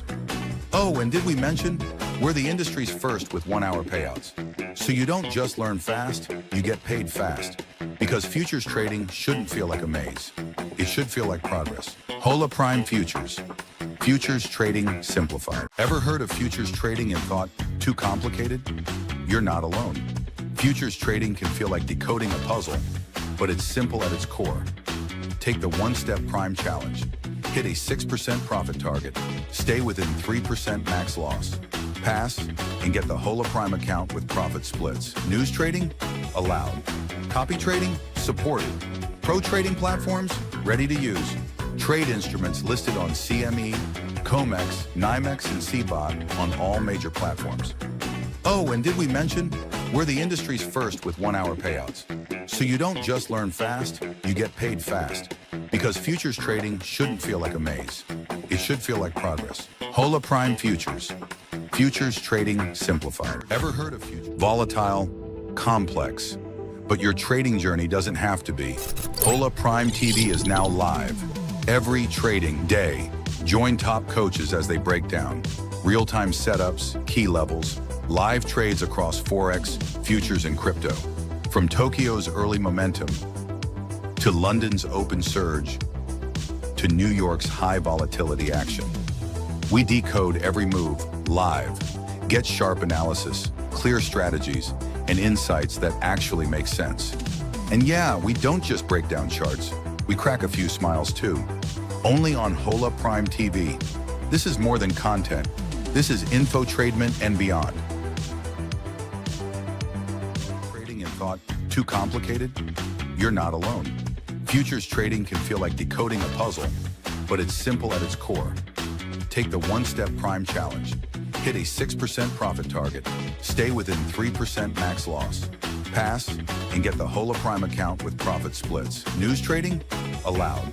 Copy trading? Supported. Pro trading platforms? Ready to use. Trade instruments listed on CME, COMEX, NYMEX, and CBOT on all major platforms. Oh, and did we mention? We're the industry's first with 1-hour payouts. So you don't just learn fast, you get paid fast. Because futures trading shouldn't feel like a maze. It should feel like progress. Hola Prime Futures. Futures trading simplified. Ever heard of futures?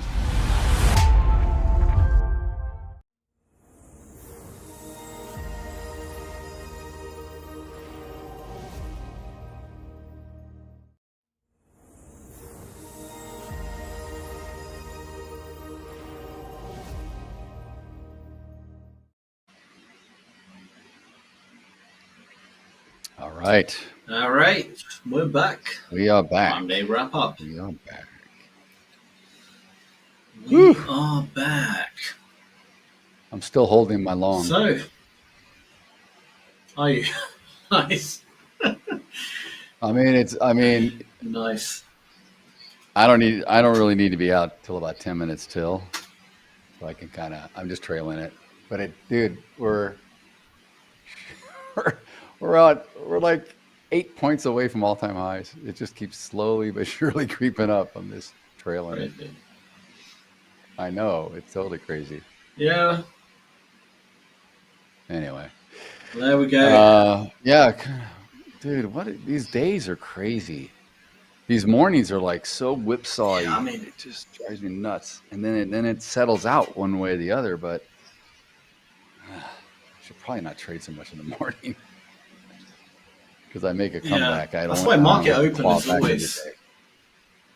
Yeah, it's risky. Yeah, that's why market open is always a good time to kind of look at what happens at market open. We saw today proper range bound at market open, and then we had that kind of push down. And at one point I said, I don't believe it's a true push down. I think we're going to go straight back up again. And you called it, dude. Because of how the market opened. Do you know what I mean? If the market opened bearish, like really strong, then that to me would have been legit. like, yeah, we're going to keep going down. Yeah. But it was either way, either up or either down. Way it opened. Either direction would be trending. Yeah. Right. I agree. I know. But I've also seen it do where it'll come and do a swing, you know, whatever, a swing up, swing higher or swing low, and then kind of come back up to the middle and then do a good push and get directional. I mean, but this is why a lot of times people advise most traders to just kind of sit on your hands for the first at least 15 minutes, just let things settle out, because it's hard to tell where things are going, where things are heading. It's just too busy. There's a lot of open orders that need to be filled from stuff that was placed in the overnight that didn't, you know, that have to wait for brokers to transact at the open. There's just a lot of this stuff going on. And so, yeah, but man, I didn't think we would be, I didn't think we'd be up here again, but I mean, I'm not surprised, but boy, to be back up here again. Yesterday was such a shallow day. We only had, what did we have yesterday? Like 17, like 35 points of range, maybe at the most. So it was a small day in relative to, actually, yeah, I can't, let me get it. What am I doing? Yeah. Why is it not showing? Oh, because I'm on a 1 minute. I'm on a 1 minute. It's better to see it on here. I'm like trying to condense it and it's like not cooperating, but I don't want to get away from 1 minute on that chart. So, I mean, where's my brush? Yeah, this is today. This is us right here. This is yesterday. So obviously we've engulfed and we've gotten more, but I mean, it's not surprising to me in the ES that after a big day like Friday, where we just went some pretty good range. I mean, it was a big sell-off day, right? We came in, we grabbed the all-time high, which is our current all-time high. That's where we sat on Friday. And no sooner than we got it, we just sold off. It was ugly. So, I mean, I kind of figured we'd come back up here at some point, but I wouldn't think in two sessions later we'd be right back up here again. These markets don't care. Yeah. Markets just don't care. There's so much in well, we knew, you know, a lot of flow. We had a lot of long-term buyers picking up orders right at that low a few days back, last week or whenever it was. So we kind of knew, and there's money. The market's now entering a bullish phase, and so yeah, I've there's been money that betting has to on- get placed in the on market every bulls. week.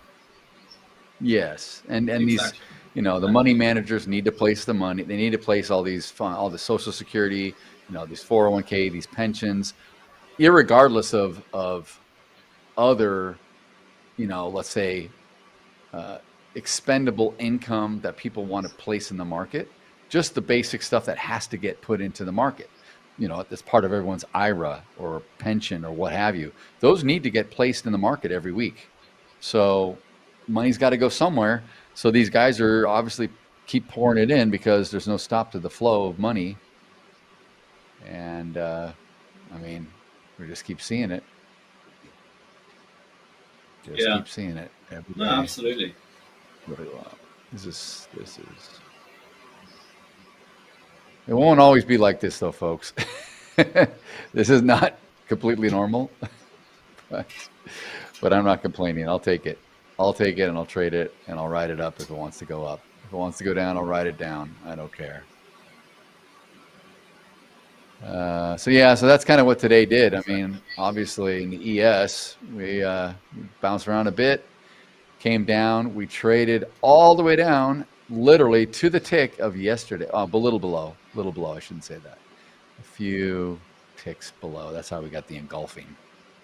A few ticks below yesterday's profile, yesterday's RTH, right? So we came down, traded through that, and then marched back up. And ever since then, we've been up, and we're still going up as we speak. All this. So, and tomorrow we've got what? PPI. So we're going to start to get some now some headings and some prints that are going to start moving things around a bit. Where are we? Let me refresh.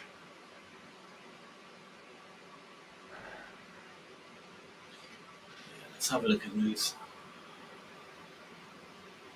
Yeah, so tomorrow PPI morning, tomorrow. PPI at 8:30 Eastern. So that'll be important. Holy crap! Yes. CPI on Thursday. That's a big one. That's a big one too. So we're heavy going into tomorrow and Thursday. Yeah, for sure. There's interest rate decision, European Central Bank interest rate decision as well, and the overnight on Thursday.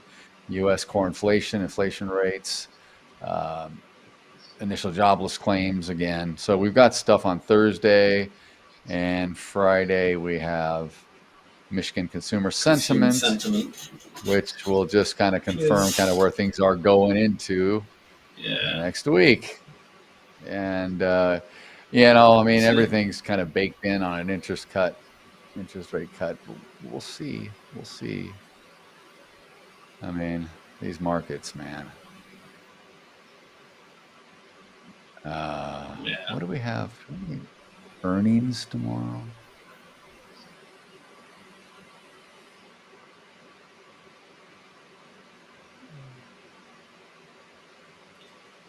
I mean, the bubble has to pop at one point, right? Yeah. We're not ready to. It won't yet. No, I don't think so. Nothing. Not yet. But at some point, the bubble has to burst. I mean, you can't keep going like this with all these assets going crazy. I mean, Bitcoin's back up. It's marching back up again to its high. Gold is at its high. ES is at its high. The Dow is at its high. NASDAQ's not far from its all-time high again. All this stuff, it's just crazy. Real estate's still at highs globally. Most places still very expensive, right? London's no different, man. I mean, it's just crazy expensive, these cities. So something's going to have to happen.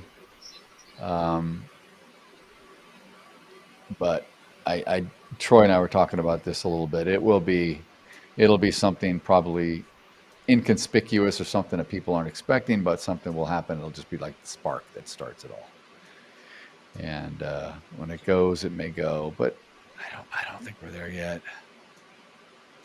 I don't know. And you got all these banks saying that they're all just bullish. I mean, Barclays and JP Morgan and what have you. They're just, I mean, they have more information than you and I do for sure, but I don't know. I mean, and what's out there that we don't know about? Tariff and trade war stuff. We don't know how any of that's going to affect anything yet. China's still not set. We still probably have some other countries that still aren't dialed in. So, I don't know.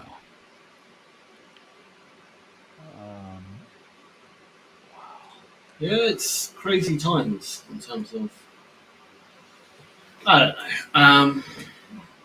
But our job, like my job, your job, Sam, probably isn't.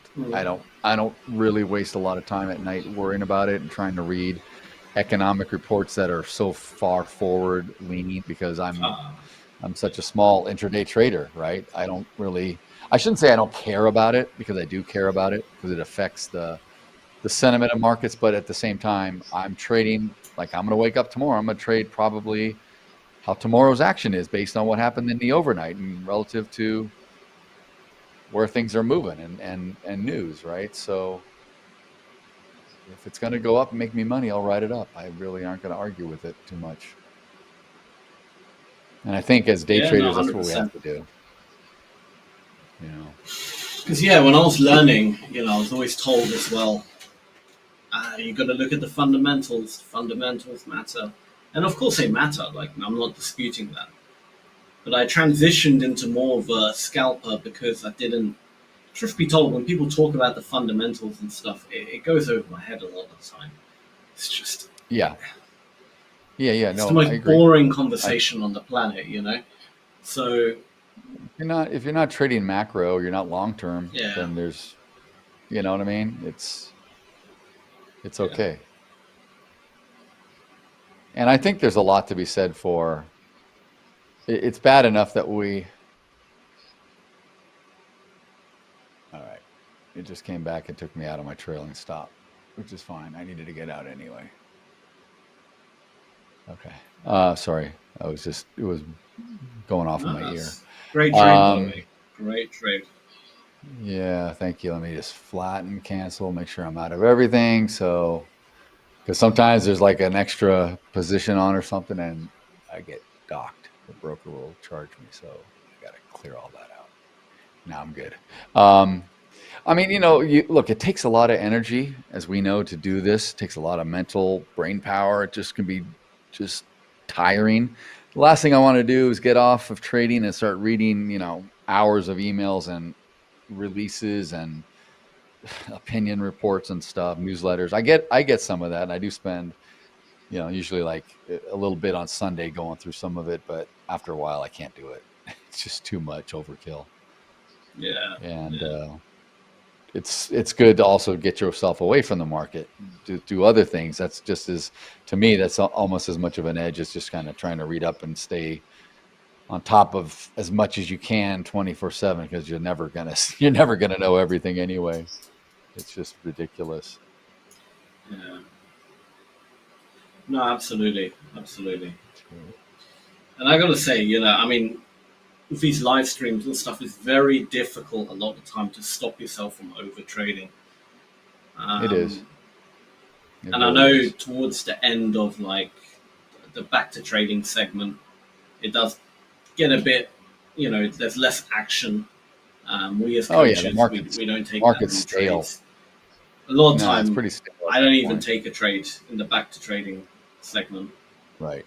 Just because if I'm already in profit, I generally like to lock it in. Yep. Over trading, the amount of times I've been burnt by over trading. I've been up, 1,500, and then I end the day at minus like $1,000. Yeah, I know. Like, how did that happen? I know. Because I over traded, and I ran out of time. So. Yep. For me, it's if I don't have at least 4 hours. 4 hours at least of good market conditions, ahead of me. I don't like risking another trade, especially if I'm up already. No, and if you don't have an edge, and a lot of people don't really trade the later it gets during the day. I mean, what are we typically told? Usually, we're told to stay away for the first 15 minutes when the market opens. And then usually a lot of people say, stay away from the last hour, or at least the last half hour, because again, it's going to just whipsaw you to death. So by the time the end of the day gets around, a lot of people aren't interested in taking trades anyway. I know we get people in the chat. They probably come and just hang out with us, see what's going on, maybe learn something, but I don't think they're actively trading either at that hour. But if something shows up or I see something, I tend to get in trade just because I think I just can't sit here. I can't sit here for an hour and a half and just stare at the ES. So I'll typically do something, but a lot of times I get burned by doing it. Today I didn't. Today I was rewarded, but a lot of times I do get burned, and I do get back profit. But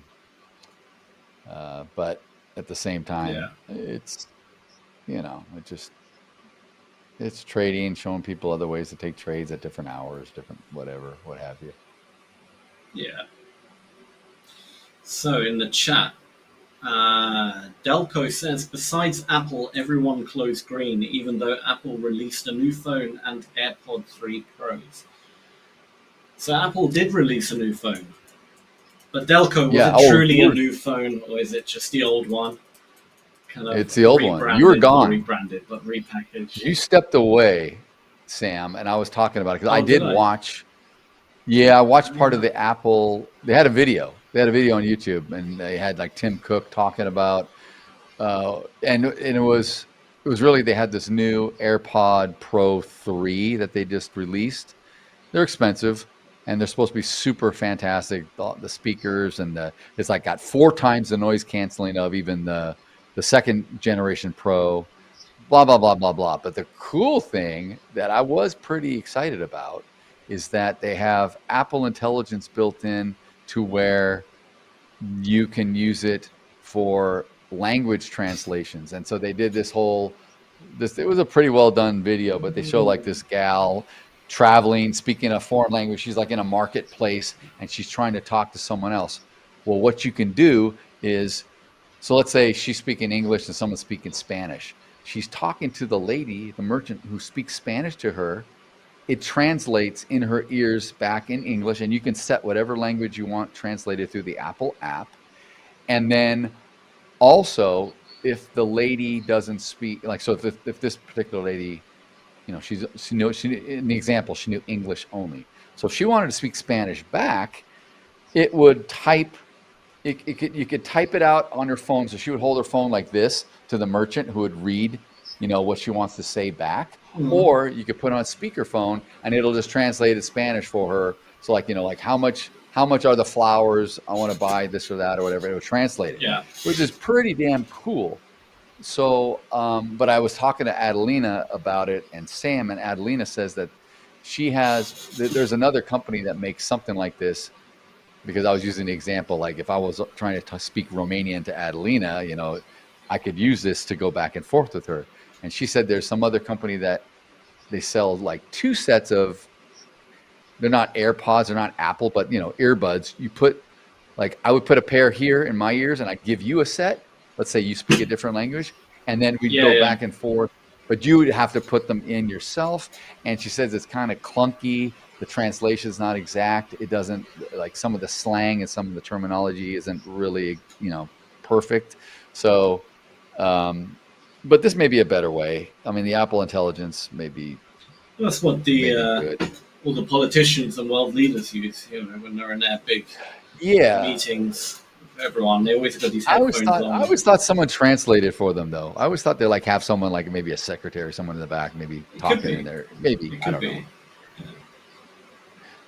But yes, and also they did say the new iPhone 17 Pro raising prices $200, man, to $1,100 US. Of course. Not even the Max. Just you know what's the Pro. cheeky, right? Do you know what's ridiculous about Apple?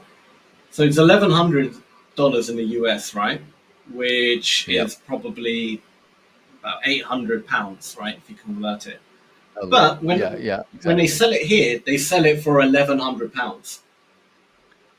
Oh, do they? So we in the UK are getting ripped off even more. Oh yeah. You're paying like, dude, £1,100. You're paying like almost like $1,400 for it, $1,350 or something. Yeah, exactly.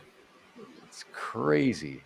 Yeah, that's not cool. That's what Apple have always done. They've never changed the currency. They've always whatever it is in dollars, they'll just charge that in pounds. But the actual number, not. And they're domiciled. They're domiciled in Ireland, so you think they'd. You think they would maybe give the United Kingdom a break, but I guess not. they can do all this stuff, and people will still buy it. I mean, I'm one of them. I end up buying always the new iPhone. It's stupid, right? But now I'm kind of like, after this one, the amount of... I literally have all my old iPhones in a bag over there, and they all look identical. The last few generations, they work exactly the same as this one. I cannot tell the difference. Do you know what I mean? And I'm thinking now, like, I know. They need to make something drastic. So I have this is the 15 Pro. It works fine for me. I've had it since whenever it came out, and I got my wife and I both 15 Pro. I don't know what we had before. Maybe we had like 13s or something, but we needed an upgrade, and she had dropped hers a bunch. But then my son, he had an iPhone 11. He had an old 11 that he had from 8th grade all the way through high school. So he had it for 5 years. And to his credit, man, he took care of it. He didn't get it all scratched or dropped or anything. He was really good with it.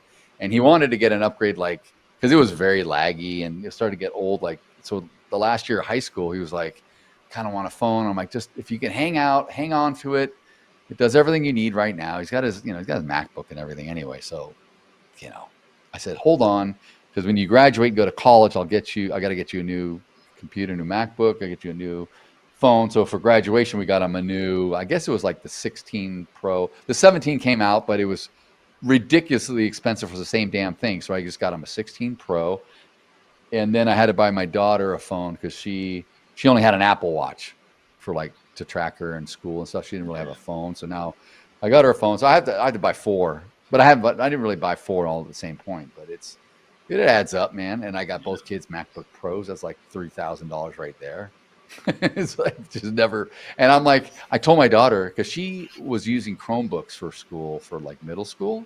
And she's very, these kids today are very good though. You're probably good too, your generation. She has her iPad, so she goes back between, iOS to Windows seamlessly, whatever, doesn't matter. So I said, do you really need a MacBook like your brother? Or can I just buy you some whatever, an Asus or HP? There's some Windows 11, because I'll save a lot of money on a laptop, right? Yeah. Just you really need a Mac. And she's like, I kind of want a MacBook because now everything's all integrated and it's all on the iCloud. I said, okay, fine, and it was fine. So I ended up biting the bullet. I got her a MacBook, but I got her an Air, not a MacBook Pro. So I got her an Air, but they're still freaking a lot of money, man. For even like a 13-inch. It's like $1,000. Yeah, just a regular, and not even a crazy. Ridiculously. I'm not talking like 30. I'm not talking like crazy RAM or 512 gig or anything. Just a basic 256, thing. But I still buy it. I still buy it. Like you said, I still buy them too.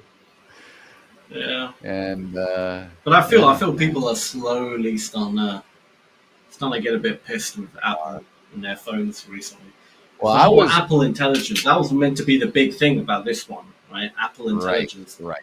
I've never used it once. It's absolute garbage, Apple Intelligence. Complete, I know. Utter rubbish. Yeah, Moses is saying they pay like double. It's like $2,000 in South Africa. I know it is. And so my wife, she's Korean. And so we were big on Samsung for a long time. We had Samsung Galaxy phones, when you and I were talking about Blackberries earlier, I think when I switched from Blackberry, I went to an Android. I didn't go right to an iPhone, and I was fine with it. But it's so funny now. The thing is, a lot of my wife's friends, like her Korean girlfriends and stuff, we go hang out with, we go out to dinner with couples and stuff. All of them have that Galaxy, the one that bends in half, where the glass bends, and they love it. They all used to have. And they all used to have iPhones, and we're like, what happened to your iPhone? They're like, we got so sick of it. We got these, and we love them. And you could set them up. The way it takes video, it props up. You can read more. I don't know. They kind of go back and forth. So my wife's like, should we go back? I'm like, I don't want to reset up all my stuff again. It's just nice to have everything here. When I get a new phone, it just switches right in, right? And you don't have to do any work. Yeah. That's what I don't want to have to do. That's the thing about... I'm stuck in their damn ecosystem now. But Me too. Going to Android now would be it's too much. This is why I haven't even bought a new laptop, because I don't want to log in to find all my passwords and set it all up again. Yep. It's just I can't be bothered with stuff like that. But, I'm with you. I'm totally with you. It's a pain, dude. It's a real freaking pain. But yeah, I mean, gotta stick to it. Yeah. But give it another 10 years, and then Apple will finally do the folding phone as well. Z Fold or Z Fold or whatever it's called. Samsung. And they'll call it something new as well. They'll be like, this is a brand new innovation that we have invented. I mean, look, if things get really, if the economy gets really bad and stuff, or it starts to really hit people hard, people aren't going to pay this crap. They're not going to do it. They're just not going to do it. They're either going to buy used phones. If they want to be with Apple, they're going to buy used or refurbished or something, or they're just going to start going to PCs. They don't. Aside from an iPhone, you don't need to have an Apple computer. You can run other stuff. I mean, they're great computers. Don't get me wrong. They're really nice. Yeah, I've got a MacBook Pro, an older one. I've never used it. Do you use it for? Is that what you use right now? Like with trading? or is that separate? No, I'm using for trading. I use Windows because of all the programs and stuff. But exactly. I was going to say that. The MacBook, like the MacBook Pro, is a good. It's a good like general computer all round. Like they're quick. They're a lot more responsive than like Windows generally. And they are decent. Like, they're well built, but they are well built. Yeah, they're well built. They're thin. They're pretty damn thin. They're nice. They you know, the quality's there. But you know, I don't know how I feel about paying $500 to $800 more for the same damn laptop. It just, you know, it's got iOS or Safari or whatever, and I'm using, and I'm running on other stuff, and I don't need it anyway. But yeah, I know. 100%. Well, so what did you trade today? Did you trade NQ? You scalped NQ, right? NQ, yeah. Scalped the NQ, yeah. You know, so Paul's back on the ES train. He came back to life. He is. I resuscitated him. Yeah, he's been doing ES for like the last. He did today, did yesterday. I think he may have did it Friday. Yeah, because he said he got sick of trying all the new sophisticated stuff. Oh yeah. I mean, he's trying all the exotics, right?